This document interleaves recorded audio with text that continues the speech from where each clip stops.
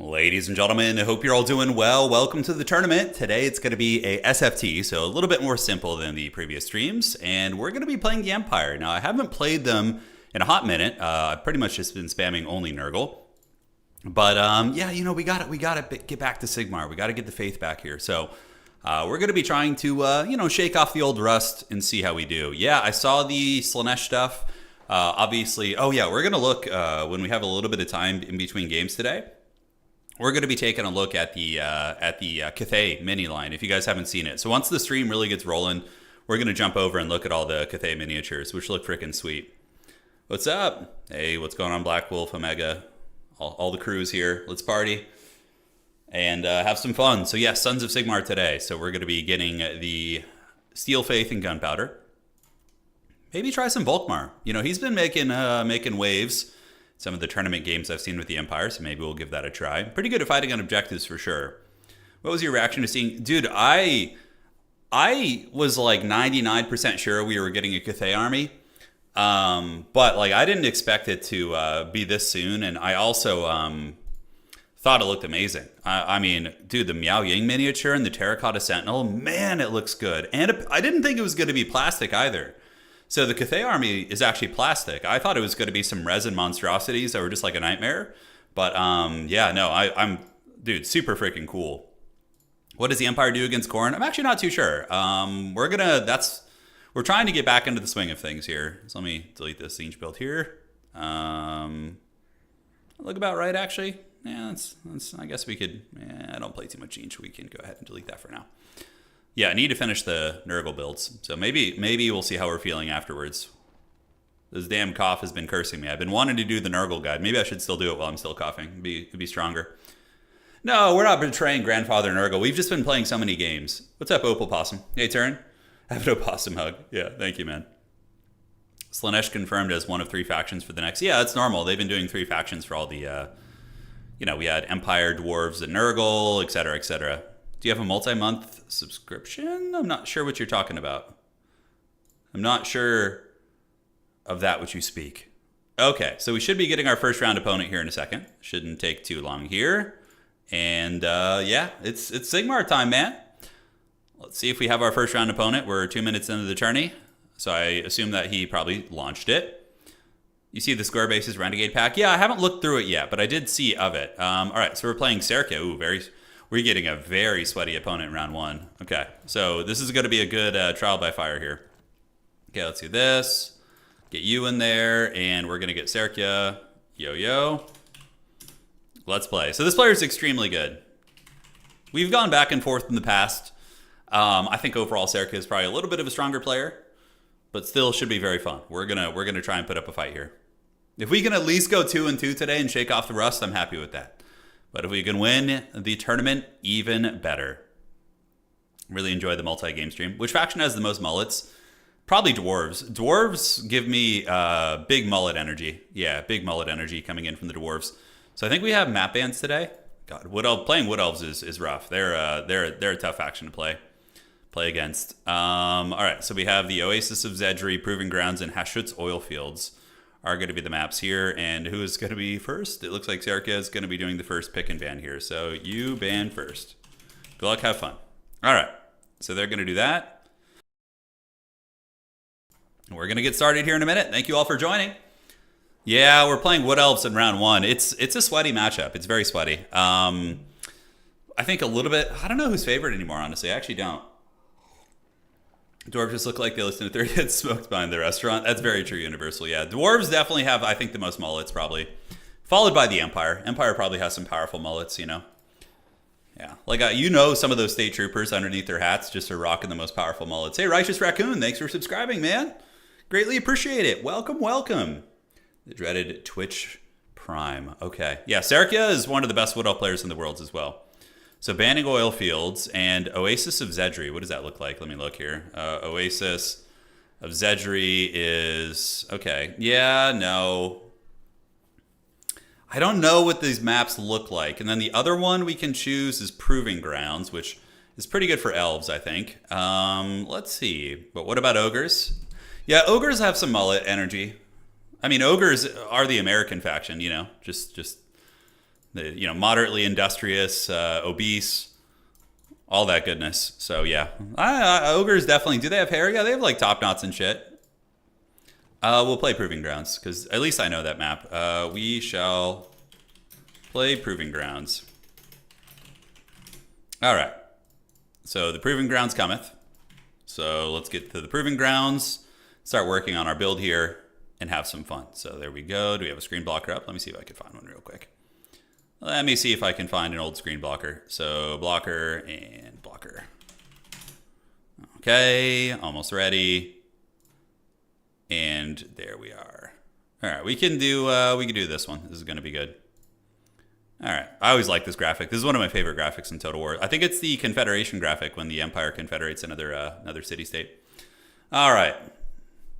Ogre mercenaries coming back from the campaign in Tennessee, rocking mullets. Yeah.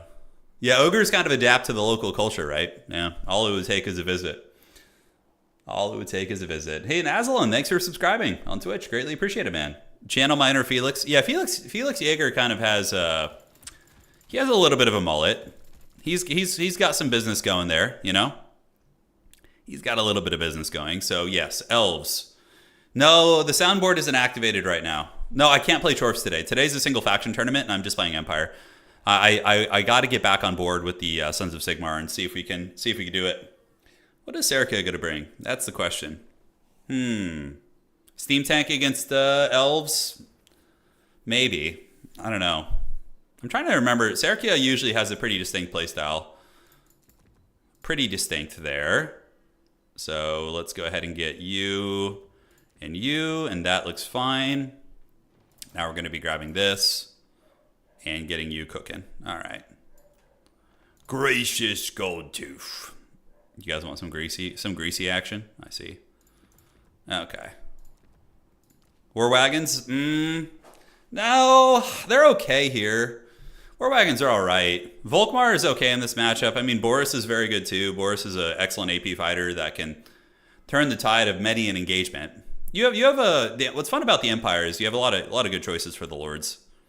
You got a lot of good choices. Okay, so what are we going to be cooking with here? This is actually an interesting map for the Arrogate Jaeger Corps. The Hawk and Long Rifles that can snipe out of the trees. That's some forbidden tech right there. I don't know how well they're going to shoot out of the trees, though, is the question. Land ships are allowed. Everything's allowed. In Domination, we have very few restrictions compared to Land Battle. We have a couple. Like, for example, today, Thunder Tusks are still very overpowered, so they're going to be limited to 1. And Seekers and Heartseekers, Creative Assembly just straight up was like, yeah, I just don't feel like fixing them. So Seekers and Heartseekers are restricted as well. It's a shame, but it is what it is. All right, so let's get you guys there. The Luminarch? Yeah. Hey, Noctilus, thanks for joining, man. What's going on, party people? Are mortars any good? I feel like they don't kill shit quick enough, but yeah, artillery typically is decent against the elves. They don't like the artillery. So let me make sure my opponent's not messaging me for anything. Doesn't look like it. Nope, he's just giving me a thumbs up. And yeah, that is pretty much that. All right, so we got you guys. Get a couple of these. Yes. Do we need Demogryphs in this matchup? Is there anything big that they could bring? I don't know. I don't know, man. Yeah, so let's get you guys. Grenade launcher in reserve is always welcome. And the old Dread Elves. Final Transmutation calls to me. It is a good spell. I mean, what elves can do like SE blobs, but typically I don't think it's very effective. Yeah, I don't think it's like super effective. All right, so Witch Hunters, Warrior Priests, so many cool characters to kind of dabble with here. Knights of the Blazing Sun are pretty good in this matchup. Yeah, they are. I'm a big Blazing Sun enjoyer. Black Rose Knights are also quite good. You can kind of go with either of those, and you're not really going to be upset about it. They're both good choices. Luminarch on this map. So this map is shooting is a little bit awkward on this map. So I think, yeah, I think we're going to be chilling with these. Okay, let's get you. We can whip you out, and then in reserve we can get one more of you. Okay, I have no idea if this army's going to work. It's been a long old time since we played the Empire, but we're going to have some fun with it and see what's cooking. So, yes. I think this army looks fine. Demogryph Arwars, I don't think so. Might not be a terrible idea to mix them in. Yeah, you always want to go Firecaster here. Yeah. Universal. So, oh my god, by the way, guys. You guys want to hear some hype stuff? Hey, that damn Primate. Thank you for the Primate with the Prime subscription. Thank you, man. Did you guys hear that somebody completed the Grail vow? Somebody won an SFT, a competitive SFT with Bretonnia. And I have the replay of it, and I'm going to be casting it as a video in the next few days. The Grail vow that I issued out has been completed, and yeah, I watched the replay. It's a really, really super impressive performance. But the Bretonnian Grail vow has been completed. Yeah. Okay. So where are we at right now? Let's see. So we got you, and I think everything else is looking fine. Yes, yes. And let's have some fun. Good luck. Have fun to my opponent, and let us see what is cooking. All right, loading in here. No, it was not Anticity. It wasn't. No, another player in his tournament actually did it. So somebody showed up and completed the Grail vow. No, it wasn't Anticity. He's gonna, if he wants to complete the Grail vow, he's gonna have to keep struggling. But it wasn't him. I think he will. I think Anticity's a really good player, and he will be able to do it. But it was somebody else. Yeah. And the player who did it is like a top 5 player in the world right now. So not surprised to see it. Yeah, I mean, dude, winning with Bretonnia is so freaking hard. I feel like I'm pretty good at this game. Like, I'm decent. Like, I can win tournaments occasionally and can compete with better players. But, like, when I play Bretonnia, man, I just cannot figure that shit out. I just cannot figure it out. It's rough. Bretonnia is hard to win with. Like, I've gone 3-1 or maybe 2-2 with them pretty consistently in tournaments, but it's usually more like I lose to a good player, and then from there I just, like, you know, beat a couple of players who are less experienced. It's really hard to compete with equally skilled players with Bretonnia. Hey, the Jeff Edwards, thanks for becoming a channel member. Welcome to the Dukes of Haggard, my friend. I greatly appreciate you. And let's do it. The blocker is gone. All right, so here's the build. This is a truly forbidden build here. Was it? Of course it was Professor Pone. Duh. Of course he wins all those games. Okay, so here's our army. We have a battle line of the State Troopers. They're going to be moving up for Sigmar. And, yes, let's get a couple of these guys and a couple of these guys. So we got 5 State Troopers here. We're going to get a couple of you guys moving up to the middle here. Bretonnians are just really hard to use. They're very difficult to play. You know, very unforgiving.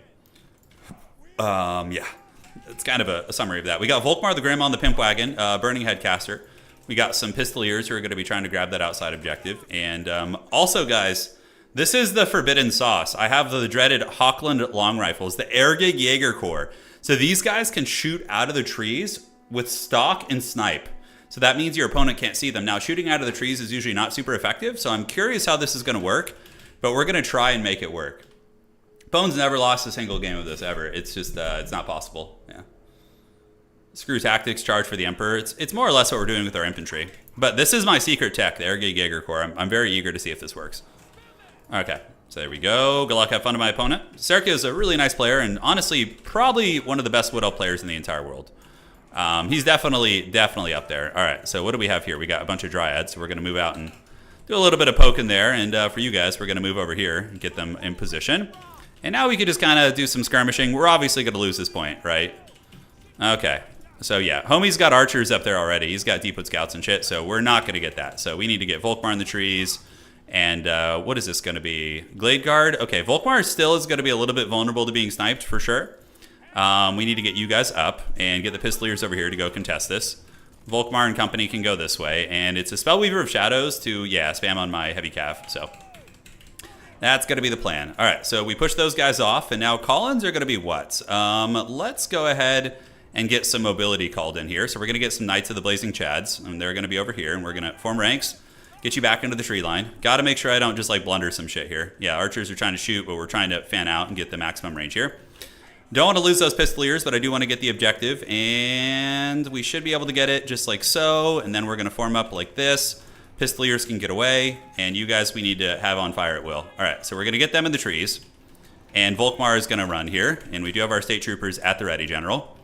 Knights of the Blazing Sun going to be waiting in the tree line here. And we're also going to form up ranks with these guys. All right. So he's gonna come for us here in a minute, I would imagine. I could press into him. I'm gonna actually start shooting those Glade Guard with the Ogre Core out of the trees, and we're gonna kind of creep our Fire Wizard over here, get you underneath there. And yeah, see, the Ogre Core can shoot out of the trees, and they should be invisible, which is really fun.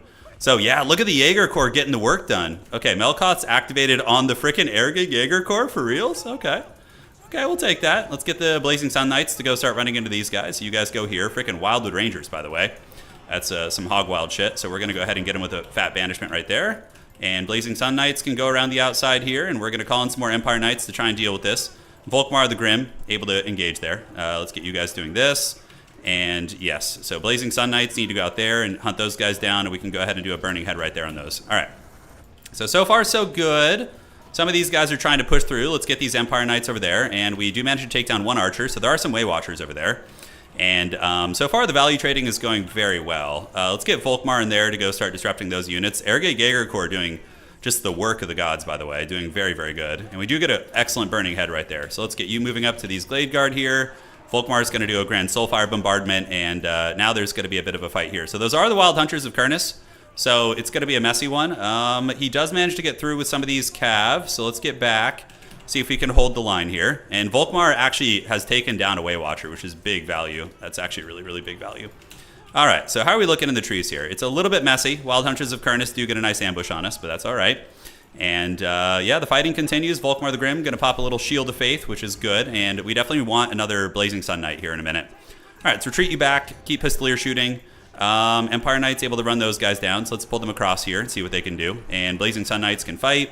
Bright Wizard, we don't want to get him in there and have him fighting as well. But Volkmar the Chad is doing some serious damage. He's doing a lot of work. So Volkmar, let's get him into the archers there, form ranks, and call in another Blazing Sun Knight. All right, some more Blazing Sun. Value trading, I think, is going reasonably well. Let's go ahead and charge into you guys. And we do have another Blazing Sun who's going to be back in a minute. So we do get that nice infantry charge here. And Volkmar is just rolling straight dirty through all these archers. He's doing some serious heavy lifting here. All right, so Pistoliers, let's keep moving up and shooting, and the Blazing Sun Knights have returned, so let's have them go finish off those Dryads. We need to go look for a Burning Head now as well. So let's do this, have you come over here to help reinforce that point, and Volkmar just keeps being the Volkswagen. All right, so it looks like he's trying to intercept me with those guys. Let's pull back through the ranks. Make sure we hold it down here. These guys a little bit messy, so let's run these guys down here if we can. Should get some more free company coming. And did our Hawkland long rifles ever come back? I don't know if they did, but we need to do some unsummoning, get some fresh units in the mix. All right, so you guys keep chasing. Let's get you guys back to this. A lot of pressure coming in the middle, so we're going to rotate 2 state troopers over there. Perfect. And Pistoliers need to pull back a little bit. Let's get you guys to run these guys down as well, and we'll do a little bit of unsummoning with you too. All right, so more free company militia. Volkmar the Grim is here. We can do a banishment. I don't think they're watching there, so I'm going to go ahead and drop it like it's hot here. Have you guys charge there, and Burning Head time. Uh-oh, I actually got caught, so that's actually really not good. See if we can get away here and lure him into the shadows. Yeah, that's a blunder and a half for sure. It's a blunder and a half. All right, let's get the Blazing Sun Knights to go over there, get Pistoliers to go shoot those guys as well. And now we have some heavy cav we can potentially move up with. We're going to have to see how this goes. But Volkmar is definitely doing big work. He does dodge that, which is a very, very nice play. And the Blazing Sun Knights, we don't want to get too crunk with those. Let's get you guys shooting here. Volkmar goes after the Dryads. And I actually don't hate the idea of calling in a Hawk and Long Rifle right now, because I do have like a good cab position. I'm like, let's just chill out here and get you guys to go charge there. And then we can do a Burning Head once we figure out where they're going to be sitting here. So Volkmar comes back. Let's have him support the troopers. And do we want to do a Burning Head on these guys, or do we want to get it, right down the pipe on them? That's going to be a little bit better here. All right. So you guys do this. Volkmar comes back there. We have lost a little bit of ground on the objectives, but should have some pretty decent trading here. These are just Glade Riders of Spears. And Dryads are causing a little bit of havoc over there as well. Let's move in there. Hawk and Long Rifles shooting into the Eternal Guard, and we do manage to shut down some of the cav. The Wild Hunters of Kurnus have been a big menace, by the way. They've been a huge freaking menace. Absolute troublemakers. All right, Volkmar, hopefully he's able to just break this fight open here. We're going to have to see. We do have some Spearmen holding that outside point. And the Hawk and Long Rifles are getting some good shots in. Let's make sure they're shooting something a little bit more effective here. And just kind of keep that grind going. We still have a lot of Burning Heads as well. We still have a lot of Burning Heads. All right, so we are actually stealing the back point there, which is really funny. We have a long time to value grind, like a long time here. Let's get these Pistoliers moving up, and we can move you guys around to this side and start consolidating in on the value trading. We actually do break through the ranks a little bit here, which is outstanding. So we have another free company. So you guys go here, you guys go here. Volkmar the Grim can go fight over there. And we do have that objective still. As far as this goes, let's get another Empire heavy cab over here to make sure we don't just get rolled in that position. All right, so how are we looking? Yeah, Pistolier still shooting away, Volkmar the Grim doing it, and we have our Bright Wizard. So just got to look for some Burning Head opportunities. My opponent definitely going to go try and get cheeky over here. Where are the Blazing Suns? Blazing Suns need to go out there. Yeah, that objective never got flipped. He's going to run out of ammunition. Volkmar might be able to just straight up like value grind most of these units. We're going to have to see.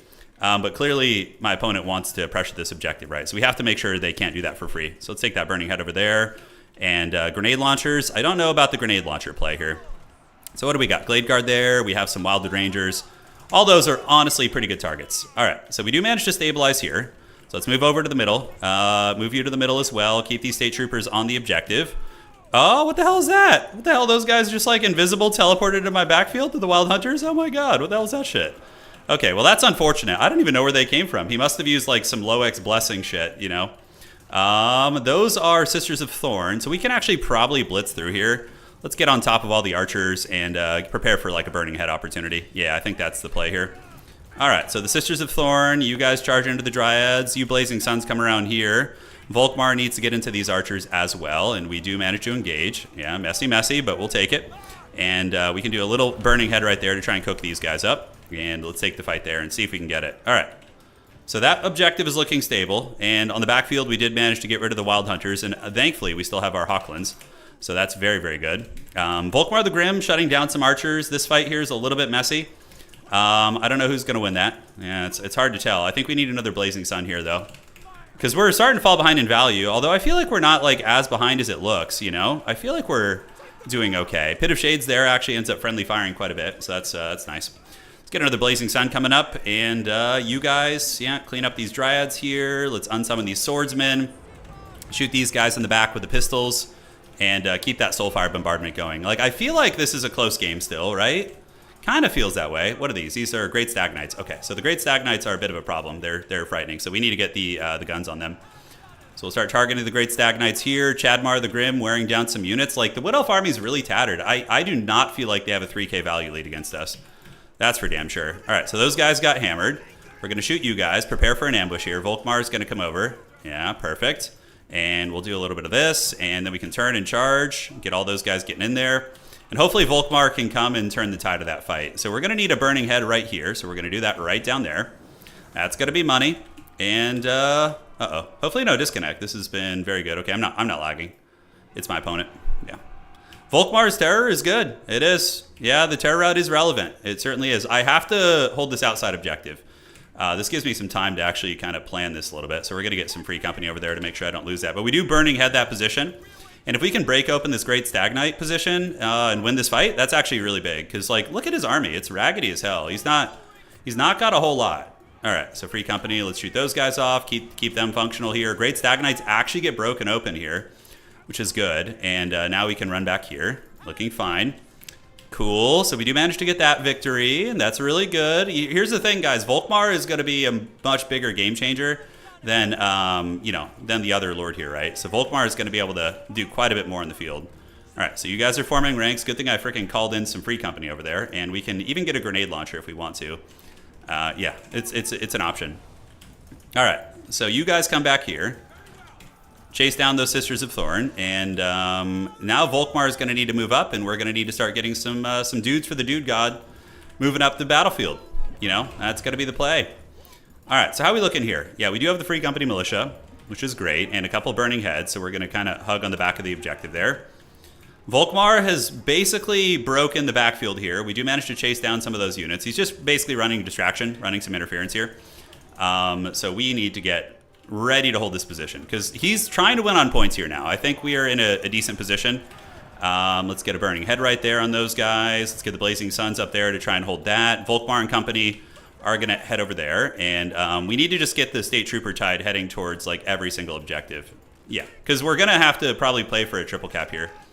All right, so Volkmar goes. We get a good burning head. We break some of those guys off, which is outstanding.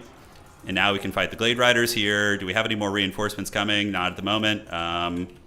Yeah, Blazing Suns are on their way, but we're probably going to lose that. We do manage to get their Lord a little bit trapped up, but let's get Volkmar there. And, yeah, State Trooper tied there, and then we're going to need some Free Company Militia. Like, we're actually ahead right now. We're actually a little bit ahead. All right, see, those guys are done for, so not going to matter there. Yeah, so I do get overwhelmed on that point. It's tricky. Volkmar is going to need to do it. My opponent's just going to have to play scrappy on the objectives in order for us to beat us here. We still have a bit of time to grind. We have a bit of time. Yeah, these guys are fighting. These guys are fighting. A lot of units coming in. The Fire Wizard is in a little bit of danger. Let's see if we can get on these Great Stag Knights here, and then maybe even call some Pistoliers in. Use them to attack the Sisters of Thorn if we can. Okay, Chadmar the Grim is going to be there, and we do have the Burning Heads. No Burning Head targets, really. So here we got some fights in the woods. We got two of you guys coming up. We got to play for the wide cap here. It's our only chance. Okay, so Blazing Suns, let's team up with the boys. Pistoliers are hot in pursuit here. And this is where we're going to try and get some good Burning Head action. I don't know if that's worth it right there. Doesn't feel great. Doesn't feel great. We're going to move up on the point and hopefully be able to get that. And maybe just win that fight eventually. I think we're going to need a friggin' grenade launcher for that. And we have some Glade Riders with spears. Volkmar is going to be able to definitely do some work here and break open some of these fights. Now would be a good time for a Burning Head right down the pipe here and just like break all those units. That would be super money. All right, so let's get this. This fight's still going here. Let's go ahead and get the grenade launcher out. I think grenade launchers will be sweet. And we're going to get them in Uno Dos Tres. There we go. Let's get this. Clear those guys off. And Volkmar we need to win this fight over here as well. Yeah, we're starting to get some victory points back, but is it going to be quick enough is the question, right? I don't know, man. It's getting a little bit dodgy on points. My opponent playing the objectives very, very well. Very, very well. Wood Elves are good at that. Even if they lose fights, they can play the objectives pretty well. All right, so let's move here, get the State Troopers going right there, and then we need to start playing over here. So probably just get some State Troopers waddling up here. I don't know if we're going to be able to get this one, though. Volkmar's trying his best, but the Wood Elves have a lot of stuff over here. It's got to be tough. Does he win this? I don't think so. I do not think so. I think we get these two objectives, but then we don't have enough time to get the last one is unfortunately probably going to be the case. Chadmar the Grim is doing good, though. He's actually been very disruptive here. I like him a lot. Pistolier, Blazing Sun's taking a good fight there.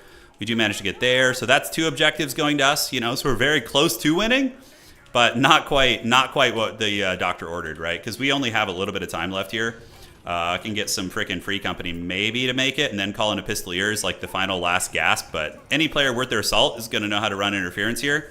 And my opponent is a very good player. Very, very good. So yeah, the middle objective is going to come to us. We can come this way. Get that. Yeah, GG, well played. Really good game, though. I mean, Serkia is one of the best players in the world, so having a close game versus them on my first game back as Empire, not too sad about it, to be honest. All right, let's run back this way. Run interference here. Get you behind the shield. Volkmar still terrorizing that objective. He's doing some work here, but yeah, those two troopers aren't going to make it in time, sadly. All right, a couple spearmen still fighting here. We do lure him into a bad fight. Not that it matters. And GG, well played. Very, very good game to him. He played very well, man. Super, super good game. But we did okay value trading. What could we have done better? What could we have changed in our army? Maybe better burning heads.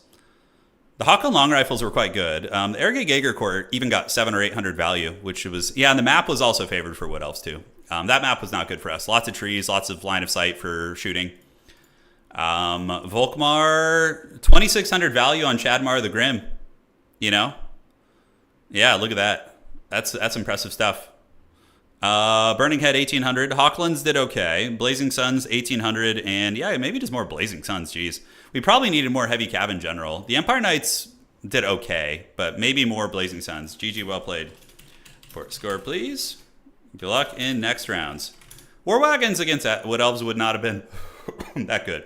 Wouldn't have been that good, in my opinion. Yeah. Yeah, GG, well played. Very winnable matchup, though. Very winnable. I think we just needed to change things up a little bit. What would we have changed? So, Pistoliers were very useful. The Erge Jaeger Corps, were they good? Or did we just go wider with more shit and just try and tar pit, right? Like, we could even open with, like, baseline archers, but they do get wrecked really bad. The Hawkland long rifles were actually kind of a cool tech. Yeah, kind of a cool tech. I don't know how we feel about it. Let me check the round, by the way, and see how we're looking. Thankfully, I'm not hosting this tournament, so I just get to chill. Looks like a handful of games are going. So Subutai defeated Lahoot. Hitman Hippo was defeated by Outer Region. Sampo versus Alexander Nuts there. A lot of good players actually losing games. A lot of good players losing games. Long rifles are very fun. They're very, very fun. In the opening army, I mean, you could open with some Huntsmen too. War Wagons, maybe. War Wagons will get chopped up by Way Watchers pretty good. I think the Fire Burning Headcaster is like super mandatory. That feels like it's like a must take, you know what I'm saying? Oh, by the way, I didn't even announce I was streaming. Shit. Okay. Let me do that. I'm so terrible at this. Okay, one sec. Let's go ahead and get it, and we're gonna find it here. Where are we going? Everyone. All right. Message is fine. Cool. Anticity sending me some cool replays. And what else are we missing? There we go. Cool. The damn primate. Thank you for the 100 bits, man. I really appreciate it. All right. So, yeah, I really feel like the build was fine. I feel like maybe I just got outplayed in some areas, maybe out-microed. Fire Mage is so good because it kills like all the Wood Elf infantry. The Dryads, the Eternal Guard, the Wildwood Rangers, the Archers. It's just so freaking good. And Volkmar actually felt very strong there. I liked him. So let's work on builds. Like, I think the core of the build was fine. Huntsmen are, what, 650? So if we want 2 Huntsmen, we'd have to downscale our State Troopers a little bit. So, you know, maybe like 2 Huntsmen out of the gates wouldn't be bad. With a single Spearman instead of the Hawkland long rifle. And then we can get some long rifles in reserve. The grenade launcher felt good. The blazing, like, I did not hate this build. I feel like it was decent. Although the hard part about doing a build guide for Dom is that builds change based on maps. Can we get a yeehaw? Oh man, I don't know. I don't know if I could do it. I still have this cough. I'm a little short of breath, so it'd be pretty hard for me. But let's put a rain check on the yeehaw, Tyler, and hit me up on a future stream when I'm feeling like 100% better, and we'll do it for you. Swordsmen are not great, yes, but they're shielded and they're cheap, right? So that's why you present them against elves, because they're shielded and they're cheap. But they do suck, yeah, of course. Empire State Troopers, the Spearmen with the shield is very good. They have freaking 42 melee defense, which is really, really high.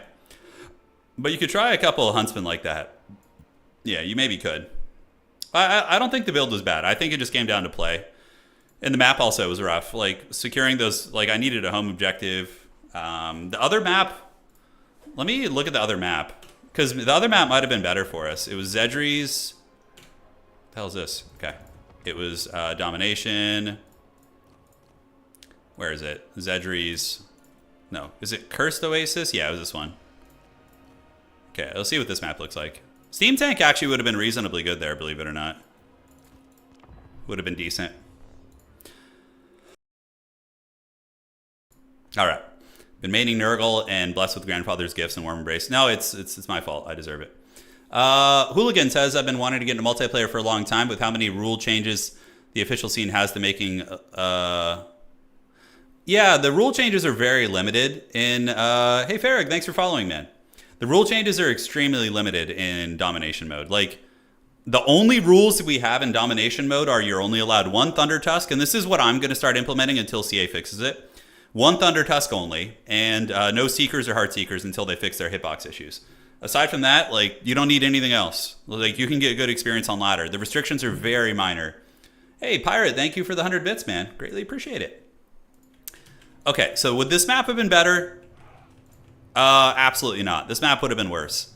We would have had a home objective, which is cute, but all shooting was pretty much off the table except elven shooting.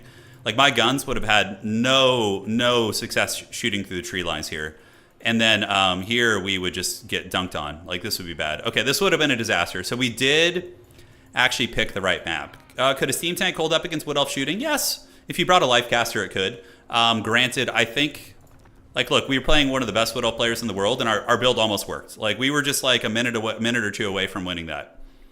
So I don't think we need to worry too much about the build. It's more about the play and the execution. You know, some of the micro. Our pigbacks seem okay so far, yeah. They got pretty heavily nerfed. They're still really good, but Thunder Tusks are still very OP, I think. I think they're like, here's a weird thing about this. Let me show you guys. So you look at factions that have, hang on a sec, where is this thing? You look at these factions, right? The Slaughter Brute, a 2,000 gold monster. Their super heavy is limited to 1, okay? You go to Chaos Dwarfs. You go to their Kadai Destroyer, their big super heavy monster. Guess what? It's also limited to 1. You go to Lizardmen. Let's go find the Lizardmen. Where the hell are they? I never play them. I don't even know where they are in the freaking menu here.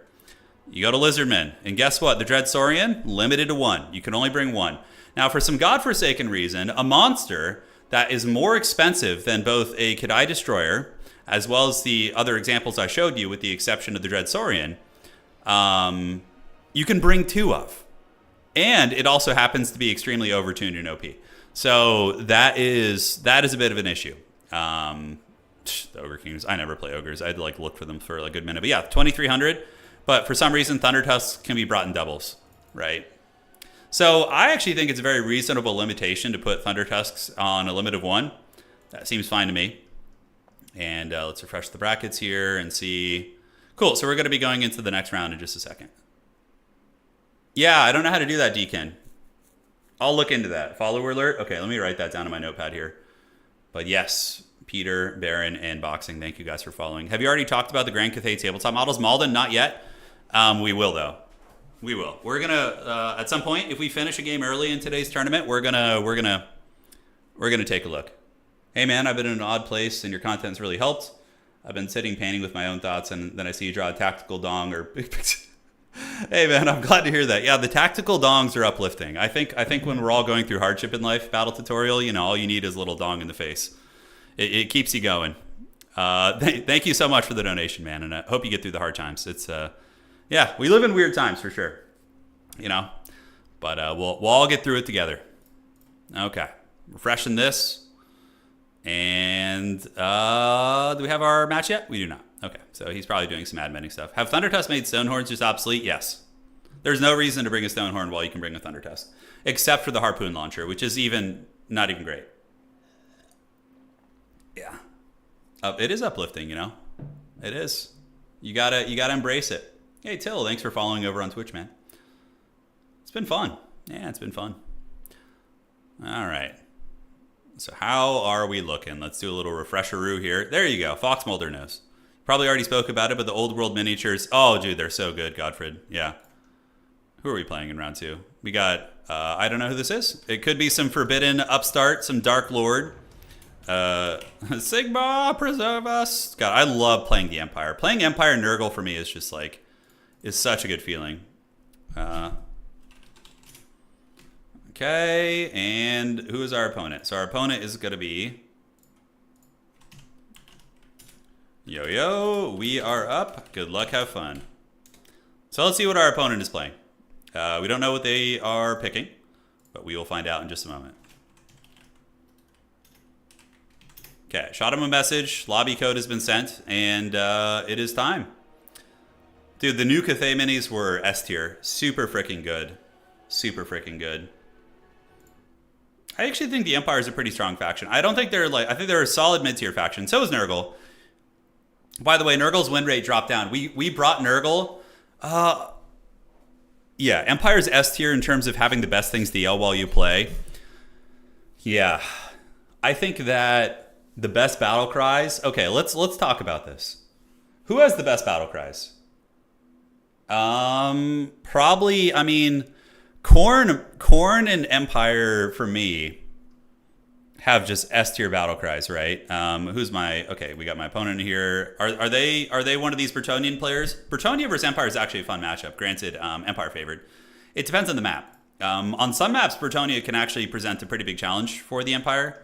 But okay, so I start with map bans, and the map bans are going to be Changers, Madhouse, Edge of the Darkwood. Okay. All right, yo. So, what you playing? I'm Empire. Oh, Warriors of Chaos. The Dark Gods. They call. All right. Okay, Orcs have an S tier battle cry. For Sigmar is one of the best battle cries. Blood for the Blood God, Skulls for the Skull Throne. Wog is pretty good. You know, the Orcs have a pretty S tier battle cry. Oh, no stress. Do your thing. I will ban. Let's ban the Dried Floodplain. Now you pick what we play. All right. Perfect. And we carry on our wayward son. There will be peace when you are done. Dude, that's one of the best songs of all time, by the way. I love that song by Kansas. Oh, it's so freaking good. So just waiting on my opponent to pick the map. My favorite dwarf battle cry is slay everything without a beard. Chorfs have the best. Yeah, Chorfs have really cool aesthetic and a good ambience with their. I think the Chorf trailer, when they're like marching and it has that like oh dude, that scene, that moment in the Chorf trailer when not Astrogoth, Drazhoath like waves his hand above the fire and all the fire glaives are like standing like the Sardaukar from Dune. He's like, just, oh, God, you know. And then, like, there's just, like, this huge legion of, like, slow motion marching Chorfs with, like, all their war machines behind them. It's the coolest thing ever. It's so freaking cool. The Chad Toddy pick. I could do you one better. Edge of the Darkwood. Okay, that's got to be the map. You got the map here, and here we go. You say, I've been tempted to paint a Chaos Knight in the style of Bretonnia and stick a feather on top of his hat. That's a really good idea, actually. That's super fun. That's super, super fun. All right, let's get the old army blocker up here. The Dune shot. It's such a good scene. Had me so hyped. I know. That trailer, guys, led me to start an entire Chaos Dwarf army. Yeah, it's so freaking good. All right, so let's get you.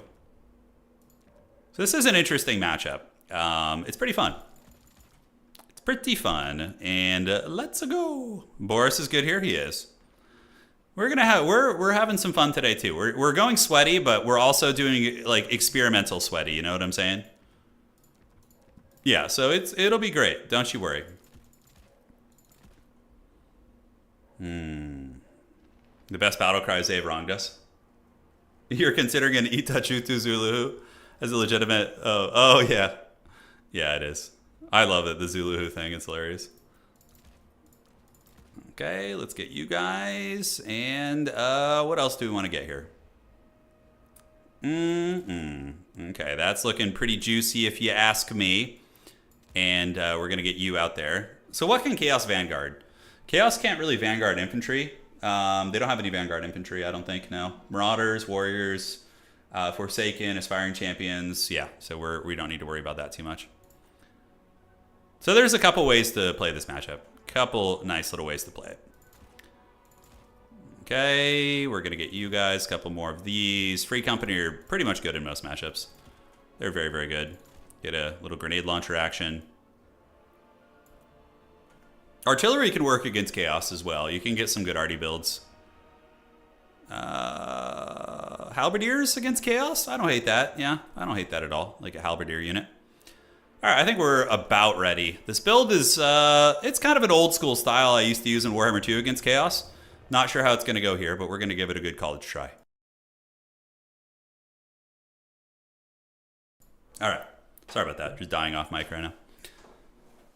Oh, for the snake lady? Yeah, I saw the Slanesh stuff. It's pretty fun. To me, Sons of Sigmar. I think the best Warhammer trailer of all time is the Mark of Chaos. Have you?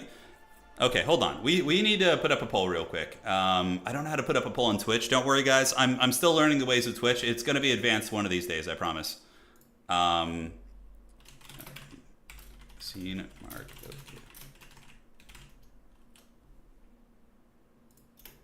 Okay, there we go. I'm curious here. Let's see. Okay, and there we are. All right. You missing Tallyman? Get the Tallyman? You mean the Nurgle reference? Okay. I'm curious to see if there's enough of you who haven't seen this trailer. We're gonna go watch it. I think we can watch game trailers on YouTube without getting karate chopped, right? I don't know. YouTube is really strict about things. Like on Twitch, you can like straight up just play copyrighted music and on streams, but which is crazy to me. And on YouTube is if you have like 5 seconds of a copyrighted sound accidentally play, you get your whole stream karate chopped. Tommy, oh my god, chocolate milk. Yeah. Mod check. I don't know if we have. Yeah, I'm not sure. Bear Cavalry. I'm not sure. Wow, almost half the people who voted haven't seen this. Oh, we're gonna watch it after this. We're gonna watch it after this. Yeah, we're gonna risk it. We're gonna risk it all here. You can? Okay. It's a game trailer after all. It is the one trailer that like motivated me to get into the Empire when I saw it. I thought it was the coolest thing. You play copy? Yeah. So your VOD gets muted. Yeah, which is crazy. Alrighty. So ladies and gentlemen, thank you all for joining. And let's do it. Let's have some fun. Good luck, have fun. Let's do it. So this is my old style against the Dark Gods. So basically, we have the frickin' Prince and Emperor, all right? We have the coolest character in Warhammer Fantasy. Karl Franz, wielding the mighty Warhammer. Okay? So there he is. We have a couple lines of state troopers. All right, awesome. And then we got a free company militia who's going to vanguard out and grab that point. Let's actually do this. Franz can be 2. You can be 1, 2. And then wagons. The wagon brigade is very good against chaos. It's hard for them to snipe, and if you have a life caster with lifeblood, it's very good. Do I have a stream blocker up still? No, it's gone now. Okay. You guys trying to trick me, eh? Trying to get me nice and good there. You dirty dogs. Dude, Karl Franz, Prince and Emperor coming to hammer down the heretics. It is the best thing. Oh, I love it. I actually had a tabletop game once. I used Karl Franz's miniature from Warhammer Fantasy for my General of the Empire. Dude, yeah. Galmaraz is here. Oh, Garithos shows. Of course, Lord Garithos from Warcraft 3 would support Karl Franz. Of course. Oh, let's go. Tallyman keep track of how many. Yeah. Yes. Yeah, that makes sense, battle tutorial. That makes sense. Emperor just makes me sad. Dude, the Emperor is coming. Because the wagons counter the skirmishers really hard. Oh, it's the Archaon versus Franz fight. Let's freaking get it. That is the fight of fights. I love it. Oh, we got Aecold Hellbrass too. So we need to shoot Archaon with the wagons. 100%. 100%. We got the Marauder Horsemen, standard variant. Mainline army is aspiring. Oh, I should have brought some greatswords actually in this matchup. That's a mistake. I did bring Knights of the Black Rose, but greatswords would have been good. Okay, so let's get up here. I should have also brought an engineer. Okay, I'm realizing the weaknesses of my build right now. Franz is really going to have to put this game on his back. Yeah, he's going to have to put this one on his back because I'm seeing a lot of inefficiencies in my build as I load in, but that's just the rust coming off. I haven't played Empire in a hot minute. Okay, Spirit Leech, we don't care about that. We have healing, so we're fine. Demergaf Knights we call out, or Black Rose Knights will actually be quite good here. So wagons will hard counter the mobility here, the frickin' evil horsemen. We just need to kind of keep that shooting going, waste those guys a little bit. Looking good. All right. Yeah, keep circling the wagons here as we keep poking and pulling ahead in the little value trades. Okay, so let's retreat, get you back. And Franz, Prince and Emperor did get afflicted by a Spirit Leech. But the wagons are doing quite good. So yeah, scary build for my opponent for sure. But you could see the wagons really do dominate the range trade. Yeah, those guys are having a bad time. So I would like to get the state troopers up. They are going to get wrecked pretty bad in a fight. Archeon doing the wise thing and hiding behind a pillar, so that's very clever. I do like that. Franz is going to get afflicted by a Spirit Leech. Oh, the freaking Hell Cannon. Okay, I don't hate that. That's actually kind of a cool tech. And we'll use the regrowth on Franz here in a minute. Once this damage goes fully through, we're gonna use the regrowth there. All right, so let's focus fire you. Franz is gonna get this, and we're gonna give him a little regrowth and a half to make sure he's nice and healthy for the battles that are to come. And we do get a lot of capture weight up on the point, so we need to kind of touch here and touch here. And now we need to start shooting Archeon. Yeah, Archeon will beat Franz in a duel one-on-one, but with the combined arms of the Empire, you know, Franz can actually do pretty well. But yeah, I really should have brought an engineer. That was a mistake. Okay, so we do manage to flip the objective, which is great. Hell Cannon's going to be shooting in. We're actually going to take our Black Rose Knights, move this way. Let's get the Prince and Emperor to do his thing here. Let's shoot Archeon, come back this way, and get you guys there too. All right, so next up we call out the Royal Altar of Graphites. That's going to be the play. Okay, let's shoot Archeon, and hopefully we can wear him down a little bit. Hell Cannon's doing some nice work. I do like that. Let's dodge this if we can, and move back. All right, so now we pop Galmaraz. For SIGMAR! So we move in. Let's get it, and ooh, Fran's putting a bit of a whooping on the Lord of the End Times here. Gonna force him back a little bit there. Let's go ahead and get him with the wagons, and we can send you guys to the outside now. And we're gonna call out the Scary soon as well. All right, so Fran's getting a lot of damage in there on the boys, which is very good. We're gonna get you, and then call out the Royal Altar of Graphites, which is gonna be money. And Archeon down to half health already, which is good. So we're gonna go after Aecold now, and try and snipe Archeon with the wagons. That's gonna be the play. All right, no healing really necessary right now. Let's use the Reikland Runefang to buff up the combat stats and keep working on Archeon. That's going to be the biggest thing. Knights of the Black Rose are going to go out here, but my opponent calls in Hellstriders, the anti-large variant, so that's a little bit scary. So we got to put some respect on their name. And Aecold will get smashed up pretty good here. He will not have a good time. All right, so let's get the wagons, and what we're going to do is cast an Earthblood on the wagons, heal those up, and Archeon is hiding right now. We should be able to kill Aecold. Let's focus down the Marauder Horsemen and run you guys away. So the Demogryphs will smash the Hellstriders, but we don't want our Black Rose Knights to be fighting there. That's going to be all bad news bears. All right, Power Stone, and we're going to call it another Demogryph Knight after this. Okay, Skirmishers are going well. Archeon picking a fight over on the side, but the Prince and Emperor is, you know, he's cackling pretty hard here. All right, so almost got the Marauder Horseman offline. Dude, Aecold getting his butt whooped by the Prince and Emperor. You gotta love it. You gotta love it. All right, so keep running these guys, and we can pull them into the middle. And actually pull them past the Demogryph Knights, and hopefully my opponent isn't paying attention here. So Aecold getting worked on a little bit, which is good. The Demogryph Knights are chilling, and let's go continue pressuring the back objective. I like that. Aecold can go here. We're going to do this, dodge you here, and Franz is going to need... Franz's best friend in this game is regrowth, hands down. So, yeah, we're going to continue hunting you and get the Black Rose Knights into these guys. Great. So Archeon is over there. Let's get him with the wagons. Move in and fight. Franz needs to keep smashing you. And we're going to get another Black Rose Knight to come in and help clear out the middle a little bit. And the back objective, we should be winning that pretty decisively. All right, so we start to move up. Value trading is very favored for us. Let's get some State Troopers to start waddling up just to provide support. Hell Cannon doing nice work. We can do an Earthblood here too. Franz will love it. All right, bring me to my men. Aecold Hellbrass. Let's have a duel between the Lord of the End Times and the gang over here.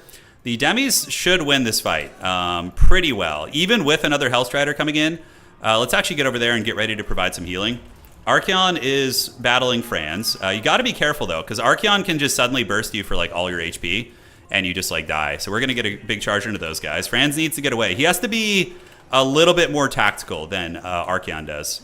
But I do have the advantage of flying, which is quite good. All right, Black Rose Knights, let's get them in there. Get them on the Aspiring Champions. Call the wagons around here. On the backside here, is that going to be another Hellstrider? Yeah, I think it is, but the Royal Altar of Graphites will absolutely Giga Chad that fight.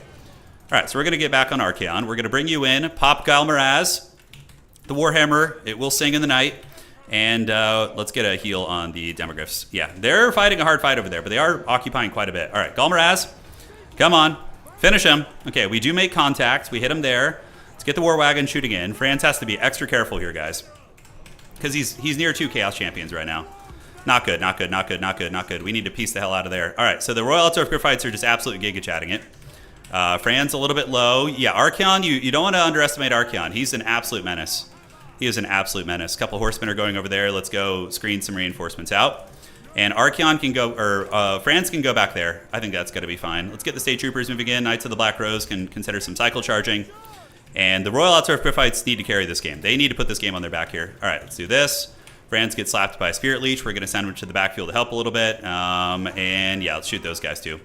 I think the Black Rose boys are going to be able to clear out quite a bit of the pressure in the middle. We'll have to see. Let's call out another Demogryph Knight, and they're going to be on their way over. Cool. So Prince and Emperor is doing it. Royal Outsurf Griffite's just going bananas, absolutely bananas. And we should be able to break open that entire position there. All right, so let's get you guys moving. State Troopers on the way, and we got some free company. I could move them, but I like kind of having my back objective secured here. Black Rose Knights are in their natural habitat, which is just grinding. And we completely fold them off the back objective, which is excellent. So that's going to be pretty backbreaking here. Let's get the wagon shooting into Archeon the Everchosen. Let's get you guys moving in to provide support. And next up, we're just going to call out some grenade launchers, probably. We can unsummon you guys. Prince and Emperor needs to go back to the middle. And Franz is going to... Let's get Franz over the Demogryphs to make sure we can get a heal for both of them. He's actually maybe thinking about doing something on my back point here. Let's get you, move you out this way. Perfect. Archeon's getting a little bit low, and now we can do a big heal right here. Heal both these guys up. Outstanding. And we could head to the middle. So we'll park the other Demogryphs back there. I want to get the kill on Archeon. That would be super freaking heavy metal if we could. Do we have any Vanguard points? We do. Let's get some free company militia coming up. Yes, and yes. State Troopers back to the middle here. Archeon's, he's raid bossing it. You know, he's really hanging in there. We're going to hide in the bushes there, actually. And let's get the Royal Outsurf Griffites back. It's going to be hard to break this position open. It's going to be very difficult. All right. Spearmen, up you go. Another free company militia. Let's get everybody waddling here. 1 second, guys. Got to minimize for a moment. All right. So the Demogryph's got to be charging in and getting a nice little impact there. We need to work on the Lord of the End Times. Those are some big, scary bulldogs. Oh, Rot Knights. Okay. So Rot Knights are going to take our full attention. Now, we have the double objective, so we don't need to get too risky over here. Let's park you back there. And, yeah, those are Rot Knights. Rot Knights are very scary. So we're going to need maybe all hands on deck to take this fight. We can shoot the Rot Knights here. I actually like hiding these demis back here. I think that's pretty fun. Let's get the free company coming up the party. Franz does get hit again. Let's go ahead and see if we can alpha strike him here. All right, this is an opportunity for us. For SIGMAR! Galmaraz, let's go. Finish him off. Finish off Archeon. He might have blundered. He might have blundered. Okay, I think he noticed at the last second that he blundered there. Yeah, he might have. All right, back objective is safe. We got free company militia coming up to shoot. Let's get you guys in there. Get you guys in there. And the Rot Knights are going to countercharge in. We got to be very, very cognizant of that. All right, let's unsummon you guys. Unsummon you guys. We're going to need some fresh summons here. Archeon is so beefy, dude. He does not go down without a fight. He is really tanking it like a champ. All right, regrowth on the Royal Turf Griffites. That's going to be very good. We have the objective advantage, so we could just kind of like sit and shoot right now a little bit. You know, I think that's going to be fine. Let's do some unsummoning here. And do we take the fight with the Rot Knights? I think we do. Yeah, with Franz and Reikland Runefang, we got to be careful not to take it too close, though. All right, so let's get all of you guys. Shoot into the Rot Knights and get ready to charge in. Try and finish off Archeon here. Wagon number 1 is out of ammunition, so let's unsummon that, and here they come. All right, so they're going in pretty hard in the paint, which I'm going to be able to rear charge them, and there's Halberdiers here as well. So that's a tricksy Hobbit. I think we can bring the other demis over here, but the Rot Knights are going to get absolutely slammed here. They're going to have a really bad time. Grenade launchers, let's get the Demogryph Knights to finish off the Hellstriders here, and I have a little bit of money. Back objective is secure. And yeah, the Rot Knights got a little too crunk for their own good. A little bit too crunk nasty. All right, so let's unsummon you guys. Unsummon you. That's going to give us a big refund, and then we can get some State Troopers coming up. Franz and company able to bash through those guys, and Archeon's on the run right now. He's not sitting too comfy. All right, let's get rid of you, and let's go see if we can just hunt down... Oh, Franz KOing Archeon. It doesn't get any better than this. That's going to be a big burning head, though. Very well played to my opponent. He kind of baited me into that one there.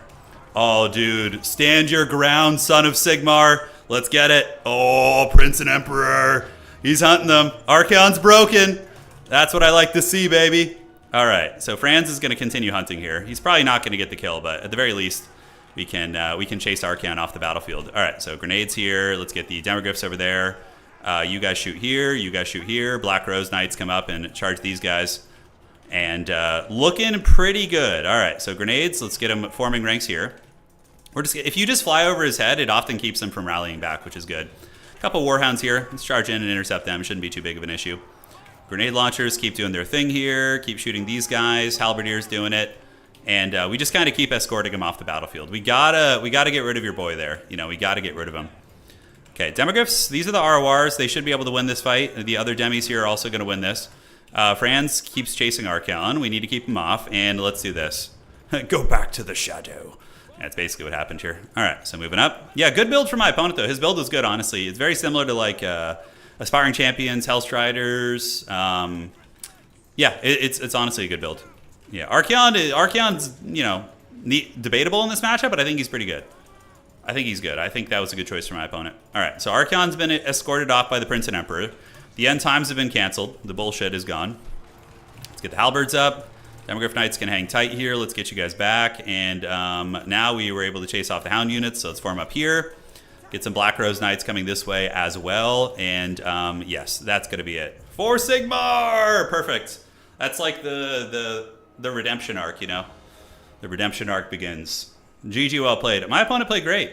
Hey, Harless, thanks for subscribing over on Prime, and thank you all the new followers over there. Thank you, guys. All right. GG, well played. You played great. Solid stuff, well played. It was closer than you think. Yeah, the Hell Cannon did some work. All right, so what's cooking here? The Chad Carl Franz pick, that's right. 2,400 value on Franz. Wagons were MVP. Yeah, you can see 1,000, 1,000, 1,000. Wagons are very good in that matchup. Demogryph RORs, 2,200. Other ones didn't get to fight much. Black Rose Knights did okay. Aecold, you know, I would probably cut Aecold. Would be one thing I would cut in that matchup. Shielded Warriors also not great. Like, if I were being really kind of critical of the build, yeah. If you want to jump on stream, I will give you a build. Yeah, his build is like close to being good. It's very solid. Like, honestly, it's a very functional build, but if you want to like min-max it, there's some things you can do with Warriors of Chaos, which we'll go over right now. Hey, Fidel, thanks for being a member for 41 months, dude. Jesus, that is a long-ass time. Would you mind showing the new Cathay range? Yeah, we're going to do that. We're going to do that. All right. So Archaon is fine against Empire. He's not bad. I think there might be slightly more efficient choices, but Burning Head Spirit Leech is very good. You keep Crown of Domination, and Slayer of Kings is good for, you know, really taking things down when they're not paying attention. And you can cut his other two abilities. Now, if you're going to go Archaon against Empire, you always want to bring a Nurgle Sorcerer in reserve. So you just bring a Nurgle Sorcerer in reserve, you put him on a steed, and you do Fleshy Abundance, and literally that's it. Just 900 gold. A 2v2 tournament someday. Yeah. Hey, thank you, Ryan. I appreciate it, man. All right, so for your main battle line, you have the right idea with Marauders. Marauders are really good. You're going to max out on Hellstriders in reserve because they're very, very cost-effective. You don't really want Aecold. You don't need it. Aecold is all right, but he's not the best in this matchup because, like, killing Empire Infantry isn't really problematic. You know what I'm saying? From here, you want to get a couple Forsaken. They're really good at killing State Troopers. That's going to be good. And then from here... Blood Beasts. Blood Beasts wreck Empire Heavy Cav like really, really well. You can, I'm trying to think, yeah, we're using our Marks of Chaos, but a Blood Beast and an Armored Chaos Troll is pretty good. And then from here, you can mix in like a couple Marauder Great Weapons. So this would be like your reserve army. Now for your starting army, I really like your Aspiring Champion tech. I thought that was very, very good. And then from there, probably Throwing Axes are better against Empire Heavy Cav and like Steam Tanks and different things like that. So that's a little bit stronger. For the rest of your army, you know, you could even mix in like an Armored Chaos Troll in your starting build, and then just like upgrade this guy to be like something a little fancier. We got 900 here. You could get like a Halberd if you want. It's not like terrible, or even you can use a couple Hounds to control the battlefield in the beginning, so you can get like a couple doggies in your opening build. But like something like this, it really depends on the map. Justin Weeb Trash, thank you, man. Appreciate it. Yeah. All right, so that's like a rough idea of how you do that one. Okay, let me see if I can get this set up here real quick. One sec, guys. So let me make sure we have some time left in the round, and from there we can watch the Mark of Chaos trailer. And then we'll look at the Cathay minis. Speaking of, I need to report my own freaking score. I'm terrible at this. Yeah? What's to the left of the Hell Cannon? I'm not sure what your... I already left out. I'm not sure what I had there. But maybe a Nurgle Sorcerer, I think, is what it was. Okay, so it's going to be 1 for Sigmar, and that was against Warriors of Chaos. My opponent played well. He said he's getting into the game, but his build was good. Just a couple little differences with the engagements could have been different. Yeah, he played well. But like Aecold is not very efficient against Empire. He's not. Yeah, he's expensive too. Okay, so score reported. And let me go find this here. Okay. I'm just going to mute the sound while I do this because it might like load some ads on us or something. Who knows? Don't want to get copyright slammed.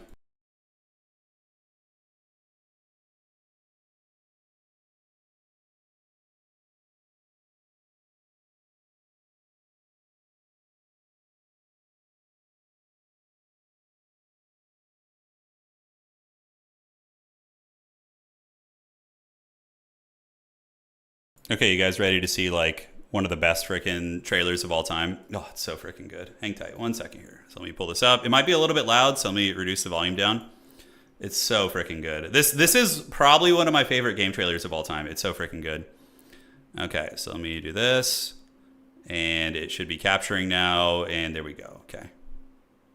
Is it gonna work? Okay, there we are. Oh, it's so good. Get ready, guys. Oh. It has been a long and bloody year since the end of the Great War. I'll be quiet. I'll let you guys While the Emperor has claimed victory, the peace that so many heroes gave their lives for has not settled on the lands. The hordes of chaos, though leaderless, continue to taint the northlands of the Empire. Vicious warriors attack merchant caravans and raid isolated farms and villages. The Emperor's battle-weary soldiers patrol the forests and hills, ever vigilant against bloodthirsty warbands intent on looting and slaughter.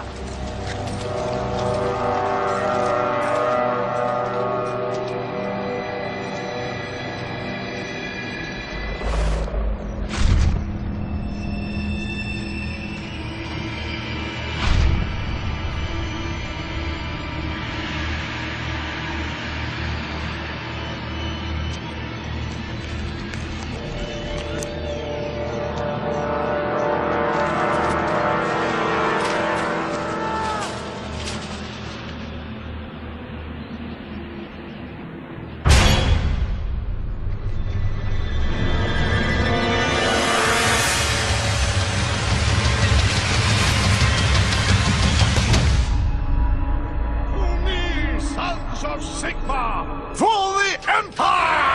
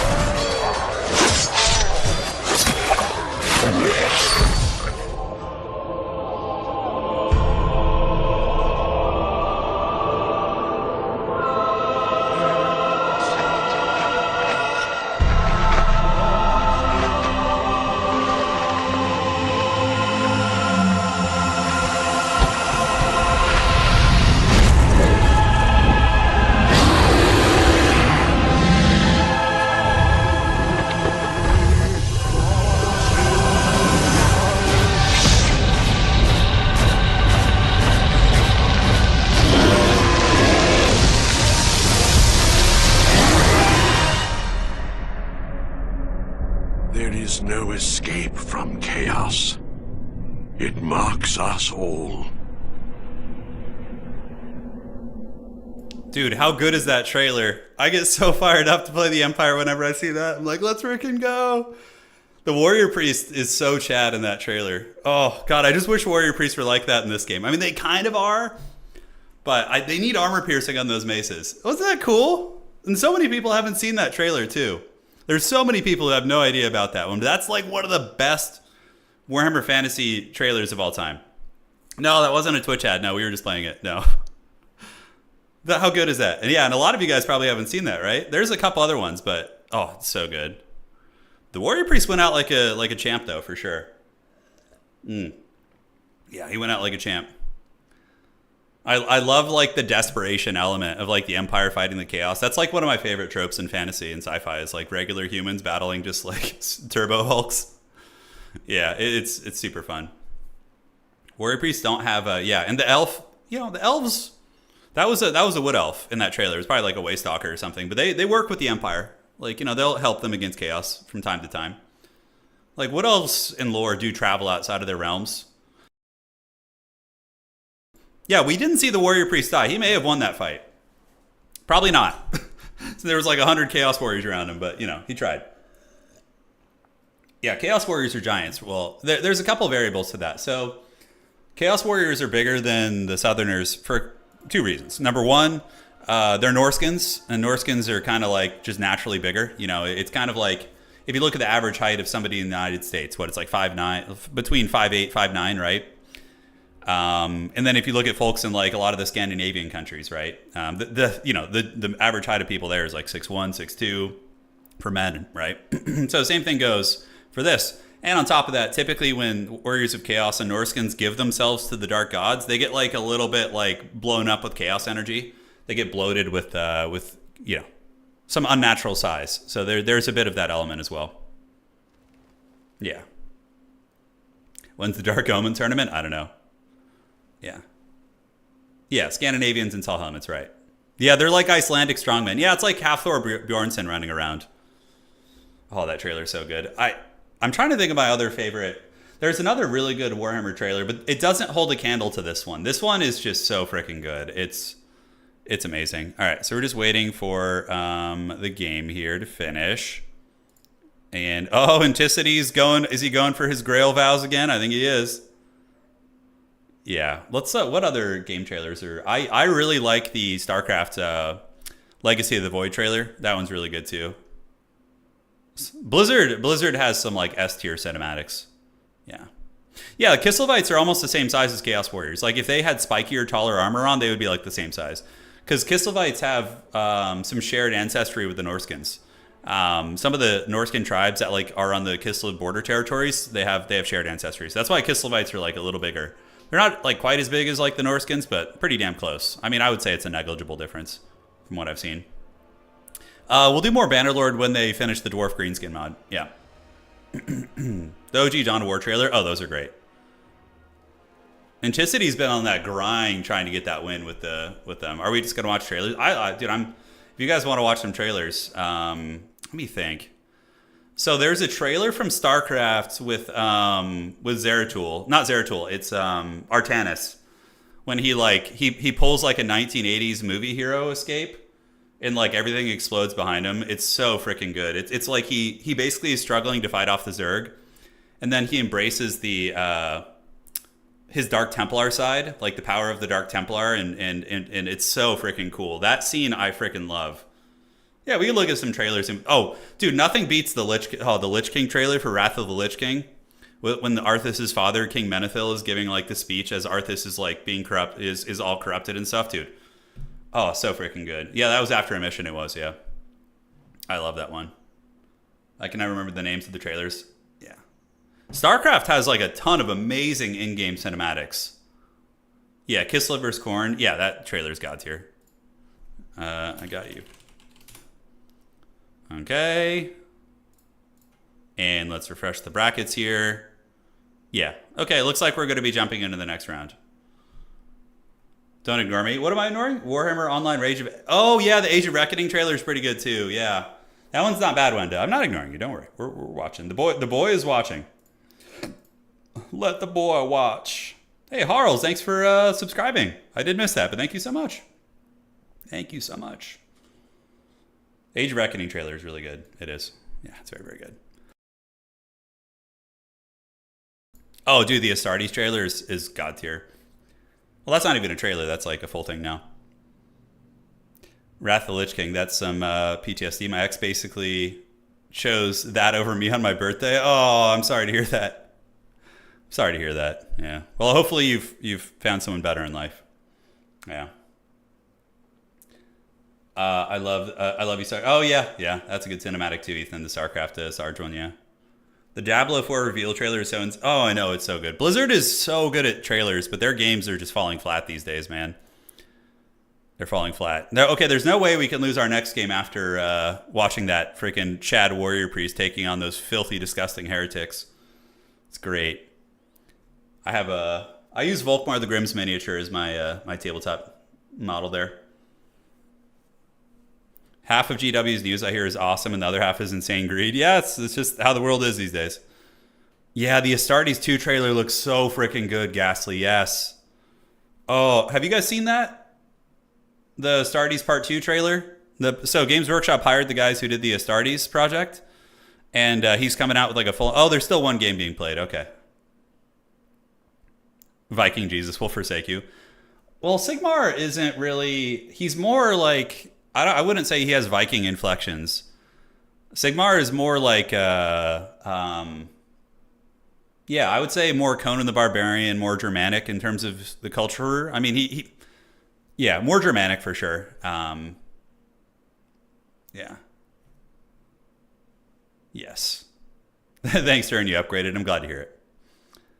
Trailer's amazing, and then they say nothing. Yeah, it looks great. Astartes was a single guy. The man's a prodigy. He is. It just goes to show like what can be done with one person who's like determined and passionate.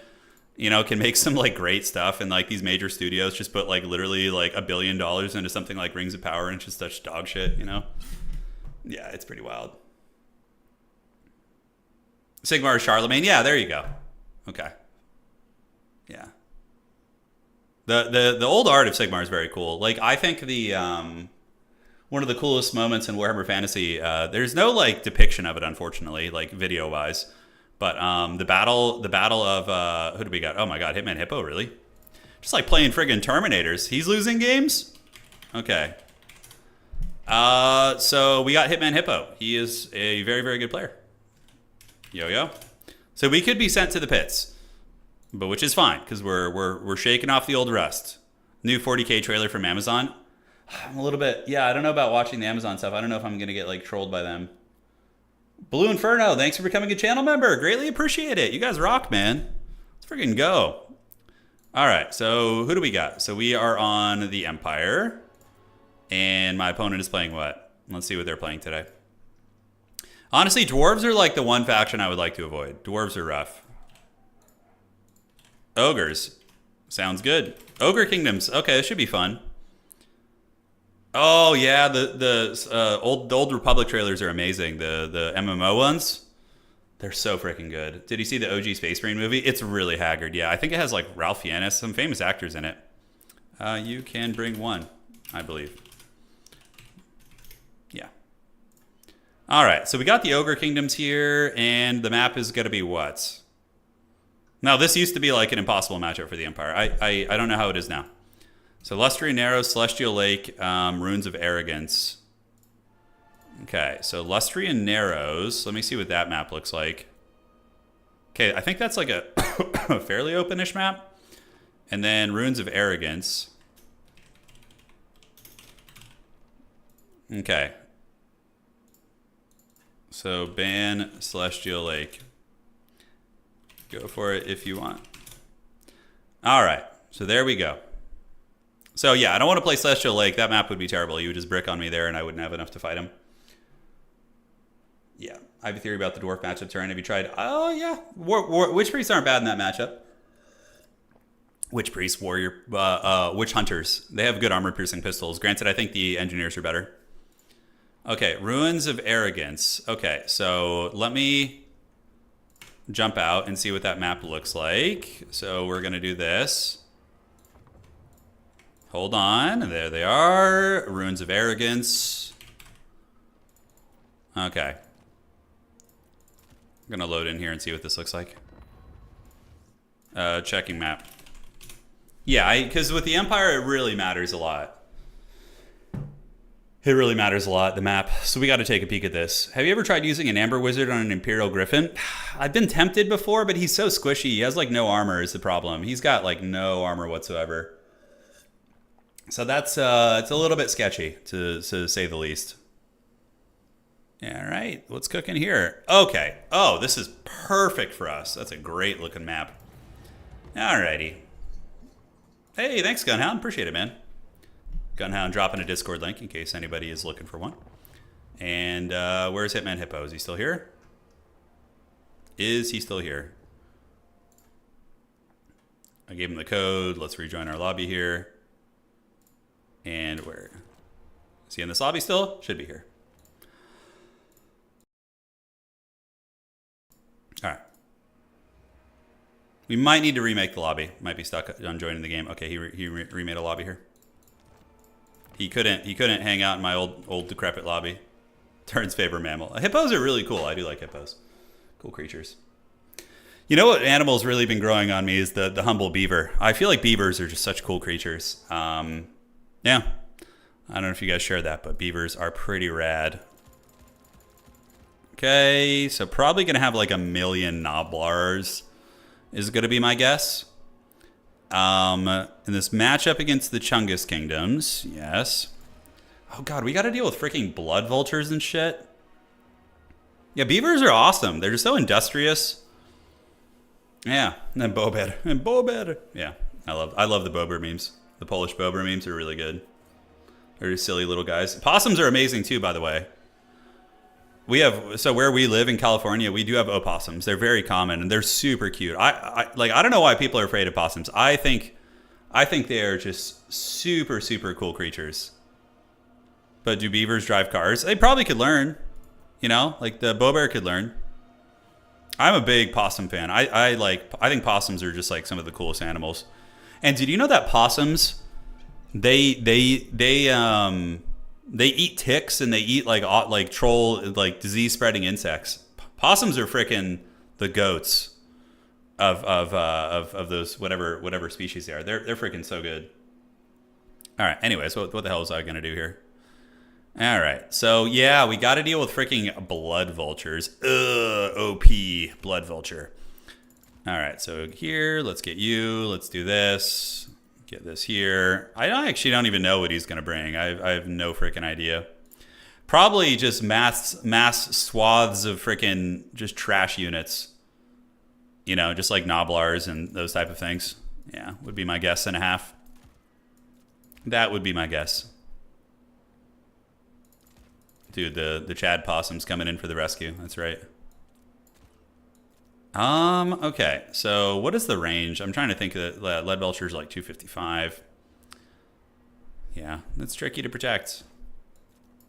Let's get you guys, and then we need to get a lord for this army. Elspeth is kind of an interesting option here. Like if they decide to go something big, Elspeth's going to be able to punish it, but yeah, ogres are a menace, man. They're really a menace. Balthazar Geld also not a terrible idea. I'm not too worried about the Thunder Tusk for the Empire. Like, I feel like Empire can keep those things in check a little bit. I could be wrong, but I could be wrong. One sec here. All right.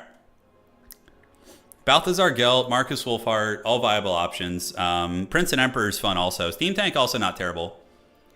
Steam Tank could be used to roll through and roll dirty. Quad Luminarch, oh my god. I don't know. Beaver social and emotional capacity is also crazy. Yeah. Oh, yeah.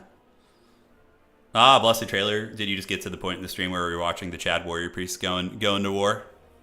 Super fun. Okay, so 2 of those. Yeah, Elspeth is so expensive. The Coruscating Blast is pretty badass, though.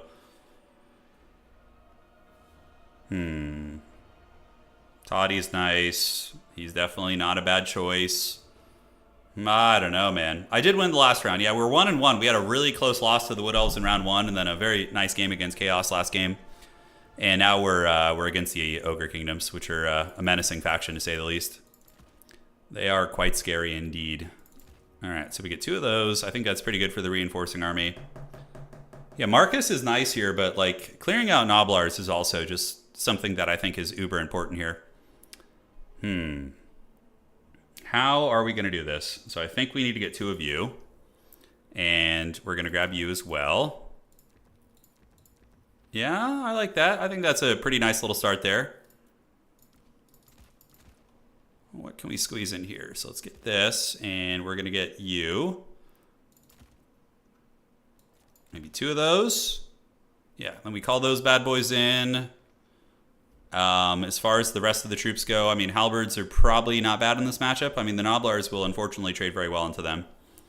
So that feels a little bit bad, but it is what it is. So let's get 2 of those and a spear maybe. All right. Yeah, the mortar wagon. The mortar wagons are okay in like 1 or 2 matchups. I think against Vampire Coast, they can actually be good. Because you can reposition them, which is pretty sweet. Doom and Darkness Caster. Yeah, I don't know about that. I do not know about that. I'm trying to think what kind of magic we want to bring here. You know what? Let's switch the magic situation up. I think I've had a revelation. Man, speaking of revelation, like OG Muse. Oh my god, I was listening to some old Muse albums, dude. Hysteria is such a good song, and that whole album, it has like that song "Apocalypse Please" on it. Dude, it's so freaking good. Hey, what's up, Jalbelk? Welcome to the stream. Welcome, welcome. Yeah, but like early 2000s Muse was so freaking good. It was so freaking good. It was just golden, man. All right. So the Sons of Sigmar are about ready to party. I think we can get one of those, and we can get you guys whipped out too. And cut you, and then maybe just get 1 cheapo here to go. And I think we're ready. Hysteria might be one of my favorite songs of theirs. The guy on the left looks like Italian Spartacus. A little bit. So he has the Italian Spartacus haircut, which is the bald head. But his facial structure is very different than Sparty. Very different. Yeah, but the haircut, he does have the style of Italian Spartacus. That's very true. All right. Knights of Sidonia is so good. Oh, I love Knights of Sidonia. I can't tell you how many times in like 2007 I was like riding my motorcycle on the PCH at night, blasting Knights of Sidonia in my headphones. Oh, it was so good, dude. I love that song. So freaking great, man. That ending is just like S tier. It's so good. Oh. I'm trying to think of like what songs have like that same epic feeling throughout their music. I think yeah, that's one. And then Freebird probably has one of the most epic like guitar solo breakdowns ever. Leonard Skinner. Yeah, Leonard Skinner's pretty freaking great. They have some good music. What kind of motorcycle did I ride? A 1985 Kawasaki GPZ.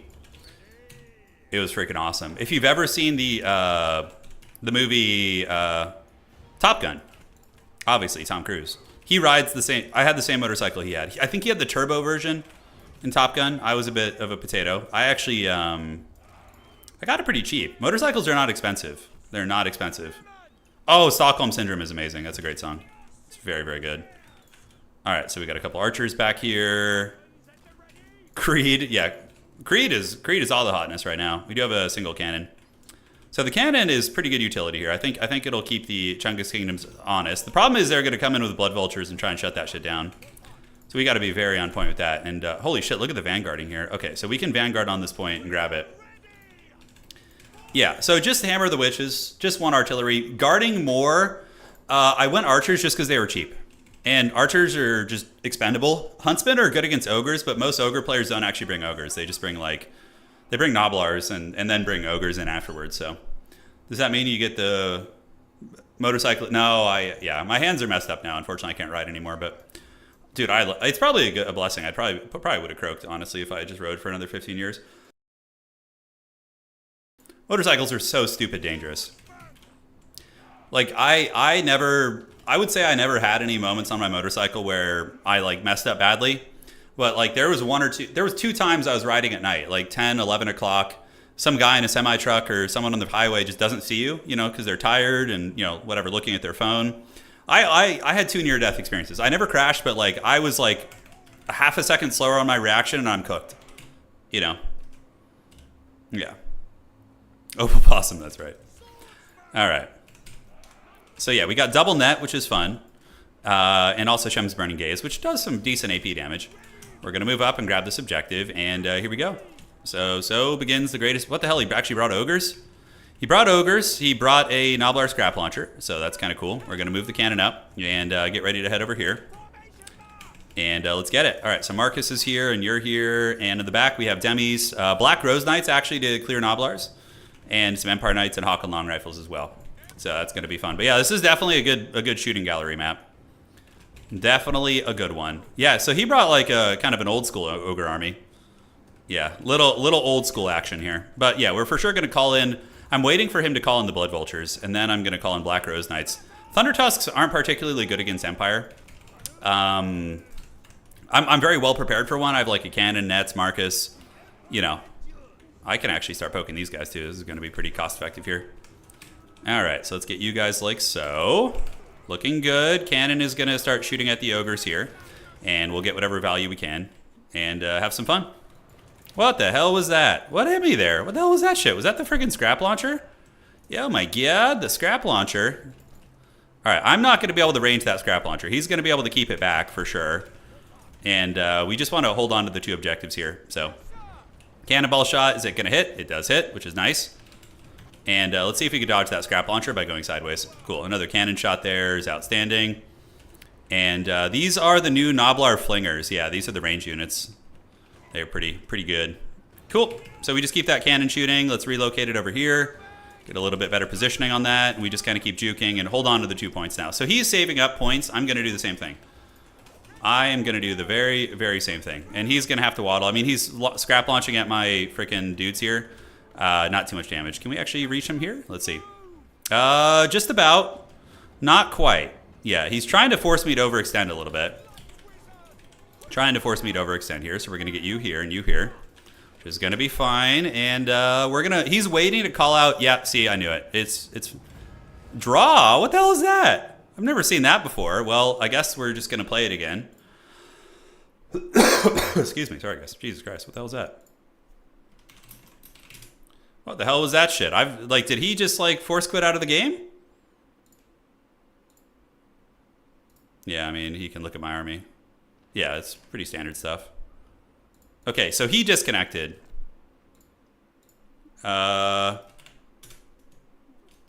Looks like he disconnected. He disconnected. Yeah, I'm inviting him back right now. It was a DC. Anyone else miss land battles? Not me. I don't miss land battles at all.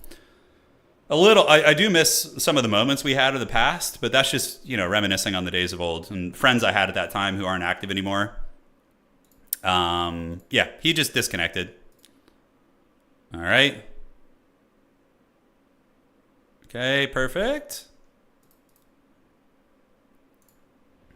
He says a desync, it would seem. Okay, so I still got my build. Let's get you back in this lobby. New lobby here. Let's get it going quick. All right. Yeah, land battles would be great if there was... I mean, it's hard. The game isn't like... The fact that you need to have rules to make it playable is to me makes it not like a super viable hyper competitive format. It can be made into that, but it's you really have to work it and have tons of oversight and rules and things like that, right? Yeah. All right, good luck, have fun. Good luck, have fun. Yeah, archers are really cheap. That's why I mixed them in. Let's hope not. Let's hope we don't disconnect here. Let's hope we can get it. Actually, I was kind of happy with the initial trading in that game. I'm a little bit sad we had a disconnect. The cannon was connecting. I already killed a lot of ogres. I don't think it was game winning or anything, but I was happy with how it's going. All right. Yeah, no, land battle is very fun for funsies for sure. Yeah. I think land battle is a great casual format, but I come from a competitive RTS background. I grew up playing StarCraft, Warcraft, and having imagine to play a Blizzard RTS like StarCraft, you had to have agreed upon rules all right, bro, you can't rush me in this way for this To me, I just don't like that. I mean, I when it was all we had, I liked land battle, but when we got something that was like more like a viable competitive RTS game mode, that obviously suits me. Now, I completely understand where land battle enjoyers are coming from, because it does have a unique spectacle, and there's something very cool about like just two armies squaring up and fighting and last man standing kind of thing. Like aesthetically, it's very cool. But yeah, just for a competitive format though, it doesn't do it for me. All right. Yeah, so my prediction about what my opponent was going to do, 100% correct. They were just like waiting for the Blood Vulture mass to call out, and that was pretty much it. So, all right. Hopefully no disconnects. If we do, we're going to have to call in an admin decision, which would suck. But yeah, it is what it is. Let's get that cannon moving up and do it to it. Same builds and everything. Let's move this way. Your thoughts on the most OP faction and your favorite faction, Horus Heresy says. I think the most overpowered faction right now, if you don't restrict anything, is probably Slaanesh or Ogres. But with restrictions, they can be brought in check. But yeah, let's take Fire at Will off you. A little Shem's Burning Gaze. The problem is he's going to play a little bit different now, which feels bad. Hopefully I can still get these 2 points. And I can even use like a Shem's Burning Gaze on these guys. Okay, looks like he's going to pull back. We're going to grab that. Scrap Launcher's coming up. Let's go see if we can get him and shoot this thing with the cannon as well. If we can get him with a net here, that's going to be really good. He's going to turn around and run for sure. Good volley there. That was very good. We got some nice damage there. Some nice freebies. And cool beans. All right. So the Ogre Bulls are thinking about coming across and rushing that objective right now, which is okay. I'm happy to kind of poke them a little bit. We'll put a little bit of DACA into them. Let's get the cannon shooting into them as well. Do a little bit of this. Yeah, Outriders are, I think, kind of underrated. We don't want to get in range of those flingers, though. Those little pebble thrower guys, they're going to hurt pretty bad. So cannon is scooting up, and we need to be ready to call in the Black Rose Knights to defend it against the hordes of bad boys that are going to be flying in. And yeah, now we move up our army a little bit, looking fine. Shoot the ogres, and then we retreat the injured ones back. Yep, get a nice little volley right there. So those ones are going to be near death. Start shooting at the Powder Guts Man-Eaters. The traitors of the Empire, by the way. The game is desyncing. Whoa, what the hell? Okay, so don't really know why desync still happened. Very strange. So I've never had a desync on this map before. We can just play a different map. Let's play Jade Tomb. It's basically the same map. All right, so we're gonna switch maps, and we're gonna play it. Yeah, because there are some maps that are basically, functionally the same. Okay, so we're gonna load up one more time and hope for the best. Join with code, and get in there. Yeah, it's weird. It's not even a lag spike. It might have something to do with the map. It might have something to do with the map here. Oh my god, in my army, hopefully it's not gone. Shit. Army's gone. Let me rebuild. So since I joined his lobby, it deleted my army, so we're gonna need to fine-tune this real quick. Alrighty. Yep. And he's the host of the tournament, by the way, so there's not any issues with like time. Alright. So let's get I'm gonna build my army as close as I can to what I remember it was. Yeah, so we had 2 of these. We had 2 of these. Had this. Unfortunately, this map probably won't be quite as good for us, but it'll still be decent. And let's get our wizard here. Our Harry Potter is going to be in this army. Yes, yes, yes. Almost ready. And we had one more unit. What was that last unit here? It was probably another swordsman. All right, yeah, that looks like pretty much 100% right. And then we had the Free Company Militia in reserve. We had at least 4 of those. For the rest of the reinforcements, I don't remember exactly what we had here. I think it was a couple halberds. Yeah, we had 2 halberds in reserve. And then we have, what else? Okay. Oh, he has a screenshot. Okay, so my front army looks the same. Okay, thank you. Yeah, that looks the exact same. And then in the secondary army, 4 Free Company, 2 halberds, and then we had a Hawkland. Perfect. All right, here we go. Round 5. Hopefully no desyncs here. Let's hope for the best.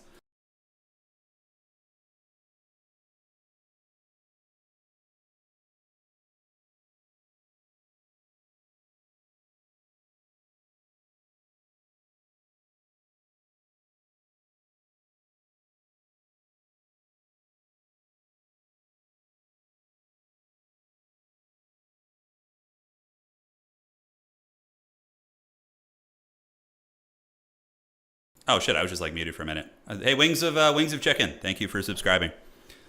Yeah, we got the build. We're good. We shouldn't desync here. I've never had that desync before. Let's see here. Nice. Okay. Finished my game in time for turns. Yeah, we had a couple desyncs on the map. It was a map problem. Apparently Hitman Hippo said he's desynced on that map before. I never have. So maybe it's something to do with one of our connections. I doubt it's on my end. Could be, though. Stranger things have happened. So we had to switch up the map. This map is basically the same, though. That's why I suggested it, and he agreed. See, you just have, like, each person has... The vanguarding isn't quite as egregious on this map. You can't go too crunk on it, you know? But, yeah, it is what it is. So archers, and do this. And then we get you and you. You guys going to park up here, and we're going to get the Hammer of the Witches back here. All right, good luck, have fun to my opponent. Let's do it, man. Yeah, we're gonna look at Cathay's minis today for Warhammer the Old World, 100%. He's got a very interesting army. It's not your traditional Ogre Kingdoms, that's for damn sure. Okay, so let's do a little bit of this. That looks good. That looks good. I love these like wide Empire armies that have like tons of firepower. Very fun. I actually use Outriders in tabletop. They're very good, especially if you're playing the the city-state of Nuln. Dude, they can put in some serious work. All right, so Collins for us. Yeah, Black Rose Knights. We're using them to counter the Blood Vultures. Okay, thankfully a swing and a miss there. We're going to bring our wizard up, and we're going to see if we could pop his lord in the face. If he's not paying attention, we just like cannonball that Slaughtermaster and get him with like a Shem's Burning Gaze or something. That's going to be very good. All right, so we do manage to get that. He's juking. He's dodging and bobbing and weaving. And I don't think we're going to hit him. He's probably going to be able to get away here. But we'll see. If we do connect, that's quite nice. Can we dodge that? Ooh, that actually hurt pretty bad. We do manage to make contact with the Lord, but we do miss. Let's get those Ogre Bull dual weapons. And the Shem's Burning Gaze man is here. Flingers are being sent up the party. And just waiting for the inevitable Blood Vulture call in. So basically unfolding in a very similar fashion to how our previous games did. You know, just pretty much the exact same. And Marcus Wolfhard is going to rip some shots. We can use him to poke if we want to, but I'd rather save him for slightly more important targets. All right, so cannonballs shooting in. Cannon in the back, very, very good. Able to punish those Ogre Bull units. So let's move you up here. Let's move you. And get this archer getting ready to shoot them. Fan out. You can shoot these ogres as well, and we can shoot those ogres. So first up, we're going to call out the Demogryph Knight Arwars. That's going to be very nice. So we do manage to get some good Outrider shooting there. And back you go. Let's get you guys poking here. Marcus Wolfhard's going to be hit by a Spirit Leech, which is really interesting. Certainly wasn't expecting that. And let's get him back into stealth and have you guys shoot here where we can. You guys up, and the cannons continue to do some respectable damage, but now we need to get onto the Powder Guts. That's going to be a little bit better. But yeah, the Vultures are going to be coming, so we need to get back and get ready to net those bad boys and lock them down. That's going to basically be the play. All right, so let's get you guys. You guys are here, and here come the Bulls. So let's get the Bulls on parade. Get one Spearman in there, and so far I think the value trading is going to be pretty good. Yeah, we got the Powder Guts getting hammered. State Troopers are holding pretty valiantly, I do dare say.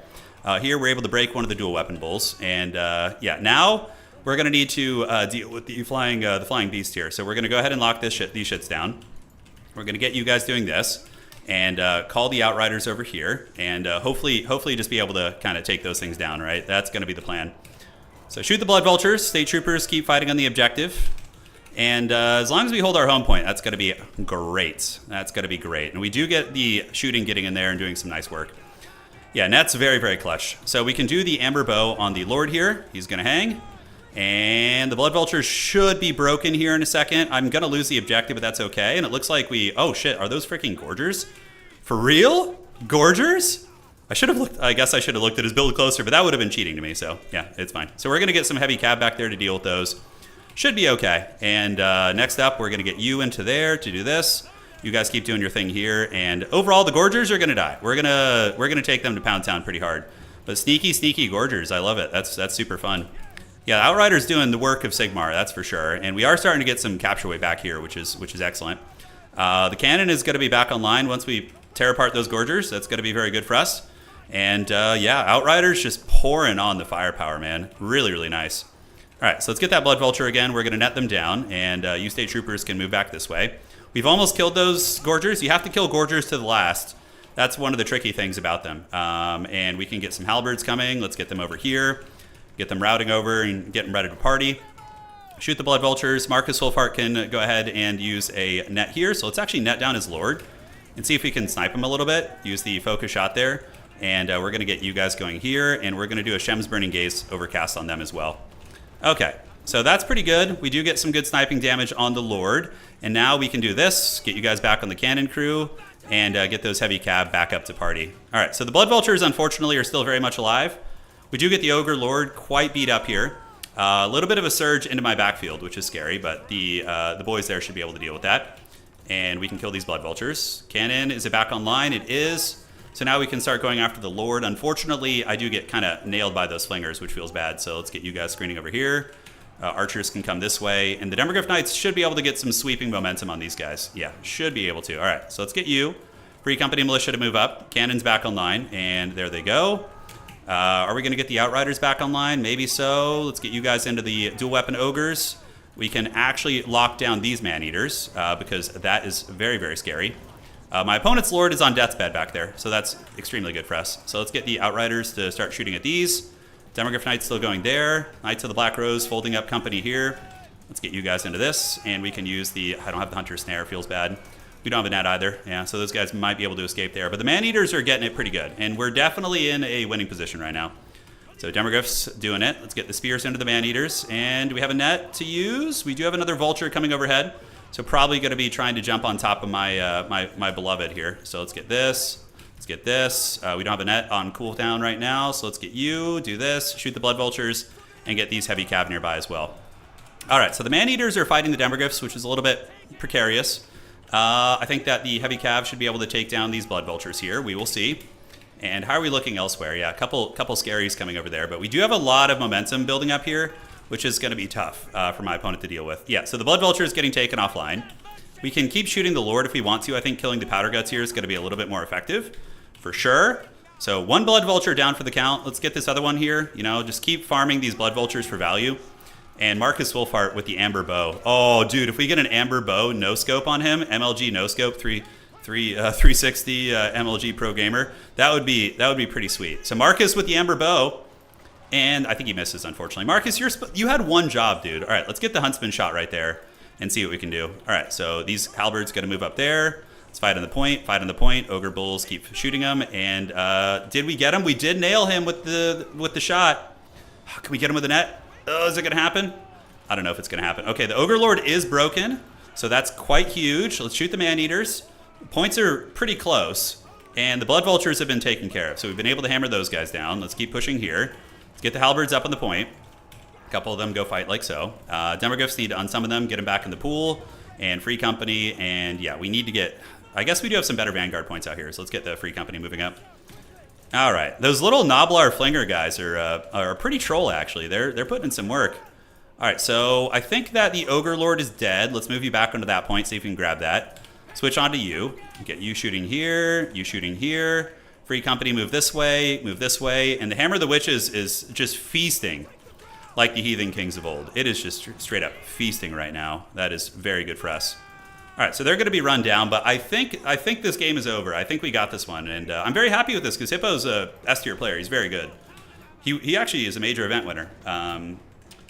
So this is nice. That means the build is like not bad. You know what I'm saying?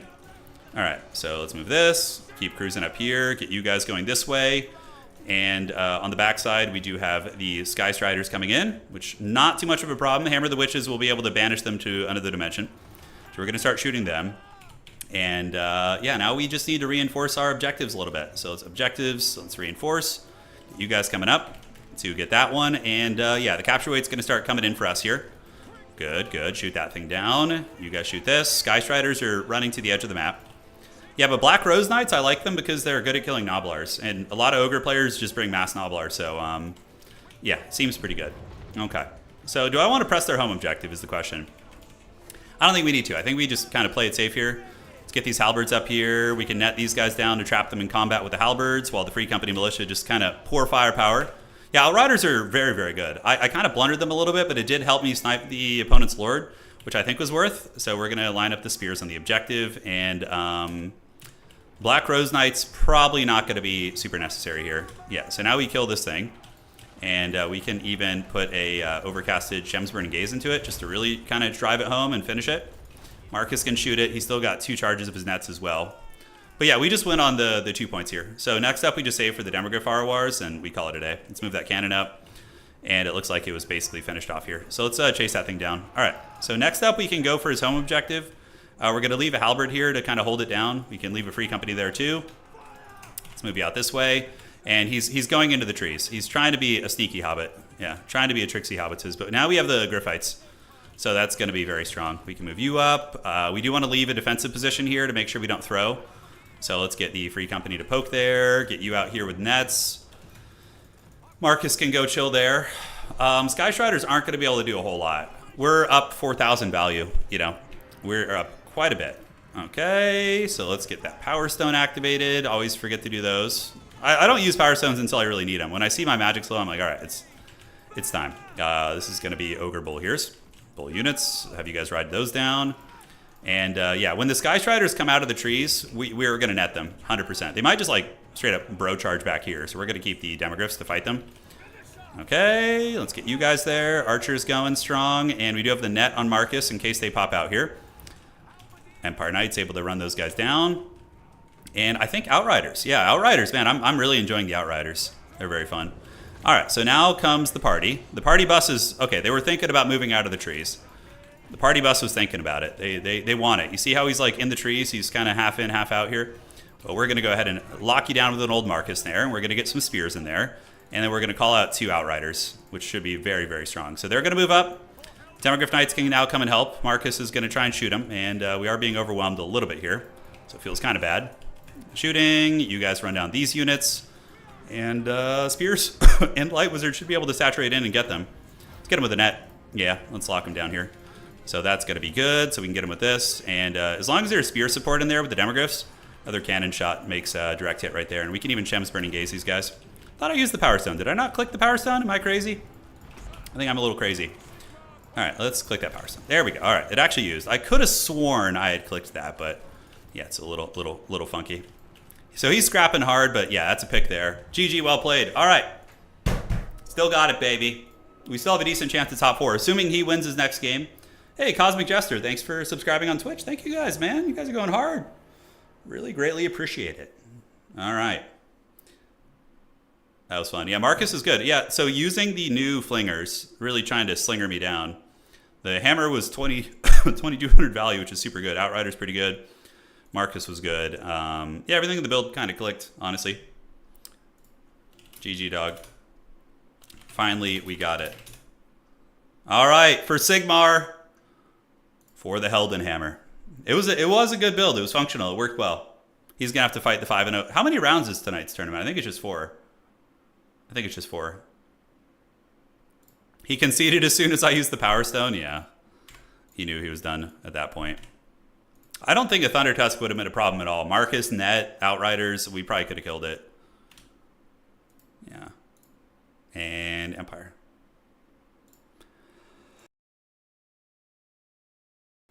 Ah, man. So wretched ass cold. Okay, so how are we doing? We're 2-1.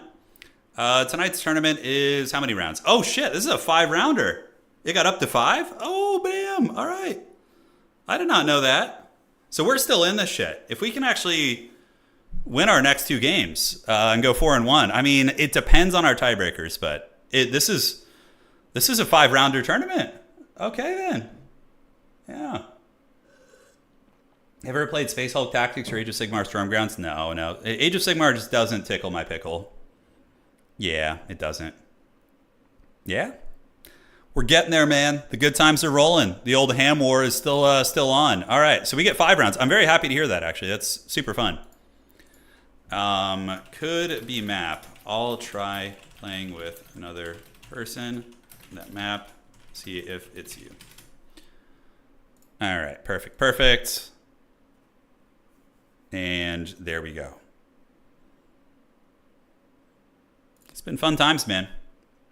Slaughtermaster 0 kills. He was pretty screened out though. The Slaughtermaster is he's good. He's probably the best Ogre Lord, but you know, with Marcus and a cannon and all that shooting and then double net, you got to be really careful with such a character. How excited are you for the new DLC news? Yeah, the Slanesh stuff looks exciting. Yeah, it looks exciting. All right, hang on a sec. Let me see. How long do we have in the round? The round's actually 1 game away. Yeah, I need Serkia to win too. Serkia needs to... Oh man, my tiebreakers are blowing it. Serkia has only won 1 game since playing me. Maybe gonna win this one here. We'll see. Maybe. Have I played XCOM? No, I have not. Isn't that that's like a shooter game, right? Okay, Cathay Old World Miniatures. Oh, dude. You guys, I couldn't believe... I did... my expectations were very low, but check this shit out. You guys ready? Look at these beautiful Cathay minis. So this is for the tabletop game. Yeah. Oh, so there's more on the bottom. So you got the Jade Lancers, you got the Grand Cannon, you have the Fire Rain Rocket, the Jade Warriors. Dude, it looks so freaking good. Here we have a Jade Warrior Halberds or Jade Warrior Spears, it looks like, and then Jade Warriors. Dude, look at the Jade Lancers. God, those are so good. And look at the flavor on this. Like the Ogre loading character, you have the freaking old man with the ammunition, like pulling it in a cart. Oh, it's so good. And then you got the Fire Rain Rocket, but look at the Longma character. So that's the Shugengen Lord and the Great Longma Spirit. I can't believe that. It's surreal. This is happening because of Total War Warhammer, which is so cool. You got the Gate Masters, so these are like the generic lords. You have the Sky Lantern. Check that shit out. Oh yeah. Look at that. Look at the faces of the characters. She's got like a powder stick in her hand, and he's got look at him smiling there. Oh, and then the Terracotta Sentinel. These are gonna be plastic miniatures, by the way. These are all plastic. It's not going to be some resin bullshit. Oh. Like, I don't even like Cathay that much as a faction, but these minis, dude, having them on the table, like, painted nicely is going to be next level. Oh, and look at Miao Ying, by the way. The freaking Storm Dragon. Look how good her mini is. I think this is the best dragon that Games Workshop has ever made.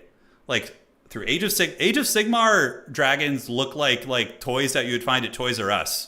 They look like big, bulky, just like haggard, like Toys R Us toys. This thing is so freaking good. Oh, Kislev is going to be so cool. I'll collect the hell out of Kislev. I already have so many armies for Old World. I'm like, oh, can I do more? But look at that. Seitang is, you just kit bash Seitang. You just like change this guy and kit bash a bow and then you're fine. But look at the Storm Dragon. So she has a human form and then she has a dragon form. Look how good that looks. God, that mini's so nice. I know, man, it's awesome. Yeah, no, this isn't even the everything either. There's probably going to be crane gunners. There's going to be peasants. This is just the Jade Warriors. There's going to be peasants. There'll be a lot more, I'm sure. Oh, dude. It's amazing. It's freaking so good. All right, do we have our brackets for the next round yet? We do not. Oh, we do. Gondola. Okay, we're playing another forbidden opponent here. T3.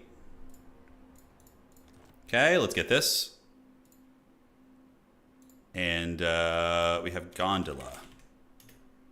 Gondola? Who is this player? Gotta find him. It's a tournament chat. I've been pinged. Hey, there you are. All right. Let's play. So I don't know what this player's playing. We will find out in a second. And this is the 4th round. It's a 5-round tournament. So if we go 4-1, our odds are respectable. Like, not great because our tiebreakers have been kind of losing, I think, but still possible. All right. So I sent the lobby code.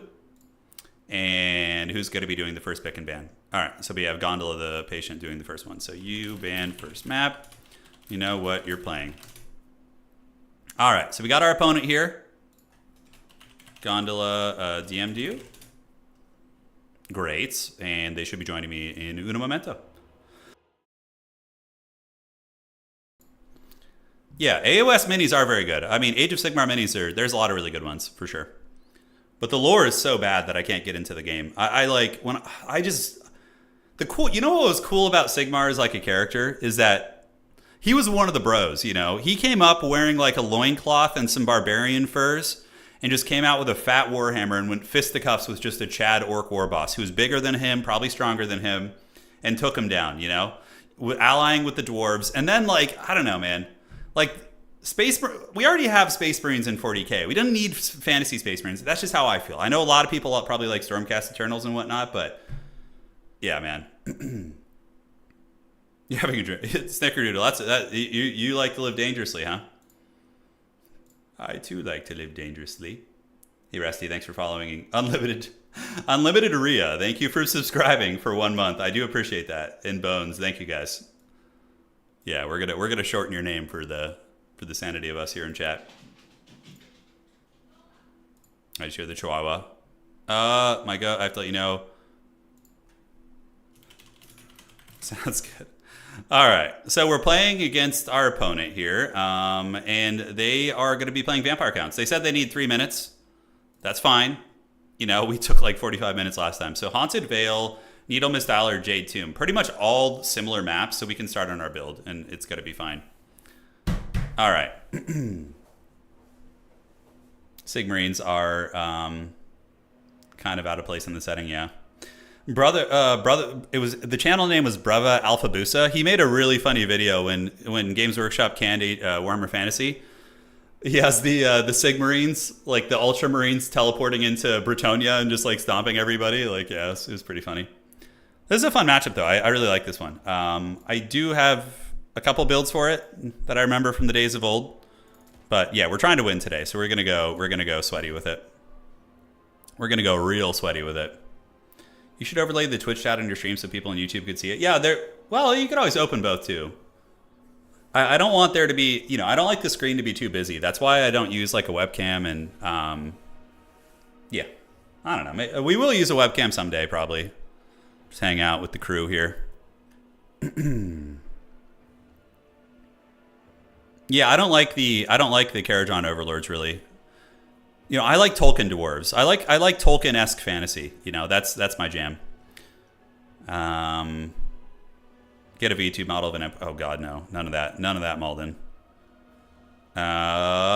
Oh dude. Oh, it's time. Let the Nurglings feast. Do the hand camera. You guys want to see all my surgery scars on my hand? Is that what you guys are? Is that what gets your jollies off? All right, so Lord choices here. Watcher and sweat buckets in the summer, dude. The summer is rough. It genuinely is quite rough. All right, let's get 2 of these. Looks fine, and then yeah, we're not going to show any chat on screen. Yeah. Tolkien dwarves are amazing, dude. I remember having such a hard on when the Hobbit trailer was coming out. Remember? And they had the Far Over the Misty Mountain song, dude. Oh, God, it was so good. It was so good and tasty.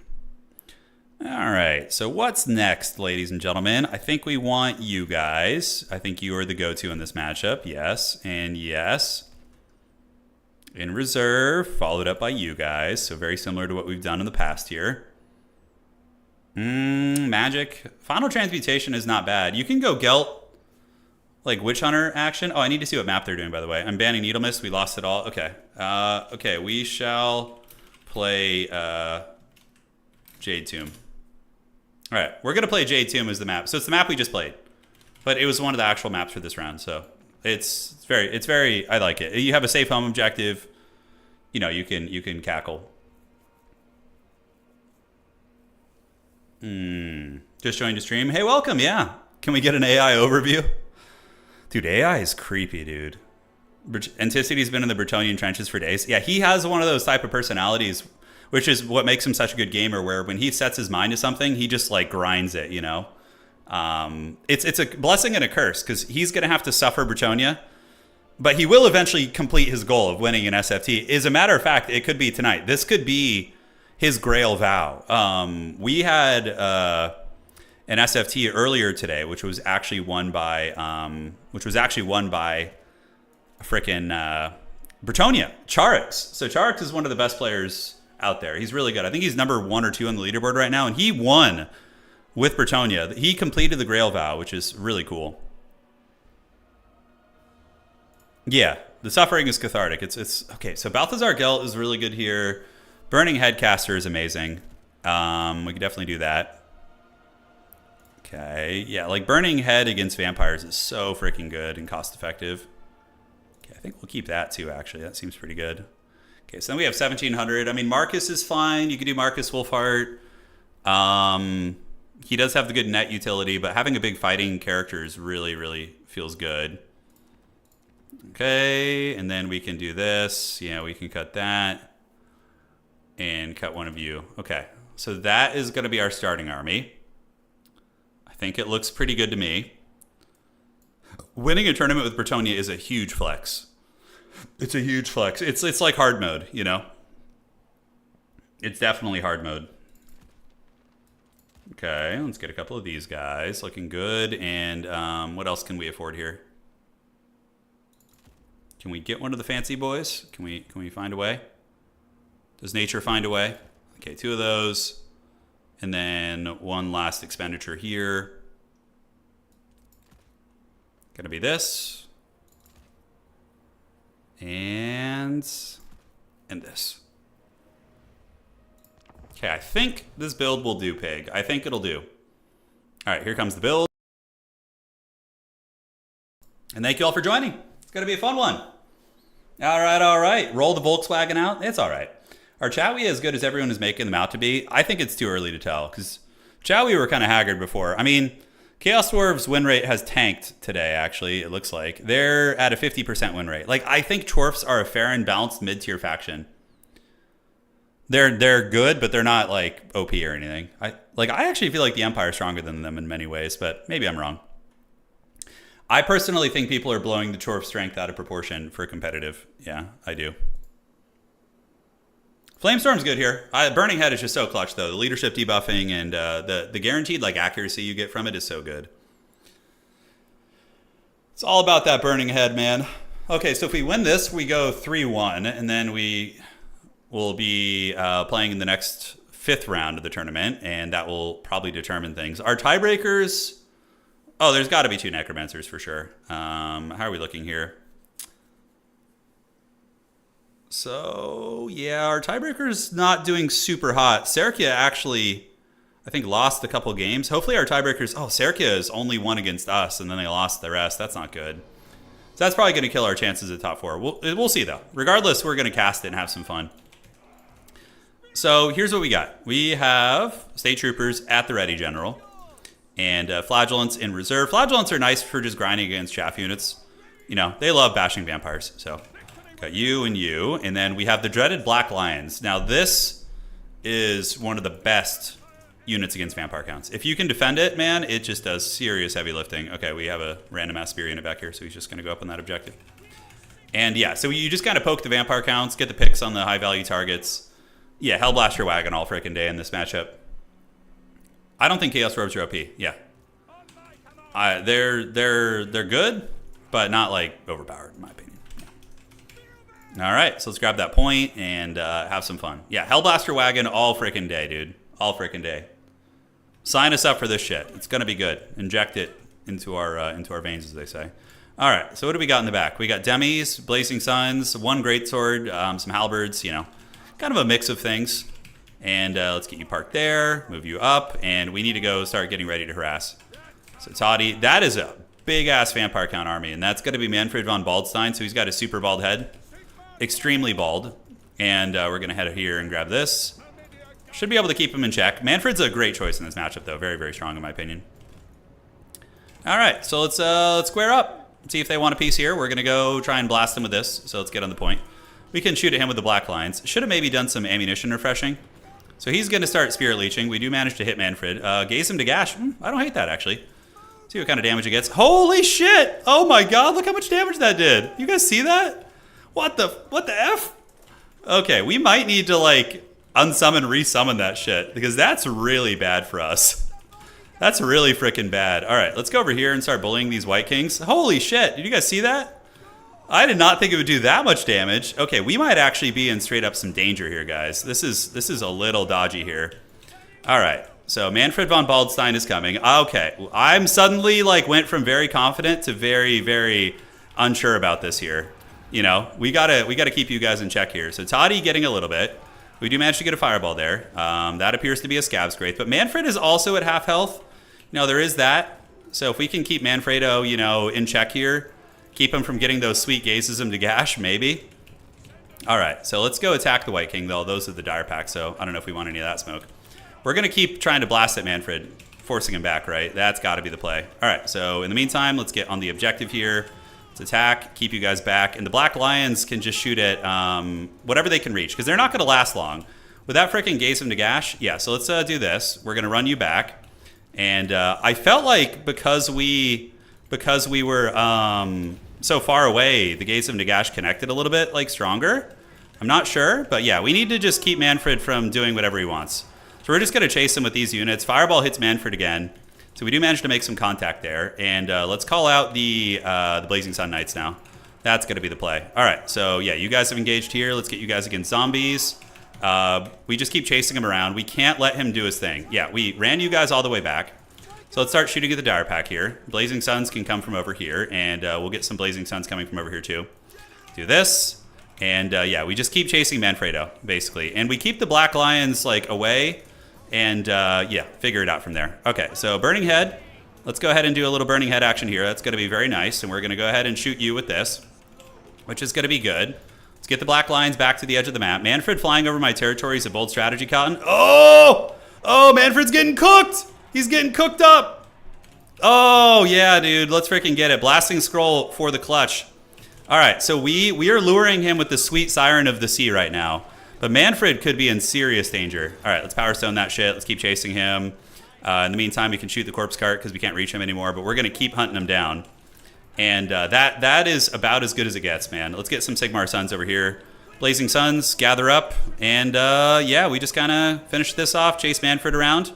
And now we can get this thing back online here. So let's try and get that Corpse Cart down to Pound Town. And if he comes back in, we're going to get him with another Fireball. Yeah, we're going to get him with another Fireball here. All right, so he's trying to get the doggies around. The dire pack's creeping. We're going to need to get some Vanguard pressure coming.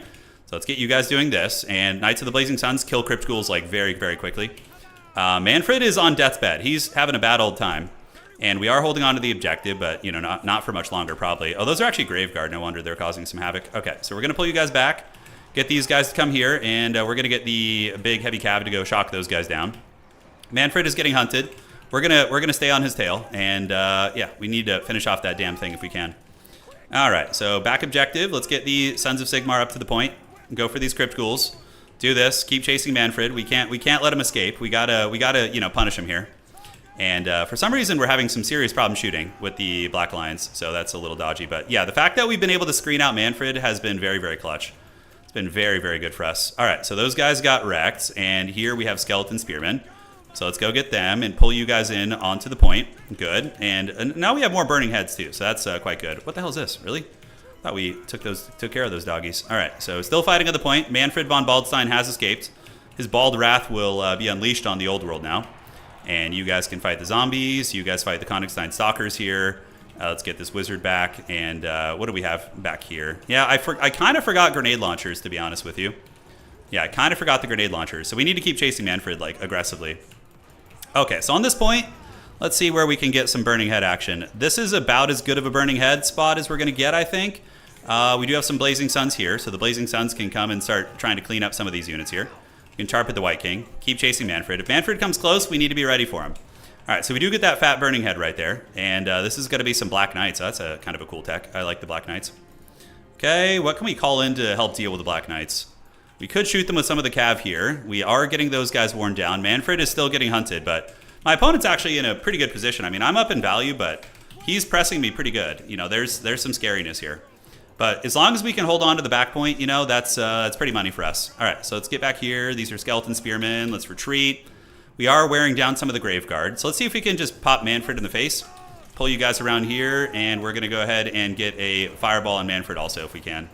Yeah, we're gonna try a little bit here. All right, let's get back. Go get in the zombies there. We're still holding on to the back point here, which is good. And maybe the Royal Altar of Graphites would be nice. Okay, he did actually get another big blow on us there. He got some good damage, but Manfred actually had to die for it. So he's gonna probably crumble to his death now, I would wager. He's not gonna have a good time. All right, so what can we get here? Let's get the Royal Altar of Graphites. They're going to be able to deal with most of the scary cab and whatnot. Let's get you guys back up to the points here. Maybe waddle you up, waddle you up. And Manfred is crumbling to death right now. So he's going in the old trash can. It's good for us. Blazing Sun's still battling it out here, although we do get attacked by some of these. And let's get another Burning Head right down the pipe on the Königstein Stalkers. That's going to be quite good. Manfred, yeah, still crumbling because Toddy's chasing him. So killing Manfred is worth every penny. Vampires, when they lose their lord, really suffer. Royal Altar of Graphite's going to move in. Should be able to deal with some of those threats. And it looks like we stabilized that. All right, so do we have any like cab back here we can call out? I think we're going to need some Empire Knights. Little something. Yeah, these guys are going to die to the Cryptors. And Manfred is now down for the count. So we're going to run back there, call in some Empire Knights. This point's still looking pretty good for us. The Royal Altar of Graphites and company should be able to crumble down most of these skeletons. And how far did we get here? So we need you. Call in the Empire Knights. Run down the Direwolves here. And we do our best. Yeah, that freaking Gaze of Nagash tech. Holy shit. I didn't think it would do that freaking much damage. That was insane. So we're going to come back here and crumble most of this if we can. Yeah, so we do manage to defend those guys off. Let's get you guys back around here. And you guys can shoot the Direwolves here. And we attack the Fellbats, and then the Outriders come back. All right, so now we have a lot of time to value grind, like a lot. We just kind of crumble whatever we can here. Fireball, I think we save for Burning Heads. Those are Black Knights there, so not too worried about that. A very good game, though. This has been a good proper scrap. Okay, let's get you guys on those. He's got a lot of zombies coming in, but now we just start marching a lot of troops towards the middle. A hell of a lot of troops. Outriders have been pretty chad. They've been very disruptive. Been very disruptive for us. All right, let's get rid of you guys. Do a little unsummoning there. You guys have cleaned up shop here, so let's get you guys heading over to the middle. And now Toadbringer is going to just bully these vampires. The Todd is pissed.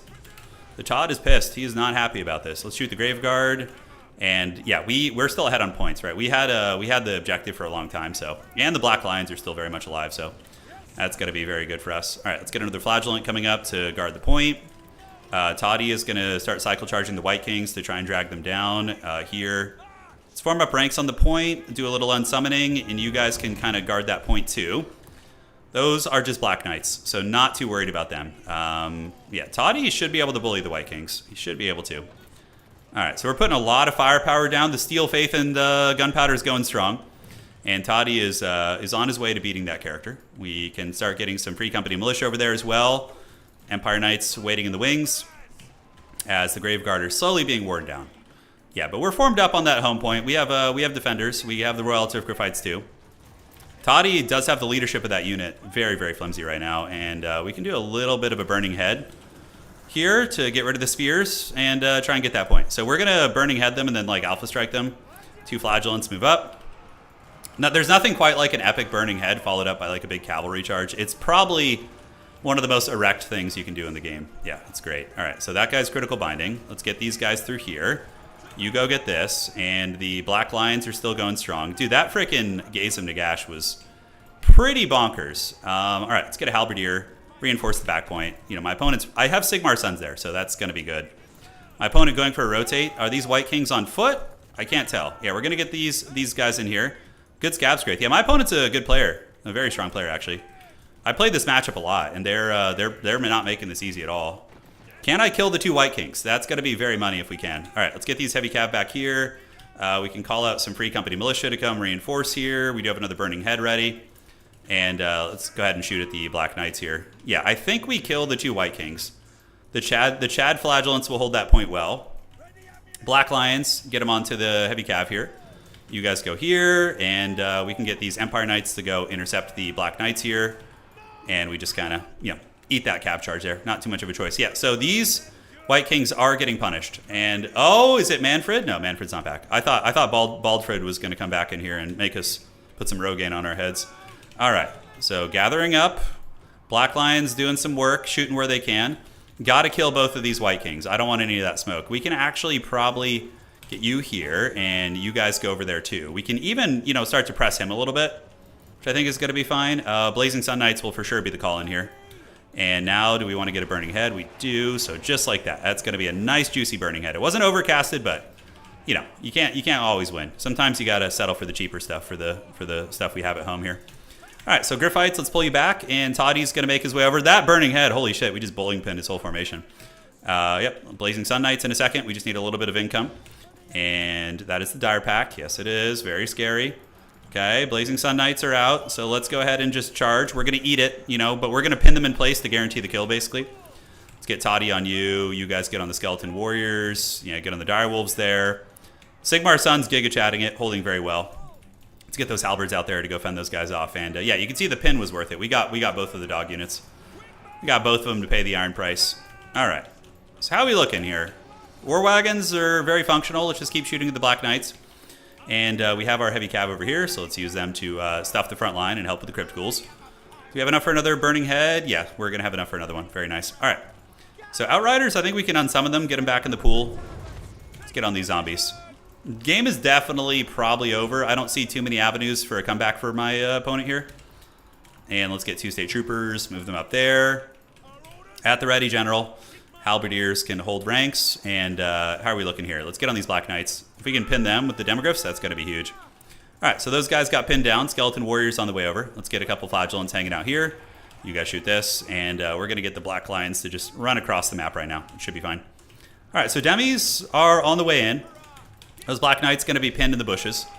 Couple doggies scurrying around. Toddy and company causing quite a bit of havoc. I guess we could just shoot the Fellbats. Not too many other choices at the moment.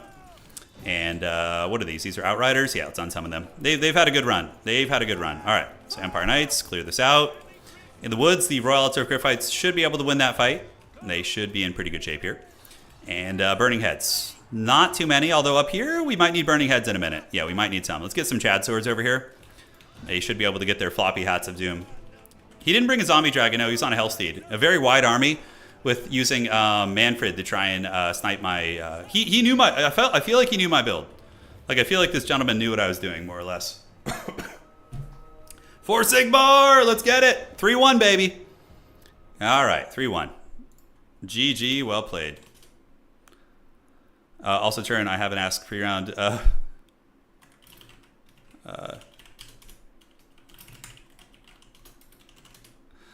GG, dude.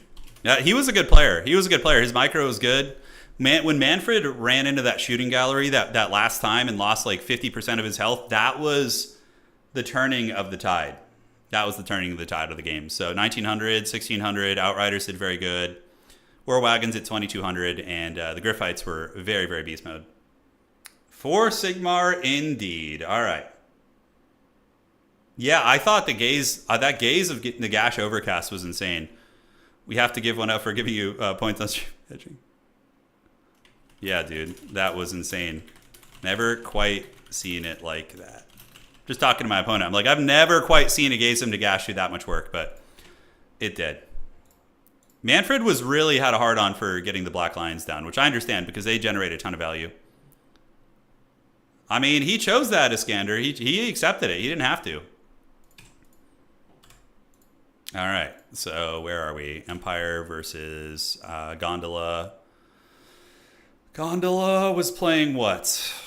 He was playing the Vampire Counts. Okay, so now we're 3-1. So we're cooking. We're in it. And do we have a chance at top 4, though, is the question. We'll see. It definitely is possible. If some of our tiebreakers stop sleeping here and start getting some dubs. Yeah, we're currently number 6 in the tournament, I think. But yeah, our tiebreaker score is really weak. Very, very weak. Boris is good against Undead. He lowers their leadership. All right. So Outer Region currently undefeated. Anticity with 3-1, Sampo 3-1, Martin 3-1, Maverick 3-1, myself 3-1. But my tiebreaker sucks a fat one, dude. Yeah, I think our odds are pretty much doomed. Sarakia put us in the pits by not winning their games. Yeah. Yeah. You want to see how the tiebreaking works? I can show you real quick. Hold on, let me get this all set up here. Okay. So There's this button here. My pirate eye is having trouble seeing. Just give me a second. Okay. Yeah, so here's the tournament, right? So if you look at the next to the players' names, you can see their wins. So Outer Region's got 4. Pretty much everyone else has 3. There's a couple more people still playing. Now, these are your raw points, which are the first determining factor as to how you're going to do in the tournament. If you go undefeated, you're guaranteed a spot in the top 4, basically. Now, if you're 4-1 or 3-1 or whatever, the next tiebreaker it uses to compare to other people with 3 wins is the combined victories of your opponents. So if my opponents only have a combined 4 victories right now. Granted, some of them are still playing in the round. You know, like Serkia is playing down here. Some of the other homies are still playing. So we could claw out of the pits. We are still number 6 in the tournament. So if we in the next round beat another player with 3 wins, that's going to give us 3 victory points. And then if some of our tiebreakers manage to win, then that could bump us to top 4. It's a tricky one, but it's still within the realm of possibilities. So hopefully that was a ample explanation for you guys. All right. Let's jump out of here and get ready to party. Hey, Millennium Jim. Thanks for becoming a channel member. Greatly appreciate it, dude. All you guys on Twitch and YouTube going hard. Thank you. Really, really appreciate it. Keeping the old man going. We're clawing out of the pits, dude. We are. The dregs of hell, they call to us, but we will not go quietly. As long as we have a winning record, I'm just happy, you know. Yeah, I think Anticity lost 1. With Bretonia. There's a chance we could play him, which would be fun. The matchup's interesting, Empire versus Bretonia. It's interesting. I think Bretonia can actually win it, but it requires some meta knowledge. I think it's probably maybe 55-45 for Empire, but it could be closer. What's up, Isn't? Yes, we're going, dude. We're going hard. Okay, so checking here. It almost did. I will. All right, so refreshing the round. How far along are we? Oh, Anticity is still playing his game right now, but he hasn't lost one, has he? Let me refresh. I don't think Anticity's lost the game yet. I think he's still playing. The 7 circles of the pits. Bretonia is definitely a Pit Lord faction. What's their win rate right now, though? You know what? Shit. Bretonia has a 50. They actually have a decent win rate right now. I think that's because a couple good players have adopted them. Charix is playing Bretonia, and Anticity has been playing Bretonia. Those are like 2 very strong players, right? Let me show you guys. So yeah, if we look, we can see Bretonia actually legit has a 56% win rate. The Empire's at 48. That's hilarious. So this is just a sign as to what can happen when good players pick them up. That's really funny. Has the Mongol Bretonian build? Yeah, I'm not surprised. The lowest rated faction is currently Grand Cathay, High Elves. High Elves are good. I think they're actually a good faction, but they're hard to play. Greenskins, same thing. Greenskins are an A-tier faction, but like are really difficult. I don't know why the Wood Elves are down here too. I feel like they're very strong. Yeah, Charix won an SFT today. We're going to cast the replay later tonight. Hey, I'm glad to hear that, Eldritch. I'm glad you're enjoying all the goodies. I'm glad you're enjoying all the goodies. Ah, he just conceded defeat. Okay, so he's going to join me here. Hey, Jin, welcome to the stream, dude. What's cracking? What's going on? Hope you're all doing well. Dude, why is nobody playing Tzeentch? Tzeentch is such a fun, cool faction to play. I don't know why they're not getting love. But yeah, they're awesome. I don't know. It's weird. Here's the deal, guys. I will adopt Tzeentch. Tzeentch will become my next pet project. I already have Nurgle mastered pretty well. After the stream tonight, I don't know, man. I really want to do the Nurgle guide with you guys after a stream, but this damn cough won't go away. It's one of those cough it's gonna last like a month. As soon as it's gone, though, we're gonna be having like extra streams afterwards where we just do build guides and stuff. That's something I'm actually really looking forward to. Just having some coffee or some tea with you guys and just chilling out. Yeah, that'll be fun. I think Tzeentch is good. I think Tzeentch is fine. Yeah. Yeah, Slaanesh is a very good faction. They're going to be terrifying if they get any new good units. The Twisted Twins. You talking about Village? Village is fun. Village is one of my favorite lords to use. It's because he's very Nurgle. He's like tanky and grindy. I think that's why I like him. Yep, still waiting for the next round. So we need friggin' Hitman Hippo to win. and we need Serkia. Okay, Serkia won. So our tiebreaker score is going up now. That's good. It's cruising up, but man, we're still in the pits tiebreaker wise. Have tea with Pop Nurgle. Just had a vision of Turin adopting Tzeentch, like, yeah. Yeah, we'll see, man. The cough would make the Nurgle guide authentic. That's true. I got to finish my taxes tonight. I've been working on it for like the past 4 days. Shit's so miserable, dude. We already had our rant about how shitty our tax system is in the United States. So we'll spare you guys that rant tonight, but hey, Norver, thanks for subscribing. I didn't notice that. Thank you so much. And thank you for the follow as well, dude. Thank you guys. So yeah, we are dual streaming tonight. We're on Twitch and YouTube as always. So whatever your preference is for the platform, you got both. And what's cool is I think we've got a lot of new people kind of finding their way over to Total War multiplayer, which is cool. That's been probably one of my favorite parts of doing some Twitch action too. So yeah, I've seen some new faces joining Discord who said they watch on Twitch, but they don't watch YouTube. So we're keeping it going. Do you play anything else other than Death Guard? I used to play Chaos Space Marines, but now I just play Death Guard. Yeah. Yes. Death Guard are my favorite faction. I love putting the maximum amount of Poxwalkers on tabletop and just marching them forward. It's my favorite. Just don't pay taxes. I imagine taxes are extra hard. Yeah, it's tricky. When you have like unusual streams of income, it's, when I used to work a 9 to 5, it was like you get a tax form, you basically just submit that and that's everything. But when you have your own business, it's not fun. It's really not fun. Yeah. It's pretty hog wild. Pretty hog wild. And oh my God. The American tax system can be abused. There's so many unethical ways to just like straight up not pay taxes in America if you're wealthy. And not even wealthy. Like there's opportunities for doing that like in the lower tax brackets too. But the problem is, people in the lower tax brackets can't afford, these unethical lawyers, I do dare say, that will help you do it. But there's like, it's such a shady system. It's so freaking shady, dude. Yeah. Yeah, Vizen, that is creepy. That is very creepy. The 7 a.m. stream. What's up, Frostlight? Where do you live, Frostlight? Here. Here. Okay, and let's see if we're ready for the next round. Yeah, Maverick, Sloth, and Anticity playing it out. So Maverick, Sloth beat Anticity and then dropped. That's quite the flex there. Yeah, that's quite the flex. Yeah, all right. I've just gotten a 40k and Adeptus Custodes. Yeah, Custodes are fun. Custodes or Custodes, I don't know how the hell you say it. But they're good because they're so cheap to collect, and like so few models, and they're super easy to paint. Custodes are like one of the easiest factions to paint. Not saying I claim game purchases, but if you play them live, yeah. No, absolutely. Yeah, I'm pretty sure you can write off like games you buy on like Steam if you're like if you stream them and whatnot. It's like a business expense. Yeah, there's lots of stuff like that. Absolutely. Yeah, it doesn't help that free tax filing got axed. Yeah, well, the reason why is because all these like shithouse tax companies that just are like basically parasites. They lobby to make sure that taxes stay difficult. Lawyer, you're getting sued now. Yeah, my grandpa was a lawyer too. He was an immigration lawyer in New York City back in the would have been 60s, 50s, and 60s and 70s.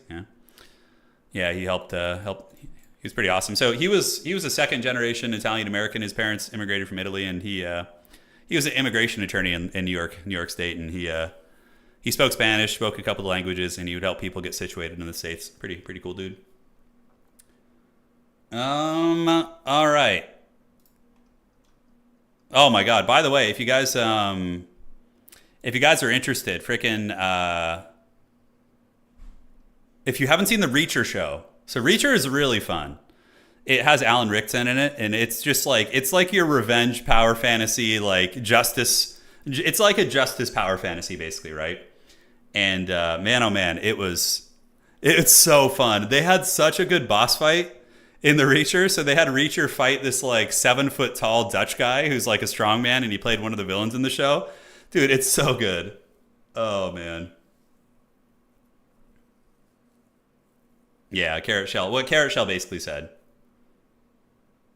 Yeah, Reacher is so fun. Yeah, Gunhound, I agree. Gods and Tigers, thanks for subscribing over on Old Prime there. You and Marshall love Reacher. Oh, and Rookie. Yeah, Rookie is so good. Rookie is like mindless, like put on in the background while you're eating dinner and just like enjoy the enjoy the action. Okay, we have the dreaded Snickerdoodle here. Let's see. They've been doing great in tourneys. Let's see what they can do against the old man. All right, so where are you at? I think this is our opponent. Yes. Hey. All right, so we got our opponent here, Snickerdoodle. I see you lurking in chat. Let's have a good old-fashioned fisticuffs here. We got some good maps for round 5. And let's see what we are going to be on. And I will be banning maps first. I just need to find out what they're playing. Rookies, I mean, most cop shows are unrealistic. It's not about like when you watch Rookie, it's not about the realism. It's about watching Nathan Fillion and the crew just kind of, you know, it's wholesome, you know, like in Rookie, like, you know, things are going to work out. It's like a low stress, low impact. You just kind of watch it. And my wife and I, we're both big Nathan Fillion fans. We like watching him in action, and should have been a Firefly season like 2 through 8. God, Firefly was one of the best shows ever. Sci-fi shows getting canceled like that. They got done so dirty. The actor who plays Reachers in Blue Mountain State. Yeah, I've seen a couple episodes of that. Yeah, I'm familiar with that. Okay, so what is my opponent playing? What's your faction, brother?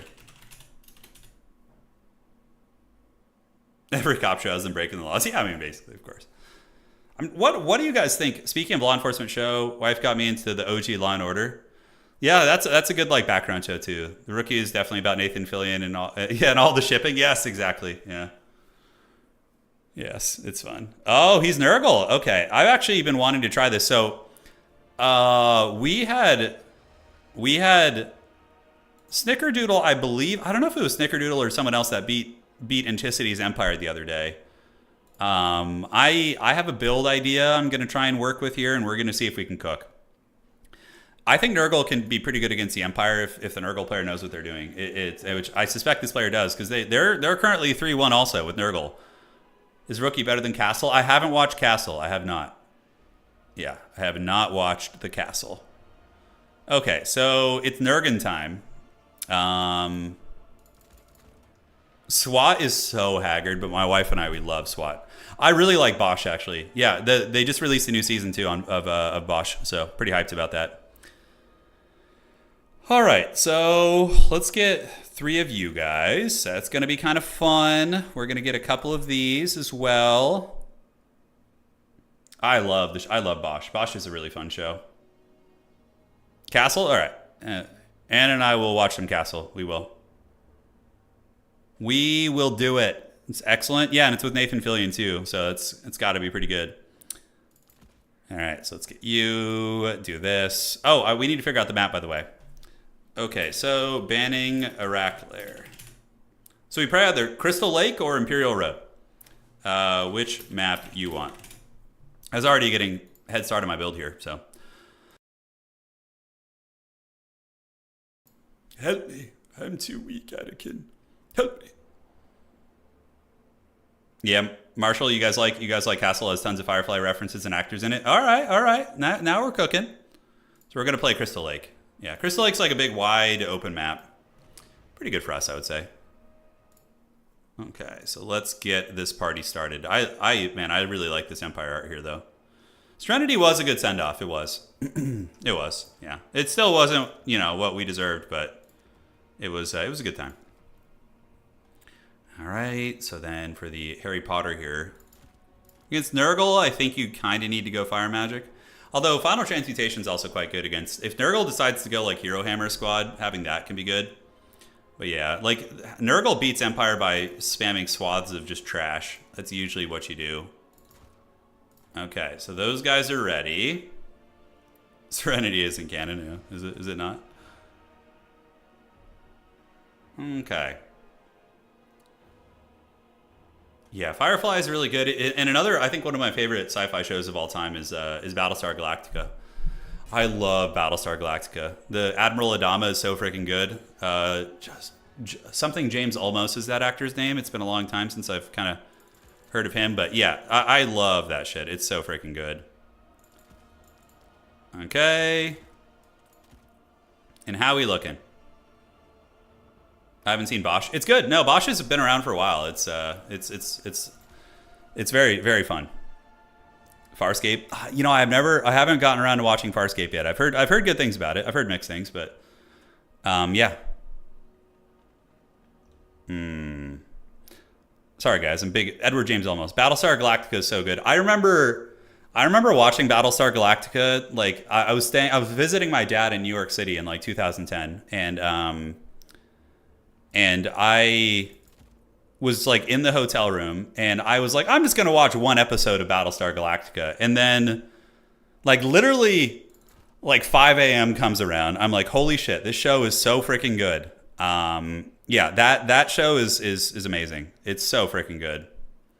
Your mom was a Battlestar fan, but we never got to watch. Yeah, no, Battlestar Galactica is really good. There's a lot of like, it has Edward James Olmos is in it. There's a girl who's in like every sci-fi franchise. What's her name? She's in Star Wars. She was in freaking Chronicles of Riddick.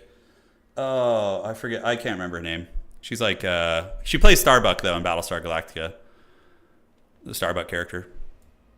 Okay, so that is good. And then what do we want to get? Blazing Suns here, I think is going to be adequate. And yeah. Praise SIGMAR. We are praising SIGMAR. Oh, I love Stargate SG-1. Stargate SG-1, another one of my top 5 fantasy shows. I love Stargate. It's just so wholesome 90s and fun, you know? And also, like, I'm just a mythology enjoyer, so seeing all the mythology stuff is very fun. Admiral Adamo is an absolute Chad. He really is. Okay, can we afford this? Is this going to work? Is it going to work? Find out on today's episode of Dragon Ball Z. Huh, so we get this. So what is that, 250? Get a Spearman unit. All right, a little bit risky, but I think we have the tools we need to win. Shame Battlestar Galactica ended after... Was it really only 3 seasons? Shit, I can't remember. Yeah, Katie Sackhoff, I think is the name. Yeah. God's Tiger, thanks for subscribing on Prime, on YouTube, or on Twitch. Thank you. Yeah, no, Stargate SG-1 is definitely some nerd territory stuff. It's really good though. So the voice actor for Kratos, if you guys don't know, so Kratos is in God of War or whatever. Something. No, don't say his name. I'm not looking at chat. Its name is it's like Judge Christopher Judge, and he was like Judge or Priest or something. Don't say it. Christopher Judge. I got it. Nailed it. Still got it. He is so freaking good as Teal'c. So Teal'c is the alien character, the Jaffa, I believe, and it's Christopher Judge. Yeah. Have I had a chance to test out the new units? Yeah, the Ogre Kingdom's Flinger units are pretty good, and the what's it called? The Cathay grenades I haven't really had a chance to stretch out yet and give a test to. All right, he voices Teal'c. So this is the style I think is like, if I was playing Nurgle, I would be a little like nervous about this. So check this shit out. We got mass Knights of the Black Rose for infantry killing power, and then a bunch of Outriders, which is going to be fun.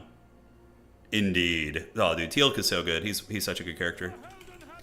Yeah, I love that stuff. All right, so 3 and 4. So we're going to go up and try and grab all the objectives before Nurgle can get their filthy clutches on them. And yeah, we're gonna just try for that. Good luck, have fun. You guys like this build though, right? It's pretty sweet. Win or lose, we're going out on our shield. Yeah. Yeah, Teal'c is really good. Jason Momoa. Yeah, you know, but I'm not... I don't know, there's something about Jason Momoa. Like, I don't dislike him as an actor, but, like, Christopher Judge just, like, resonated with me. With Momoa, it's... I don't know. Maybe it's all the freaking steroids and human growth hormone he got on later in his career, but I don't know, man. I don't know what it is.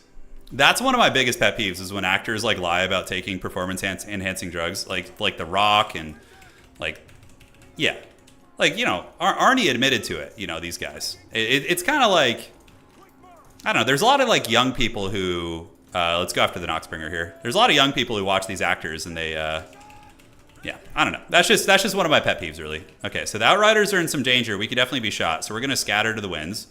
But we're going to grab the objectives here. And the Black Rose Knights are going to come up. And we need Toddy to chase that Soul Grinder basically the entire game. All right. But that's one of my biggest pet peeves for sure, is when actors lie about doing that shit. Yeah. Yeah, 100%. Okay. Yeah, dude. Okay. Just rice and broccoli. Sure, dude. Yeah, sounds great. All right, so we're going to go pound some of these Nurgle infantry. It looks like we have a little bit of scariness coming out. Nurgle playing a very, very mobile build, actually, though, which is interesting. And we're going to just fly nearby and get ready to harass that thing. And we do have the Black Rose Knights who are going to come out. And we're just going to hold on to the 2 objectives here. So let's get the Outriders, turn about face, start shooting you guys. Get that blast going, pull you guys under here. And we do get a big old salvo in their face. Yeah, not as much damage as you would expect, though. That's for damn sure. All right, so let's get you guys back. Come down here. Toddy is going to keep chasing that Soul Grinder. And the Knights of the Black Rose should be able to do some work here. Yeah, they should be able to. All right, so let's get you guys in here. Hammer those things and get you guys turning about. Great. And then the Black Rose Knights can keep hustling down here. And Toddy is going to need to make some contact there. So we do manage to Space Jam slam into those guys. Noxbringer is going to get attacked by Toddy now. Oh, man. Those Noxbringer shots, he's getting, like, direct hits. This is not good. That's for damn sure. All right, so let's get on this. And we're going to call in the Luminarch of Doom. All right. So Heavy Cav are doing that, and you Black Rose Knight's going to go get those Marauders. And let's just kind of clean up this side a little bit. Yeah, we do manage to get some damage on the Noxbringer. And now we're going to get the dreaded Luminarch to come out and feast. But man, yeah, his Noxbringer shots have just been A+. Like very, very good. All right, so coming down here, my opponent is going to get their clutches on the objectives. And now there's Furies, which we're not too worried about. We can defeat Furies with Toddy. No problemo.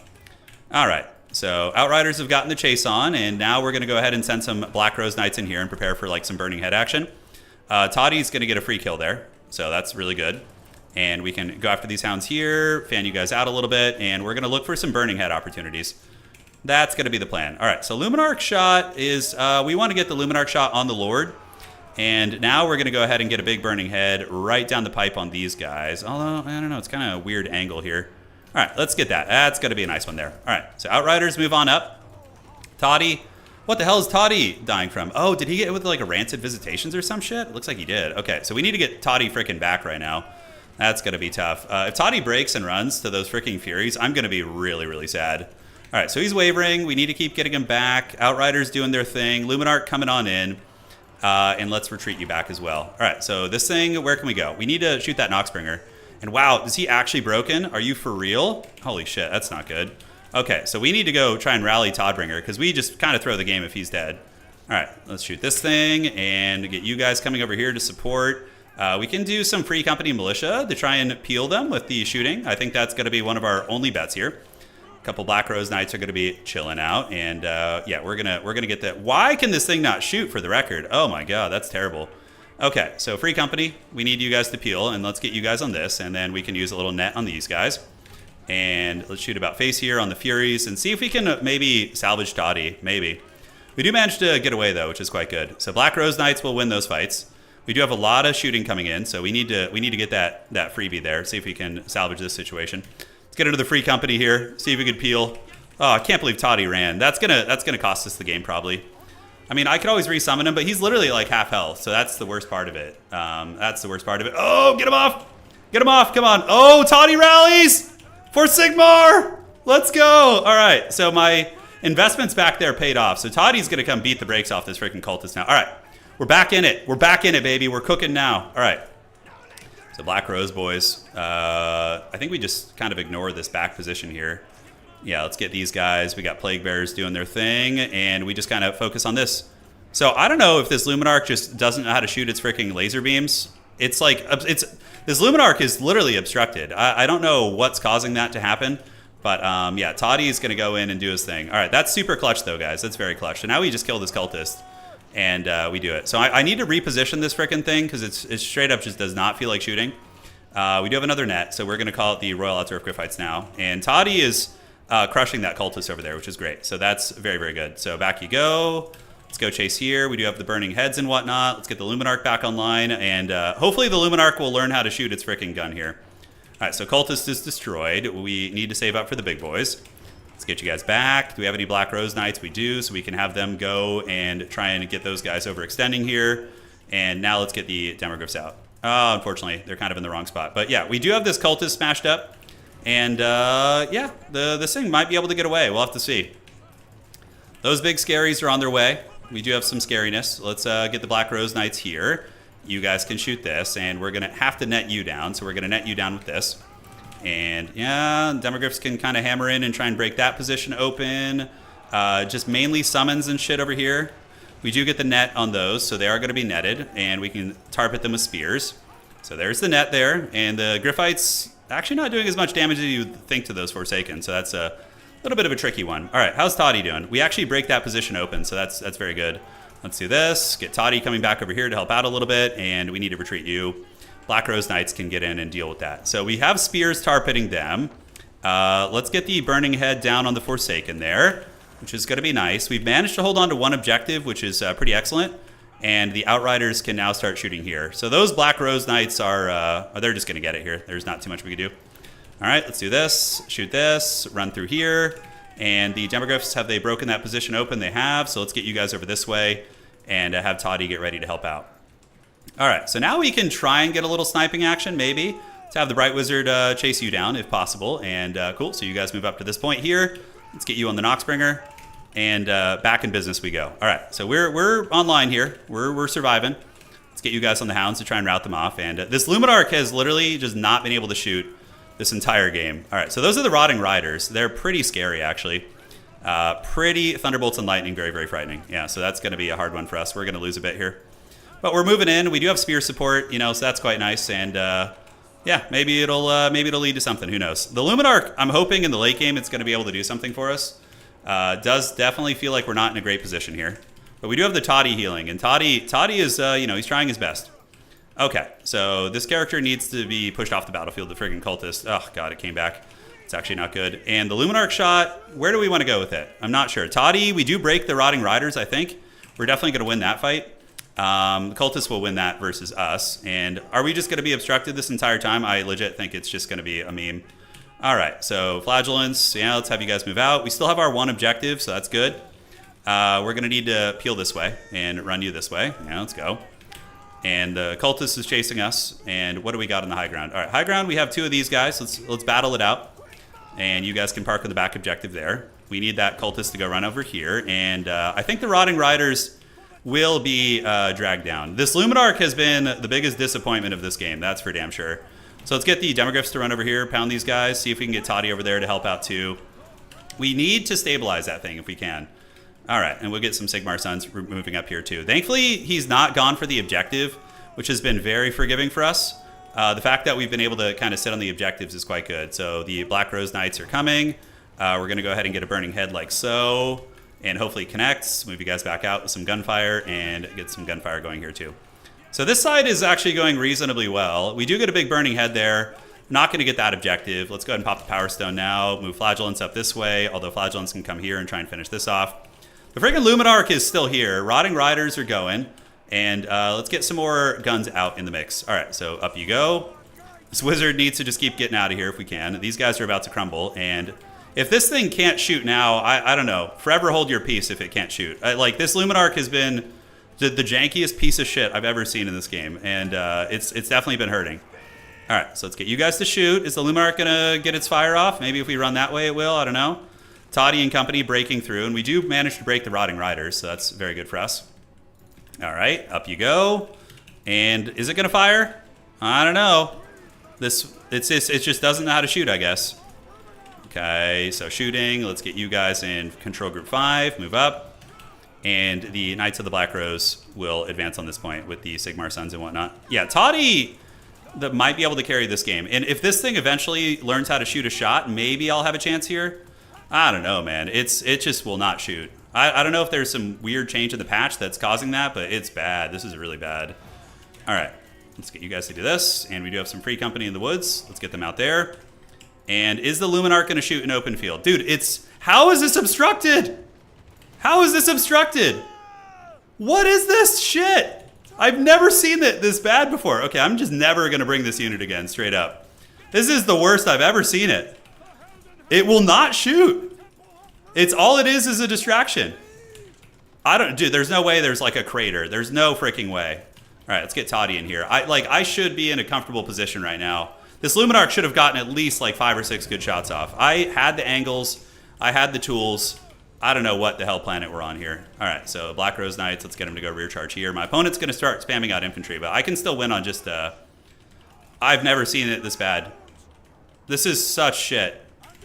At least it was a distraction Carnifex, and my opponent has, like, been putting a little bit too much respect onto it. So now I just grab these 2 objectives, and I cackle and win. Dude, I think it's shot, like, 1 shot or something. Let's see. Okay, what is obstructing you? I mean, there is a little bit of a slope here. Yeah, Outriders are going to continue dropping some fat payloads here. We have the Black Rose Knights coming out, so let's get the Knights ready to go. Let's pull you back. Toddy needs to go run some interference here, and now we have the 2 Flagellants in company. Is it shooting? I mean, at least it's making my opponent, you know, think about this a little bit. There is that. Yeah, Demogryphs can go charge these guys and salvage that. We can shoot you guys, fight here, and look, he's going after the Luminarch, which is good. That, at the very least, it's like an expensive distraction piece, you know? At the very least. Toddy's going to help finish these guys off. State Troopers here chilling, and yeah, we have a lot of good quality unbreakable infantry here. So let's get this Bright Wizard back and get some big burning heads. You know, that's going to be the play. All right, Black Rose can move in, and they can hammer these Furies, and the Demogryphs can head up here and provide the terror route as needed. And do we have any State Troopers over here on the back objective? We do not. Okay. So over here to this point you go, and out here to this point you can shoot them too. Middle objective is in flux, but we are getting some good routes. So let's see if we can break these positions open. I can't let him get that points if at all possible. Here we do have a lot of crumbling beasties. Let's get you guys back, and the Demogryphs can actually just go hammer those down. That's going to be pretty good for us. And we might need to get a triple cap on him, because it's the way he's pressing is pretty okay. All right, so Black Rose Knights come over here. We're going to get a big old burning head right now down the pipe. That's going to be a good one. Let's get you on the objective. And we're going to save another Black Rose call in here. This Luminarch has been the biggest freaking joke. I think I'm potentially going to lose because of that. It's so stupid. Okay, so we do get a fat burning head. Those guys are crumbling down, and we managed to break that little dive back there. We're going to need to call in a couple of you guys and some grenade launchers. So this, I have to start playing for a triple cap here, guys. I have to start playing for a triple cap. I can't, yeah, it's got to happen. Okay, Burning Head Caster's back. Toddy, for some reason, has not been able to break these guys. Let's get the Black Rose Knights back in there and get them hammering into this position. We're going to run away there, keep the Griffites down here to chase some of these guys down, and maybe use the Outriders to contest that a little bit. You guys are going to move up there. And yeah, we're going to save for another Burning Head. So we got to go for that triple cap. Toddy's still fighting here, but I think that thing is actually, it might be bugged. I've never seen the Luminarch perform quite like that. Okay, Toddy does manage to get away. We're going to have another Burning Head here in a minute. So these guys should be able to get that outside point. That's looking good, and the Griffites will do this. So the fact that Toddy lives there is pretty freaking big, and we can do a big bombardment on those guys. Okay. And the Luminarch finally, I'm like happy that piece of shit broke. I'm like happy that it's done, you know? All right, let's get some grenades. We're going to need to keep pushing here. Unfortunately, he will win on just the one. It's going to take a while, though. It's going to take a hot minute. All right, let's get you guys to form ranks. Toddy is still very much alive. The Luminarch is back in business, and we do manage to flip the high ground point, which is great. And let's get you guys to grenade launch this. You guys come down here, and let's move down this way. The Luminarch is online, but I'm just going to like park it here and see if it can shoot anything, for the record, like anything. Let's get you guys to do this, and we can move you guys down there. Okay. So yeah, just get the shots off. Toddy's going to go to the high ground. We do have the capture weight starting to flip here on the point. We could do a little bit of cycle charging into the back of these guys. Do I have WOM for anything else? I do not. I do not. So Toddy's just going to break the leadership. Yeah, so he gets in there, he breaks the leadership. That's really, really good. We're going to need more infantry up on the points just to make sure things don't get too crazy. We are going to get a triple cap here. The Luminarch, it's funny, he's like putting so much respect on the Luminarch, but it's like, it can't even do anything.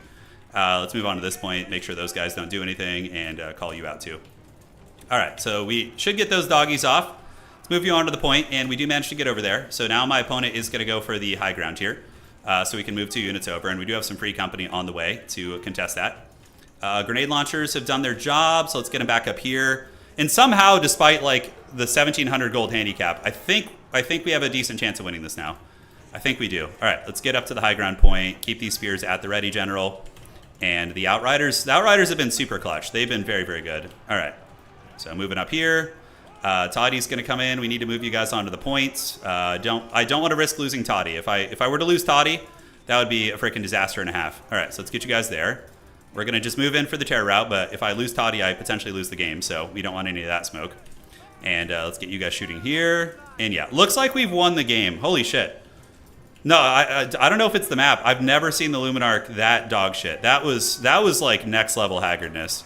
You know? I don't know what the hell that was. Yeah, so we got this game now, because we just, at this point, we just wanted a couple objectives. I think the best moment was the rallying of what's his name? Of the Toddbringer. That was super cool. All right, let's get some grenades, move them up, do a little bit of this. Yep, we got some troopers here. Should be able to screen these guys out. Let's go ahead and attack them. Black Rose Knights, still probably should run them over here to make sure we don't lose this objective. Toddy's very low. He's at 600 HP, so we got to be careful with that. But yeah, we're about to pass him on points. Let's just park you guys here, move you guys out this way, and Toddy needs to escape. Okay, Toddy broke, but I think we're fine. I think we could just cackle on the other points and call it a day. Let's get that Bright Wizard down there to help out here, and yeah, we can charge you with everything. Should be okay. Grenade launcher's doing good. Fury's going to come for them probably. Collins on the back. Yeah, Black Rose Knights are for sure what we would save up for here. But yeah, my opponent, good Nurgle player. They clearly know what they're doing. I can't believe the Luminarch did not shoot. Like literally straight open field shooting, and it just couldn't do anything. It's the jankiest shit I've ever seen in this game. Swear to God. CA must have botched something. They must have botched something. Classic. All right. So let's move you guys out this way. And we got that triple cap. Oh my God, I can't believe we won that shit. That was so scrappy, man. Toddy's finally gone. Toddy didn't hear any bell that game. He was a raid boss. And those freaking Griffites that had like 3 models were able to terror out so many units. All right, for Sigmar, baby. Let's go. I know it's not an open field. There's hills, but like literally it couldn't shoot at all. Yeah, the build works good though. I like the Black Rose Knights in this matchup. Outriders are good too. The Noxbringer was a menace. Toddy got 1200 value. He was like getting beat up by those Furies. I did not. I know there's tiny hills, but literally that was like next level. At least I got 3 nets out of it, you know. Denver gives 2700 value on them. GG, well played. Lumi may be bugged. Couldn't shoot. Scary. Okay, so what's it going to be here? If my opponent had realized that the Luminarch was like broken earlier and stopped attacking it, I think I lose that game, actually. I think I lose it. All right, so that's going to be an Empire victory over Nurgle. So 4-1 today. That's really not bad. That's a solid tournament run. All right. Well played to Snickerdoodle. Very strong player. Very strong player.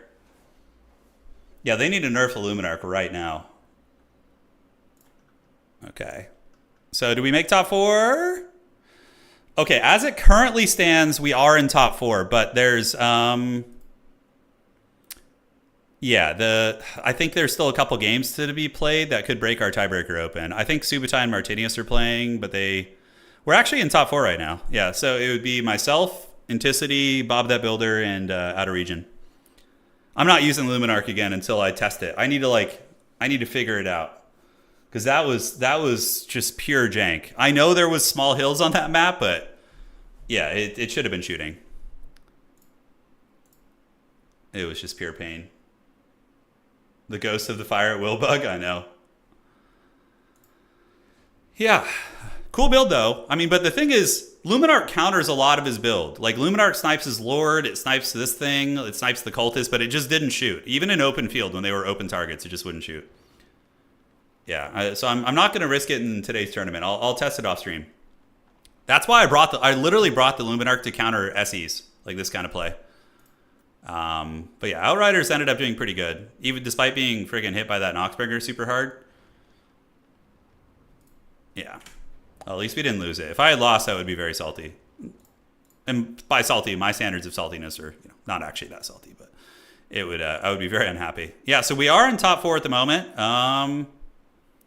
I think we get there. Although, oh wait, no, Maverick Sloth is still playing. Did he lose? Okay, he lost, so that means I'm gonna get in probably.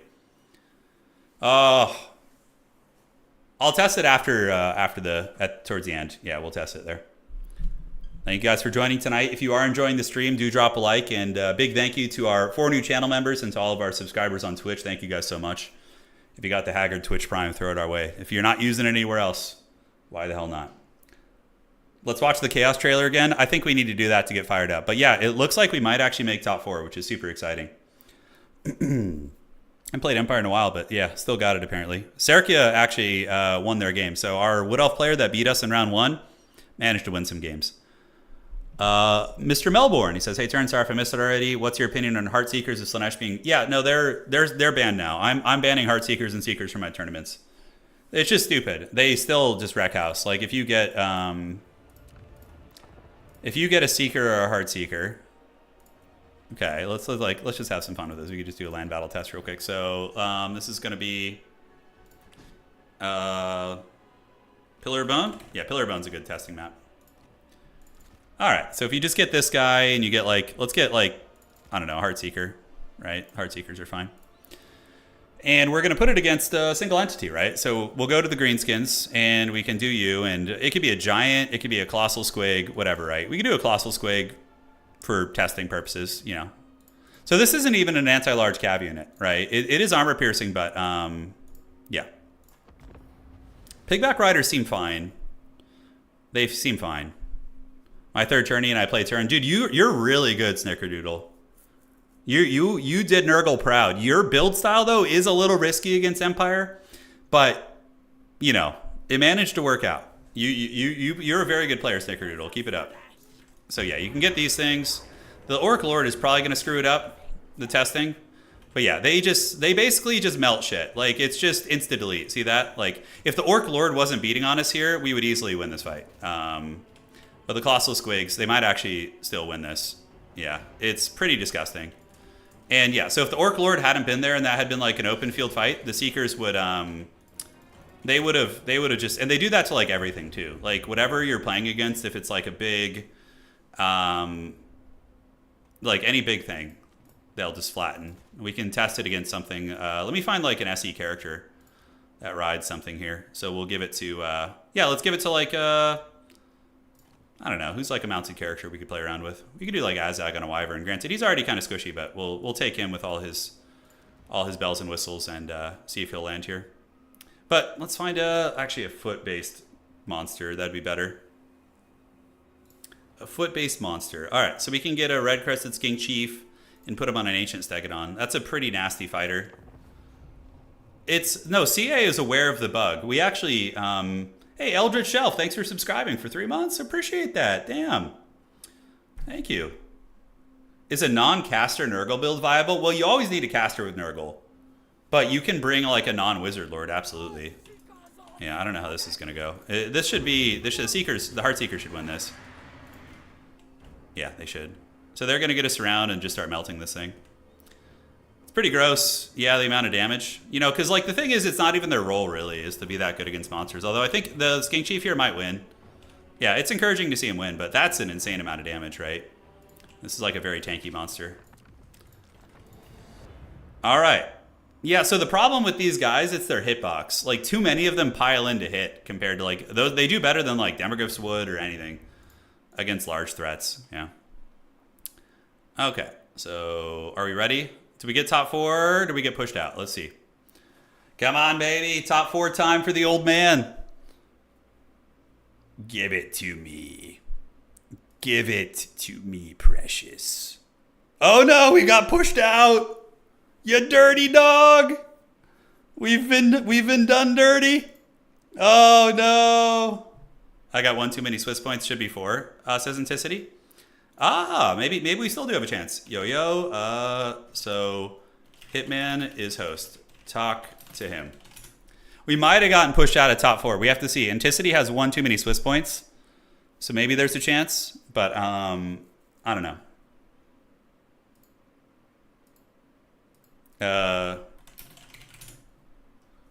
So we're going to be casting. Dude, we got close. It's okay, though.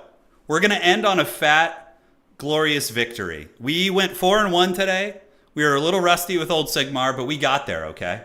We got there, and that's what it's all freaking about. Good run, 4-1 against good players. We'll take it. Swiss point is how many points you have in the tournament. Yeah. So unless somebody needs the drop, we're not going to make top 4. We're literally number 5 in the tournament. Oh, I'm too weak, Anakin. How many tiebreaker points? We lost by like 2, I think. Yeah, feels bad. Dude, evil Bob that builder. Evil. I'm gonna make a video reporting a bunch of broken stuff, Pumpkin, and we're gonna give that to CA.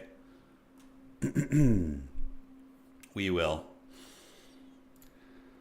All right, let's refresh that. Hippon Hippo should be able to fix that. Did he already advance the top 4? Let's see. Not yet. So we're just gonna be casting from here.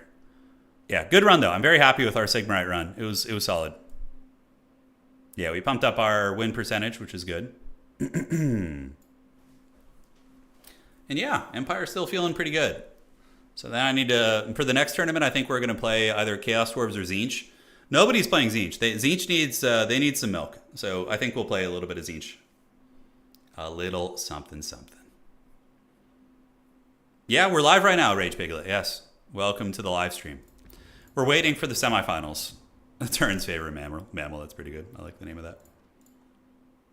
Okay. How we looking? Unless somebody needs to drop, I think we are cooked. Oh, God. We're 1 Swiss point away from getting there. If one of our opponents had won one more game, we get there. Oh, I'm too freaking weak. Yeah, Martin got 12 victory points, and I ended up getting 11. Oh, feels bad. Flamers are good. Yeah, but the Changebringers are better, I think. All right. And Intensity cast the Hex. He's cast the Hex on himself, playing Bretonnia nonstop. Nobody went undefeated tonight. There was like 5 people who went 4-1, including myself. No, 6 people. That's pretty funny. All right, so we should have our top 4, and let's see what game we want to cast. We got our top 4, and let's get in there and do some casting. So Martin versus Bob that builder. So let's do that. Martin. Lobby code, please. Is Hitman Hippo streaming tonight, by the way? I don't want to step on his toes if he is and cast his game. Gonna cast. I know Anticity is, but he's playing himself, so. Yeah. And I'm out of the quarters. I go watch Batman animated series. Have fun. Well played, Snickerdoodle. You're a beast. You are playing... Martinius is playing Bob.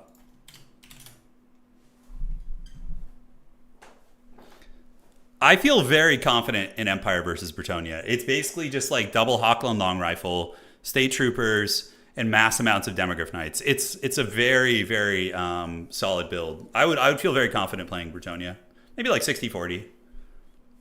But also you have to factor in the skill of your opponent, right? Like Anticity is very scary, so he is a very good opponent. Okay, and we're waiting for the lobby code now. Thank you, Bob. Absolute Chad. And we're going to join here. Hopefully he has a password. He does. So I think Martin is playing Empire too. So we are going to... He's going to carry on the banner of Sigmar for us. I think. Yeah, so here we go. All right, semifinal lobby. Let's get this going. Yeah, there's plenty of tech for long rifles. If you just do cavalry zergs, you can totally take them down. You just basically just have like, you know... like 3 or 4 Knights Errant, plus like 3 or 4 mounted yeomen in the beginning, and the Empire won't be able to protect them. I've lost that. I've lost that way before. I've lost it. Yeah. War Wagons are very good against Bretonnia too. You can go quad War Wagon, and that really, really can give Bretonian mobility builds a lot of problem.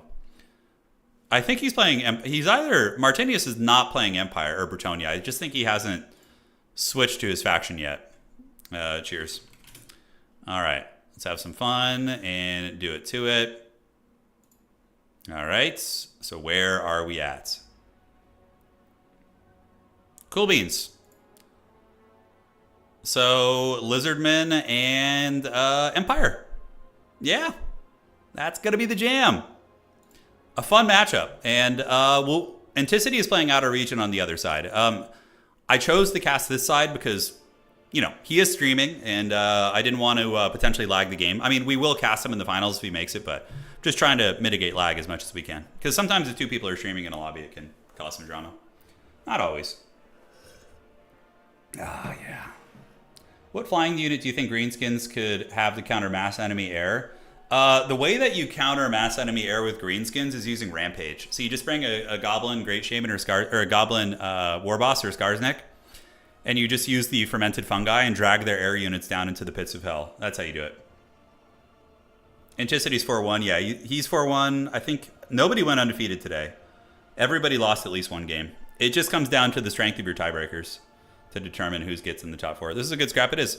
It's a really fun matchup. Empire versus Lizardmen is a great time. I'll be right back. I'm going to go refill my water. And thank you guys all for joining tonight. It's been a hell of a lot of fun. And we're going to keep the good times going.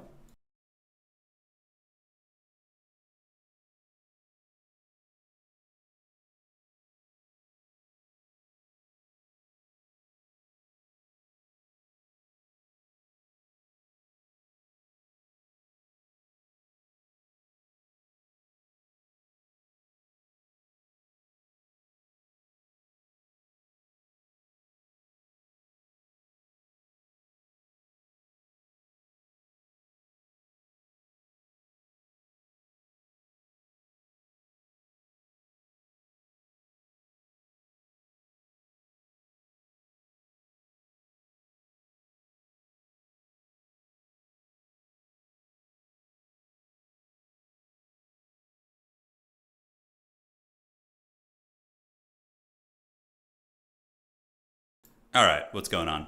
What's cracking? I love the name, by the way. Yeetus Parakeetus. No, we're back. I was just grabbing some water. Yeah. It's not an AFK stream, I promise. We're here for the good times. So yeah, Empire vs. Lizards. Oh yeah, so that's the story I was gonna tell you guys. So today, my wife and I were out in the town. We were getting lunch at one of the local haunts, and so we have a toy store in our hometown that is owned by this like old Santa Claus looking man. He's got to be like in his 80s now, but basically it's the toy store I've been going to since I was a kid. Like when I was like 6 years old, I was buying Magic card packs from this guy at his toy store like back in the day. He's literally like the Santa Claus of our town. So he knows my wife and I. He's like friends with us. You know, he's known me since I was a kid. So basically, we were eating lunch, and he comes into the restaurant, and he's holding a 1984 Gremlins toy. So it's you guys know the Gremlins movie, where like when you feed them after midnight or you get water on them, they turn into little monsters. Yeah. So he's just carrying it down the street, just randomly. He didn't know we were at this restaurant. So he comes in with this 1984 toy from the Gremlins movie, and he comes up to our table, and he just offers it to us. He's like, I'm getting old. Like, you want this Gremlins toy? And we're like, sure. Like, let me show you the what he gave us. It was like the strangest thing. I was like, number one, why is he carrying this thing around town? He was coming to lunch, and he was carrying this toy, 1984 Gremlins. Toy. Okay, it's. Let me see if I could find it. But it has a tag on the back that it's from 1984. Is this it? I think no. It's like a.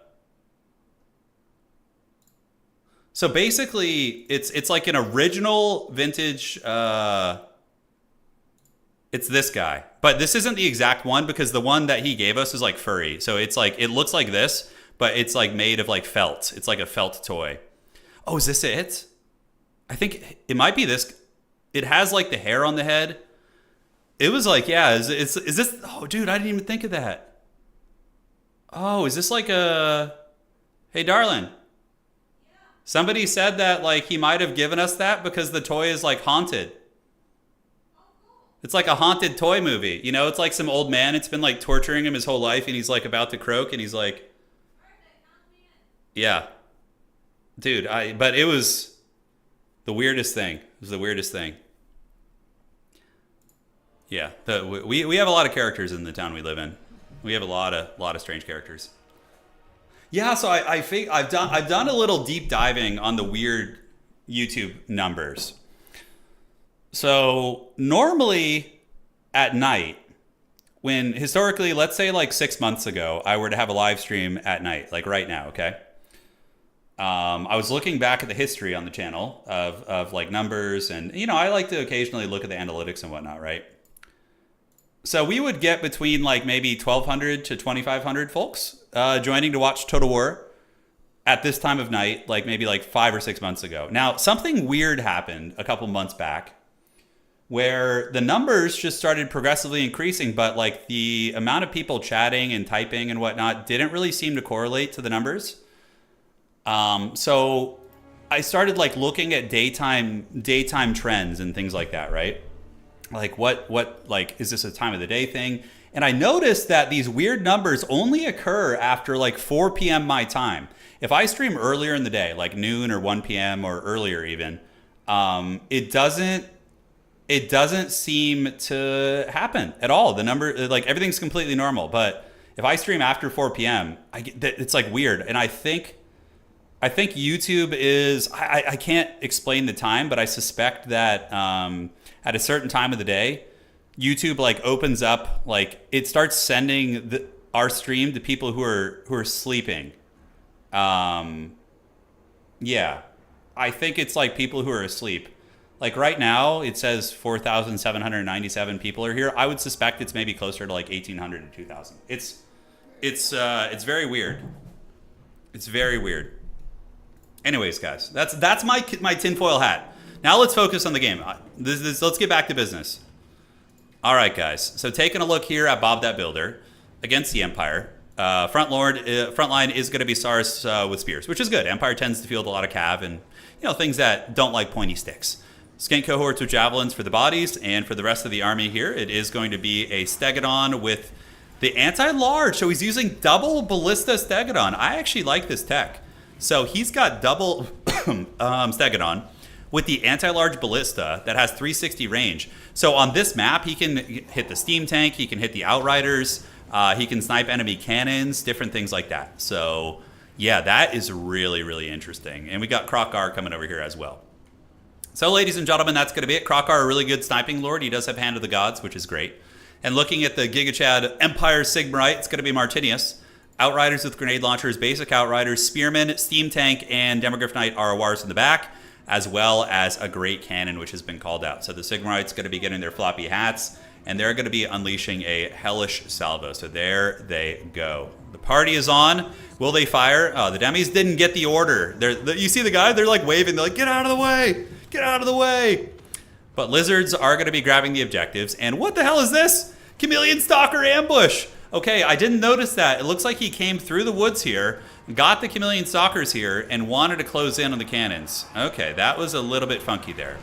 So the Chameleon Stalkers try to sneak around and get on top of the Great Cannons, but they do get run down by the Demogryph Knights here in the back, and should be cleaned up. But they're still causing a fair amount of disruption, right? They're, occupying the Outriders and wasting some of the ammunition of the grenades. Not wasting per se, but yeah, Chameleon Stalkers, pretty damn cool. All right. So moving on up here, we do have the Skink cohorts as well as the Skink cohort javelins heading over this way. Lizardmen comfortably sitting on 2 objectives. In the back, we get a Heavens Caster being called in to support Krokar. He's going to be rocking Wind Blast, the Clear State Troopers, and a Bastillodon with the Rev Crystal, which is a great choice for healing the Stegodons. So Stegodons are really good kind of artillery duelists, but they have a huge amount of HP. And they can also be healed as well, so I think that's kind of neat. The Empire did pick a weird color scheme. They're using Talbot Land, I think is what it is. I'm not sure. But yeah, that is one of them. Now, the Empire is going to be slowly moving out, but the Lizards will have the infantry advantage. So far, we do see the cannon trading in here. So the Great Cannon's going to be shooting into the Stegodons, and the Rev Crystal's going to be activated, which is going to counter a lot of the damage. And what are they shooting? It seems that the Stegodons are not trying to snipe the Great Cannon, and rather they're shutting down the Outriders, which isn't a terrible choice. Granted, I think it'd be a little bit wiser to go after the Great Cannon because it's what's going to kill the Stegodon. But just my 2 cents. So back objective, more Chameleon Stalkers on the way, and I love that Bob is using these. They're really cool at sneaking up on artillery and killing cannons. So that's the game plan. He's going to use the Stegodons to trade with the closer skirmishers, and he's going to try and sneak around with the Chameleon Stalkers and shut that shit down at range. Now, Empire coming in, Outriders, Demogryph Knights, Cold One Sphere Riders called in. Now, this is why you don't go Empire Knights. You don't go anything super fancy or cheap in this matchup. You got to go for the Elite Cav. You got to go for the Royal Turfgryphites or Demogryphs. And Demogryph's going to get a good charge there. A little bit lackluster. It seems like both players kind of slipped up on their micro a little bit. But this is going to be a pretty bad trade for Bob. Bob is going to get wrecked here. Probably Cascading Fire Cloak from the Fire Wizard coming down. That's going to put their melee defense up to the blessed 69. That's what she said. But yeah, big trade here for the Empire as the Griffites just completely dominate that fight. Now, moving up on the point, we do see the State Trooper Tide moving in. On the backside, sneaky, sneaky. There they go. We do see the old Chameleon Stalkers on their way around. So there they go. The Chameleon Stalkers going to be jumping on top of the Great Cannons. And Objective 2 belongs to the Lizardmen. Objective 3 belongs to the Lizards. But the Empire are getting some ground. The Outrider Corps here getting some really good focus fire. And the cannon down here has been able to shoot for a long time. And that is going to be breaking the Stegodon. So we do see the Empire starting to claw some value back. Now, as far as the State Trooper fighting goes, one of the Stegodons is in melee, fighting a bunch of Spearmen, which is not great for this dinosaur. God, imagine how bad this would suck to be one of those State Troopers, having to fight like literally a Stegosaurus. It's shit's awful. Skink cohorts throwing javelins, and in the back we got grenade launchers and outriders still providing fire support, but the Lizards are stalwart. Saurus Warrior is not going to give up. You know, when you fully surround them, it's like that. It's like that scene in the Watchmen when Rorschach is in prison. He's like, "You're trapped in here with me." That's like basically Saurus in a nutshell. So we do get a Burning Head going down. Burning Head cooks the Skink cohorts with javelins. Very, very nice Burning Head there. That was a thing of beauty. And the Empire continues fighting. Now, this is something that I have not been focused on this game, is the Steam Tank Commander. So the Empire Master Engineer has actually been pounded by these Stegodon bolt throwers, and it looks like that happened mostly in the beginning of the game. And oh, the Stalkers with the steel chair! Check that shit out. So the Stalkers came out of the woods, and they get on top of the cannon. I love it. Bob with the forbidden ambush tactics. The long gamble paid off, and now the Chameleon Stalkers are going to finish off this Great Cannon crew, or at least shatter it, and then be able to trade reasonably well into the Free Company. Dude, the Giga Chad Stalker ambush. I absolutely love it. Now, back in the fight, good Wind Blast. That was a really nice one from Bob that Builder, crushing the Outriders and doing some damage against these State Troopers as well. Saurus Warrior still grinding up on the point. Heaven's Caster for the Lizards lurking, as we do see the Demogryph Knight Halberds engaging against the Stegodon, which is a bad fight for the Stegodon. But as long as you move the Saurus Spears and retreat the Stegodon through the spear units, it's going to be a very, very salvageable situation. So we will have to see how that all goes. Back objective controlled by Lizards, not anything kind of trying to get cheeky on that, but the Empire has been able to wrestle this. Chameleon Stalkers have shattered the cannon crew and did some okay damage, but the Steam Tank was able to run those guys over, so makes sense there. And will the Lizards get this point back? We do see the Stegodon coming back here. A bit of a blunder by Bob, actually. What Bob should have done is he should have ran the Stegodon back here and just sat it back and used it as an Overwatch unit. There was no reason to really get it close again and just get it shot up by all these Outriders, right? So back on the point, guys. We do have the Skink cohorts fighting it out with the Bastillodon, the Rev Crystal. Cohorts will trade, excuse me, reasonably well into the Swordsmen. And this other Stegodon actually getting whooped on by these Demogryph Knights. Yeah, Demis are a really, really cool unit. But they're going to take casualties as well. I mean, Krokgar is nearby. The Saurus are 8-foot-tall jacked lizard people. And Krokgar might be able to salvage this. But if this Stegodon does get taken offline here, that's going to be a huge win here for old Martinius. Martinius moving up, and looks like he's getting ground on the objective. This game is really close value-wise. Bastillodon with the Rev Crystal being focused, and Lizard's just going to be calling in waves and waves of durable grinding capture weight. There might be one deciding factor here, is the fact that Krokgar is actually still going to be a player in this game. He's going to be a contender. You know, he can bully things. He can fight on the objective. He can keep the Steam Tank away. The Steam Tank commander has basically just been hiding in the shadows back here.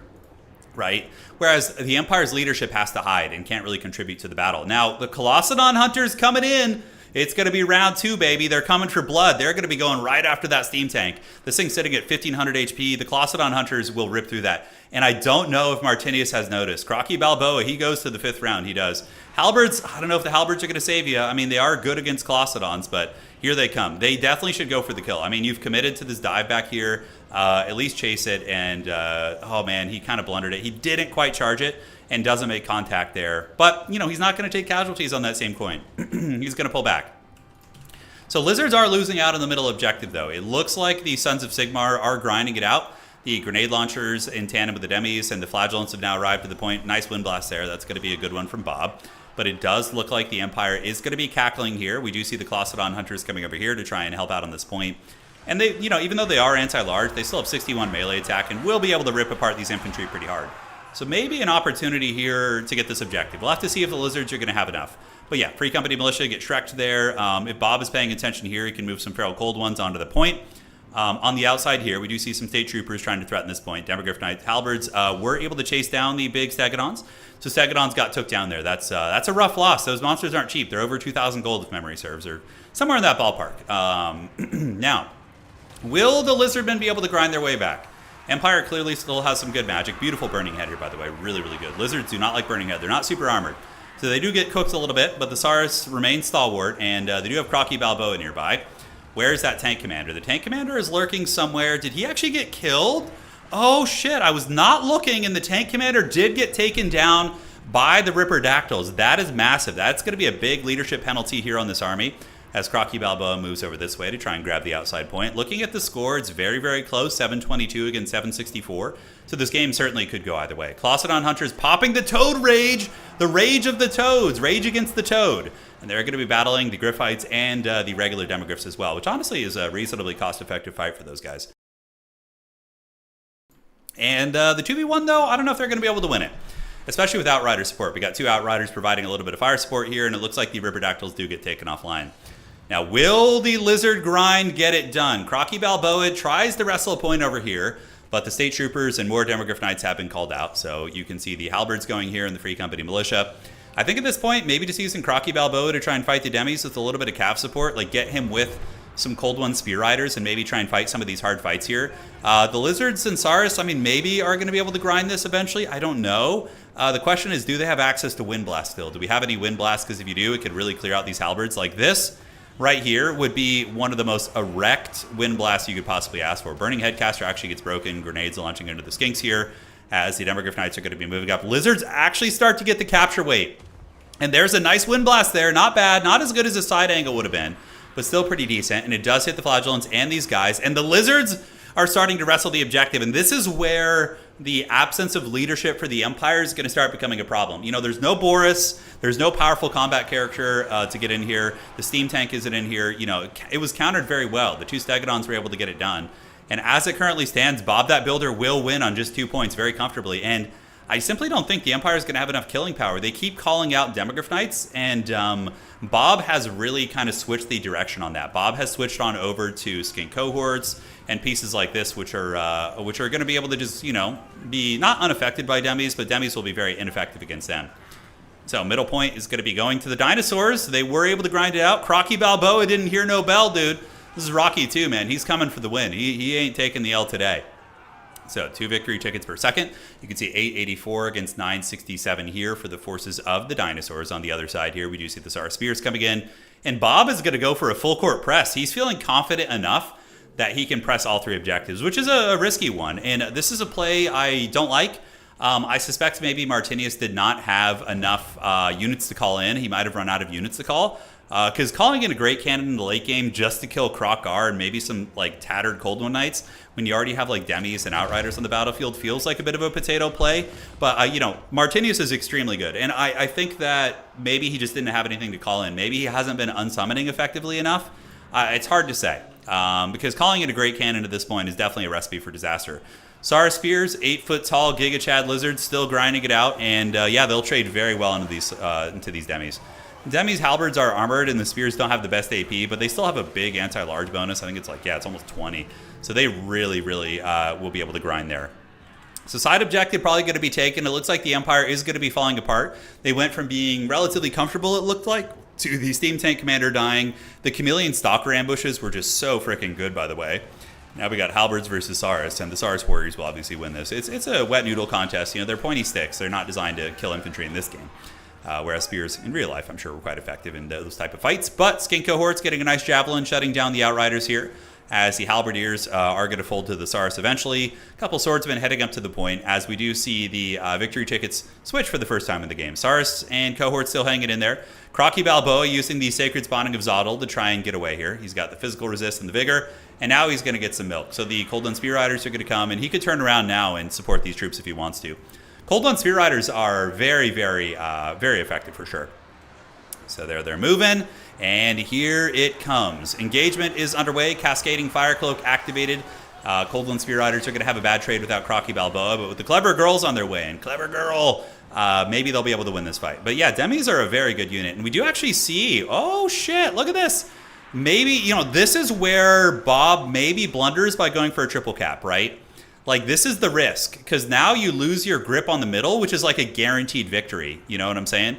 Granted, Crocky Balboa and the Spears do manage to beat the Demogryphs, and he stabilizes it. So he's not going to be punished for going wide. It looks like he's barely going to be stabilizing it, as a matter of fact. But that like could have been a variable in which maybe going for the triple cap when you can take a very conservative double cap victory is a little bit safer, right? But that's again one of the tactical decisions that goes into domination mode, is knowing like when you should push for 3 or hunker down on 2, etc., etc. But like even still, the Lizards grinding here is not cost ineffective. The Empire are getting a little bit danger close to maybe flipping this objective again, guys. And could we see a comeback for the Sons of Sigmar? They didn't hear no bell, dude. They've channeled the spirit of Sigmar, and they're going for it. So cohorts arriving. That's going to be a fair amount of capture weight. Crocky Balboa needs to get back on the point. Do not want to let that one flip. This game is so freaking close that it could really, really go either way. Looking at the value, we do see Empire ahead, but Lizards had max Rev Crystal charges to use this game, so I think they're pretty comfortable. Cohort of Sotek is a very good call. These guys are going to be good against Cav, and you can also use Refuse to Die on them, so they won't be losing capture weight. So they're going to be guaranteeing a little bit of capture weight here. Grenade launchers and flagellants and swordsmen on the way in. Here on the outside, it looks like the Sons of Sigmar are holding, and probably will be able to hold with the fresh swordsman arriving. I think it'll take like 10 years for the Lizards to capture this outside point here. And moving up, we do see objective dose, so objective 2 is going there, as the Empire does get pushed off the objective. So the -10 leadership penalty really rearing its ugly head right now, and the Empire is starting to suffer with their tank commander having been destroyed earlier. Incredibly tough. So moving on in, Spearmen are there, and they are going to get charged by some clever girls. Granted, that is a trade that would be pretty good for the State Troopers, but with the prevalence of just massive amount of skink cohorts, which will trade very well into Spear units, mind you, they're doing okay. Uh-oh, wait, Crocky Balboa in a little bit of danger back here, and he gets broken by some tattered Demogryph Knights. So there they go. Crocky Balboa is going to be fleeing the scene. He is peeling on back. And looking at objective 2 here, we do see the Lizardmen going to be hunkering it down and looking like they're closing out the game. Killing Crocky Balboa, like if there was another 3 or 4 minutes left in the game, like I think that would give the Lizardmen or the Empire potentially the victory. The -16 leadership on all these very tattered skink units would be very nice. But it's a little bit too late, right? Because 1430, now at this point, the Lizardmen can simply win on one objective. And who would have thought that Chameleon Stalkers would just be such a G unit? They'd be so good. They've been great at ambushing the artillery and pretty good at just providing some ambush utility overall. Nice wind blast there on the Spearmen, and the middle objective does start to flip to the Sigmarites, but is going to be 1468. These State Troopers not going to be able to get through the Chameleon Stalkers. And yeah, there's simply not enough capture weight. We do get another Outrider coming out, which is a fast unit. And yeah, I mean, a very nice attempt by Martinius, but it looks like Bob that Builder is going to hold on. Empire vs. Lizardmen always makes for a good one. And the Children of the Old Ones claim victory. Crocky Balboa. He didn't hear no bell whatsoever. All right. GG. Well to the frickin' played. So Crocky, 1500. Yeah, shutting down the tank commander with the 2 Stegodons in the early game was very good. 1600, 800 value on those. Not bad at all. And yeah, overall, really, really scrappy game. Yeah, tank commander getting countered was big. Yeah, and overall, Trixie Hobbitses. That was a tense one. This was as tense as when Rocky punched the USSR into falling apart in Rocky 4. Yeah, yeah, sure was. Awesome game. Awesome game. So let's see who's going to be in the grand finals. Who won the rematch between Outer Region and Anticity? We need to go see there. All right. Refreshing that. Dude, I hate Saurus. I hate fighting Saurus. They're not overpowered. They're a totally balanced unit, but yeah, I just like, as an Empire main, battling Saurus warriors is very stressful. Hey, Arthur, Verdict, and Forest Hunter, thank you guys for following, and Lancer as well. Thank you guys. Welcome to the party. All right, what's cooking? What's cracking? Let's get this party started, and grand finals is not set yet, so let's go ahead and set up the lobby. Tourney finals. All right. Who's out of region playing? I don't know who he's playing, actually. If he's playing Tomb Kings, he should be able to beat Bretonia with some efficiency. Just finals now. All right. Yeah.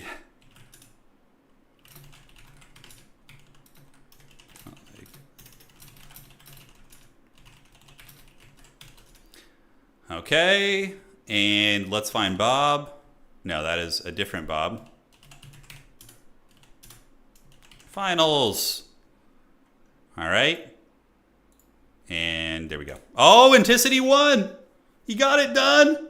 Oh, is this the Grail Vow? Are we going to get to see him ascend to his Grail Knight status?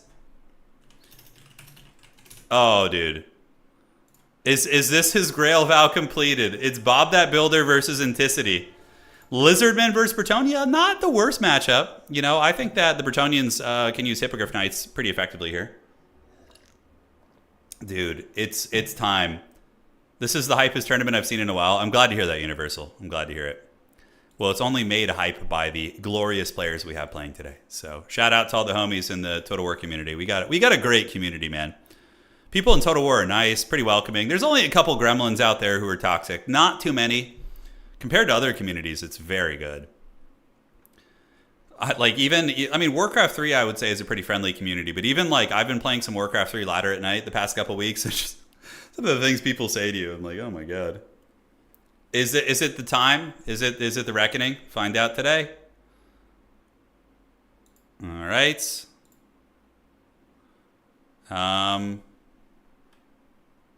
Yeah, people bring it against wagons. Already.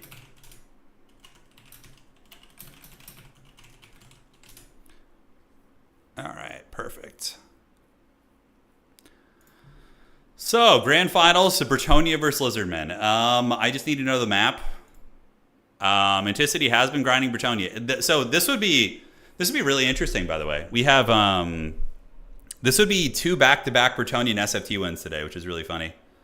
Anticity has grinded 10 tournaments in a row with Bretonnia to try and win, dude. The suffering, yeah. Yeah, I mean, he's a grinder type personality. He really likes to get in there and figure things out, the nitty-gritty.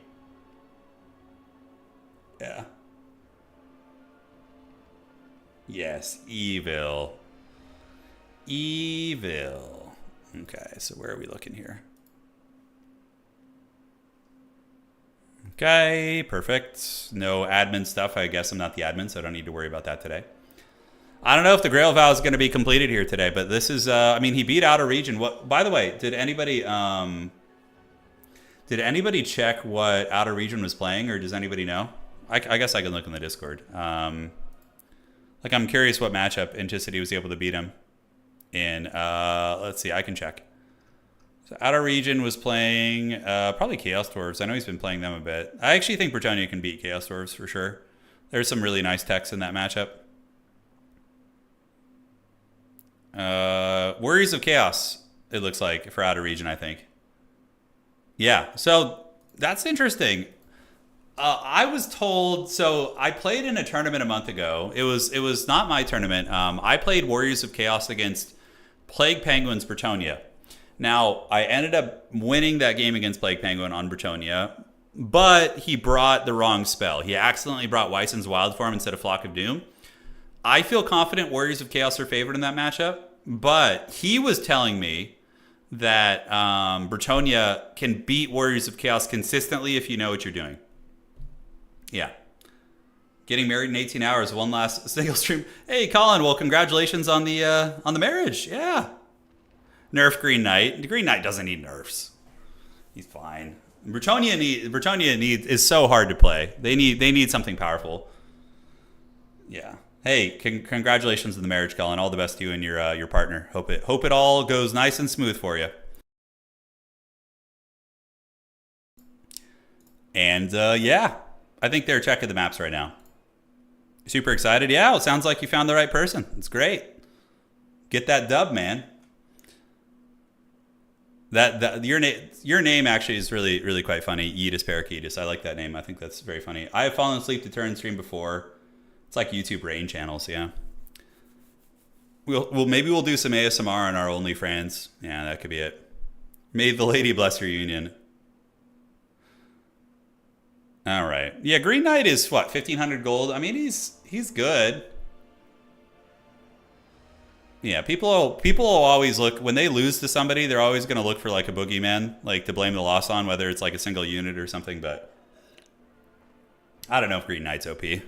We'll see. I mean, he's been grinding Bretonnia nonstop, right? And with Warriors of Chaos, you can you can go Archeon in that matchup, can't you? And just Archeon will beat the brakes off the Green Knight with Spirit Leech and Burning Head. You go Archaon, Nurglecaster in reserve, and I think you're totally cooking. How'd the stream go? We went 4-1 with the Empire. We did pretty good, but we lost out on top 4 by 1 point, which feels bad. By 1 tiebreaker point. Yeah. Yeah. The Forbidden Wife deck, yeah. Anticity kind of won the build bingo against them. Yeah. I think you go Archaon with Spirit Leech, Burning Head, Hell Cannon, Marauders with maybe with some Aspiring Champions. Blood Beasts are very good in that matchup. Yeah, very, very nice. I also put on your old streams for if you do a video where you talk through painting minis, so it put me right out. All right, I'll see what I can do. I'll see what I can do. It's Alberic with anti-large area buff and Green Knight. Ain't beating that? Nah, maybe. I'd have to play it. You could be right. Anticity's also very good, and so are you. You guys are both top tier players, so. Yes. They do have free growth, that's true. They do. I have used Mountain God to pretty good effect in that matchup. Kolek, I've used him. He's pretty beast mode. Kolek with an Nurglecaster, backed up by some Rot Knights. Like, Rot Knights can be pretty effective there. Granted, if they do get jumped from the skies with like a bunch of anti-large, it can be dodgy for them, but yeah, it's fun. But you have Marauder Horse and Throwing Axes too. If he dives like too deep in your lines, you can Throwing Axe beat him down. I just fall asleep from being an old man. I'm like the opposite as you guys. I have a horrible time falling asleep. Like every night it takes me like a long time of just laying there and being miserable. I guess I got to exercise more. Yeah, Alberic seems good. Alberic seems nice for sure. The anti-large is very good. I think Bretonnia's fine. I don't think they're OP at all. I think they're one of the worst factions in the game as a matter of fact, but there's a couple really good players. Charix and Anticity have been grinding and going like 4-1 in most of their tournaments. Or 3-1, and that's why their win rate's higher. Yeah. You fall asleep from being an alcoholic. Is Anticity gonna leave? He probably wants to win so bad right now. He probably just is like twitching with tension, just wanting to get out of the Bretonian curse. It's fun. I'm sure it's a fun saga though, you know? Like even though he acts like he's suffering, I'm sure he's having a good time. Yeah. All right. Sleepy time tea before bed. Yeah. I feel like in the next like 50 years, there's going to be a technology, like something you can do to just put yourself to sleep. Like not in that way, but you like some sort of like tech or like, you know, those like little like electrical pads people used for like muscle stimulation, like something you'll be able to do with like something like that. That'll just like knock you out, you know? Yeah. Anticity lost a Bretonian mirror match earlier today. Oh, did he? That is his bane, the mirror match? Yeah. So, Alberic, Green Knight, Foot Squires, and Archers. This is probably one of my favorite elements about seeing Anticity play. I like seeing really good creative players figure out how to make bad factions work. That's really fun. Looking forward to seeing it prevail in his Grail Quest. And we'll see. I mean, Bob is very scary. Yeah, Bob is a very good Lizardman player. He's a main of Lizards. That's his jam. Have I tried heated milk? I can't do dairy products, so no. All right, ladies and gentlemen, Anticity's build. He's got Peasant Mobs, which makes sense. Sacrifice them.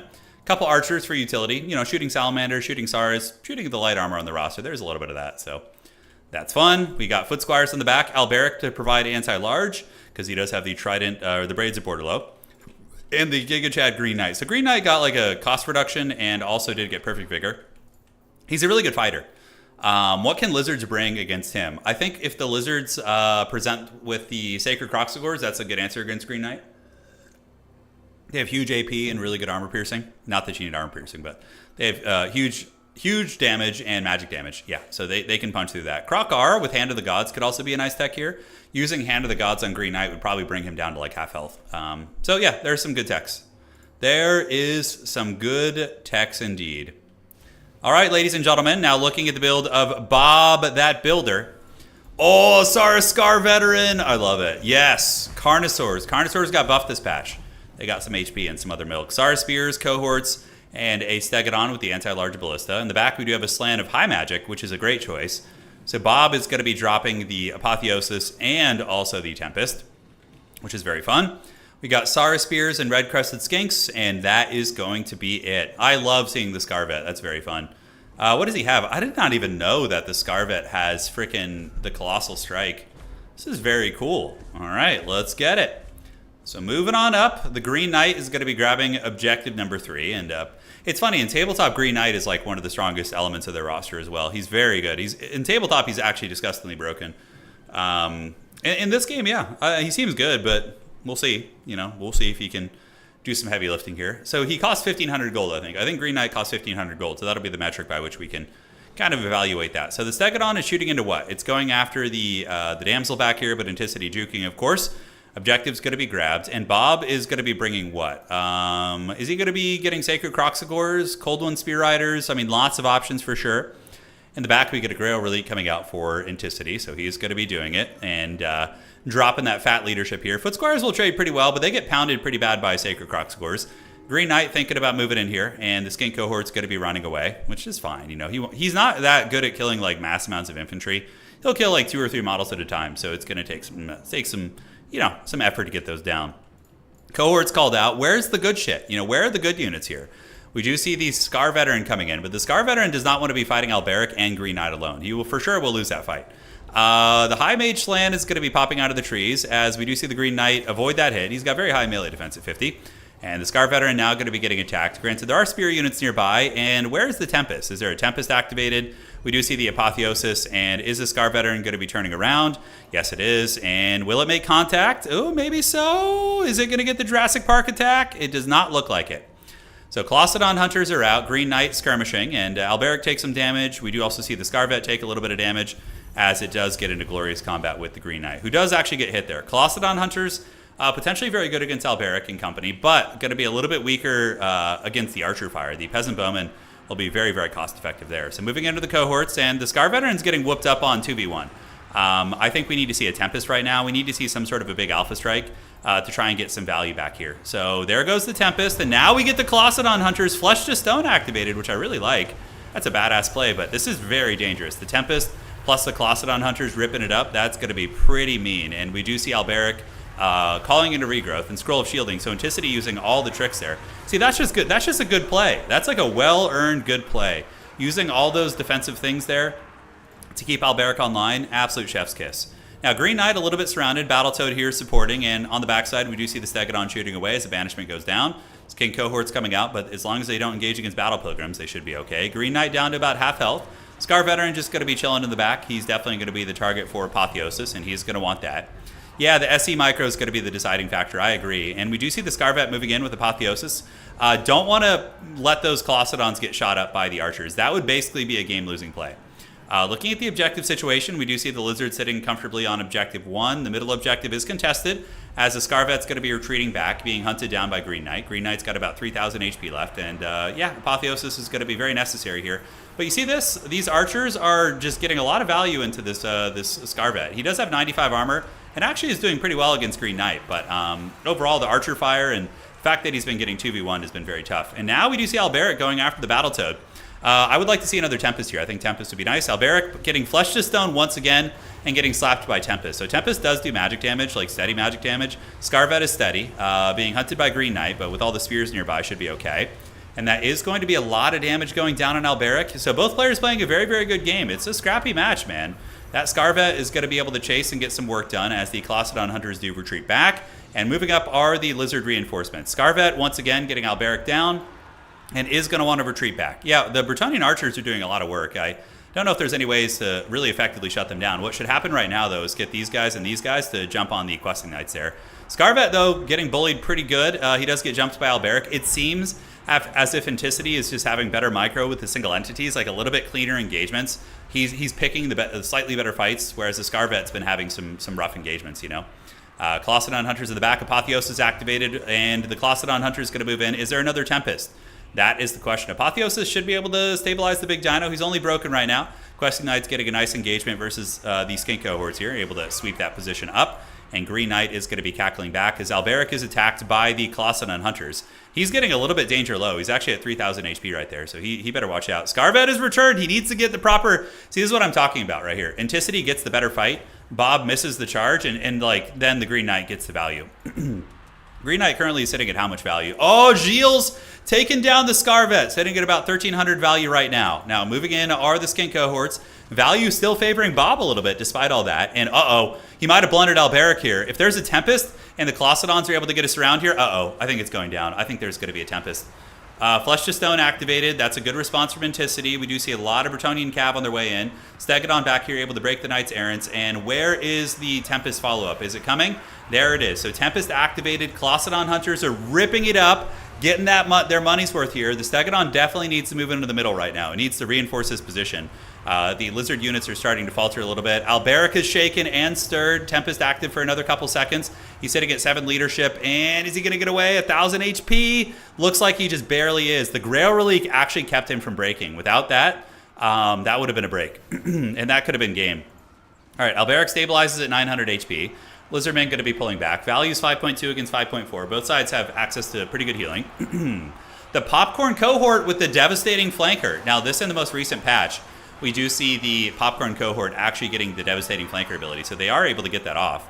And that's going to break up the Bretonnian Cav right there pretty good. So the Questing Knight's going to lose, and the other units there could be in trouble. But what the hell? The Slan getting KO'd by the Green Knight and the Archers. So the Archer is able to zero in on the Battletoad, and it looks like the Grail Vow might be completed here by Anticity. Winning the sweaty SFTs with Bretonnia is certainly not an easy feat, ladies and gentlemen. So Popcorn cohort doing it.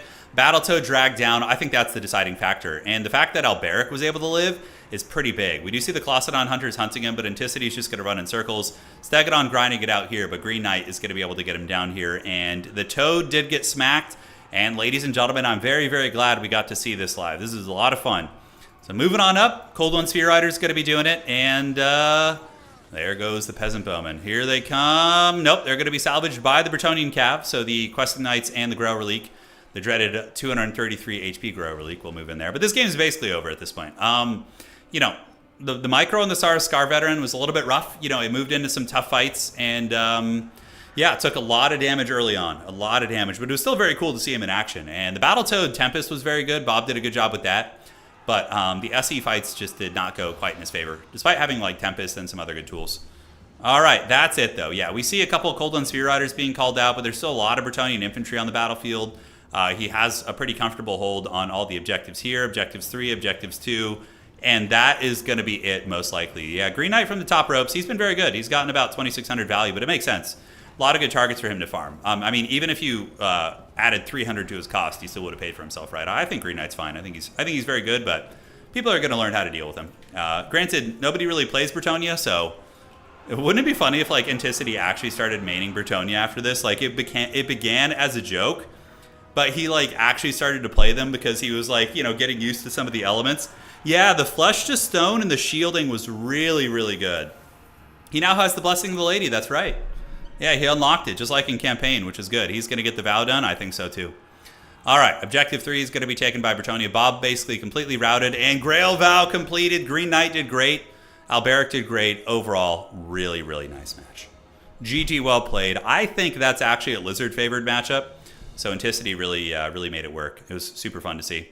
It just came down to the single entity micro, really.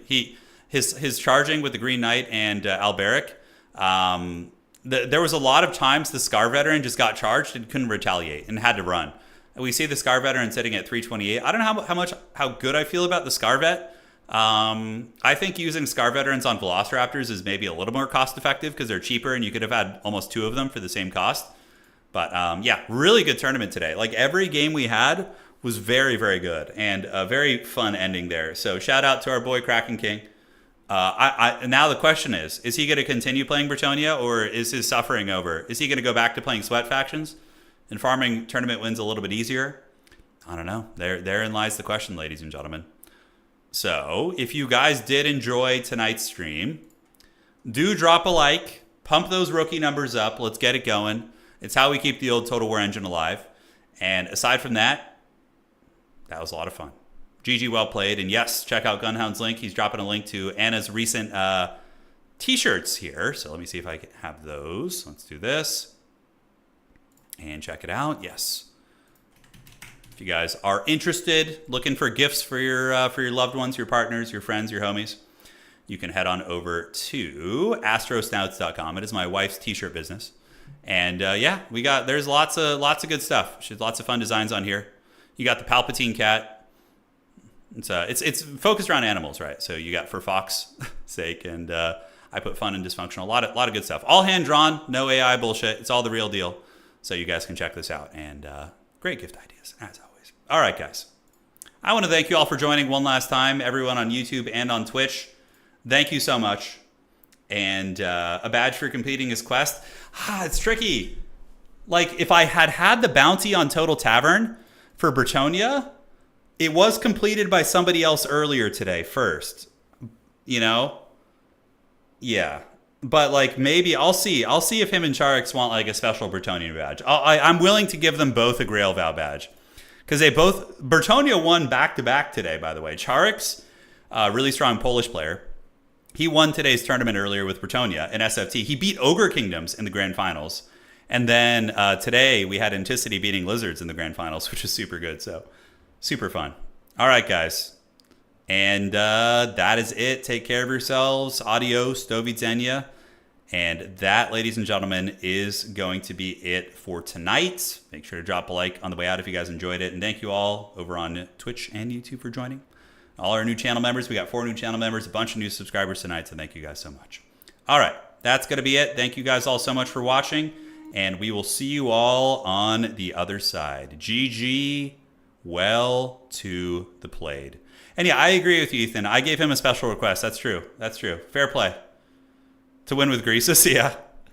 Yeah, you see, the thing is, I don't like playing ogres, and I don't know. If you abuse Thundertusk, winning with Greasus would actually be a little bit easier. I'll consider it. All right, guys. That's it for today. Take care of yourselves, and see you all around. I wanted to adopt Tzeentch. Because Tzeentch has 2 games played this season. 2 freaking games. Okay? It's rough, dude. It's rough. All right. See you around. GG, well played. And congrats to Anticity for completing his glorious Grail Vow. Well deserved. Awesome game. And like I said, that is going to be it for tonight. Cheers.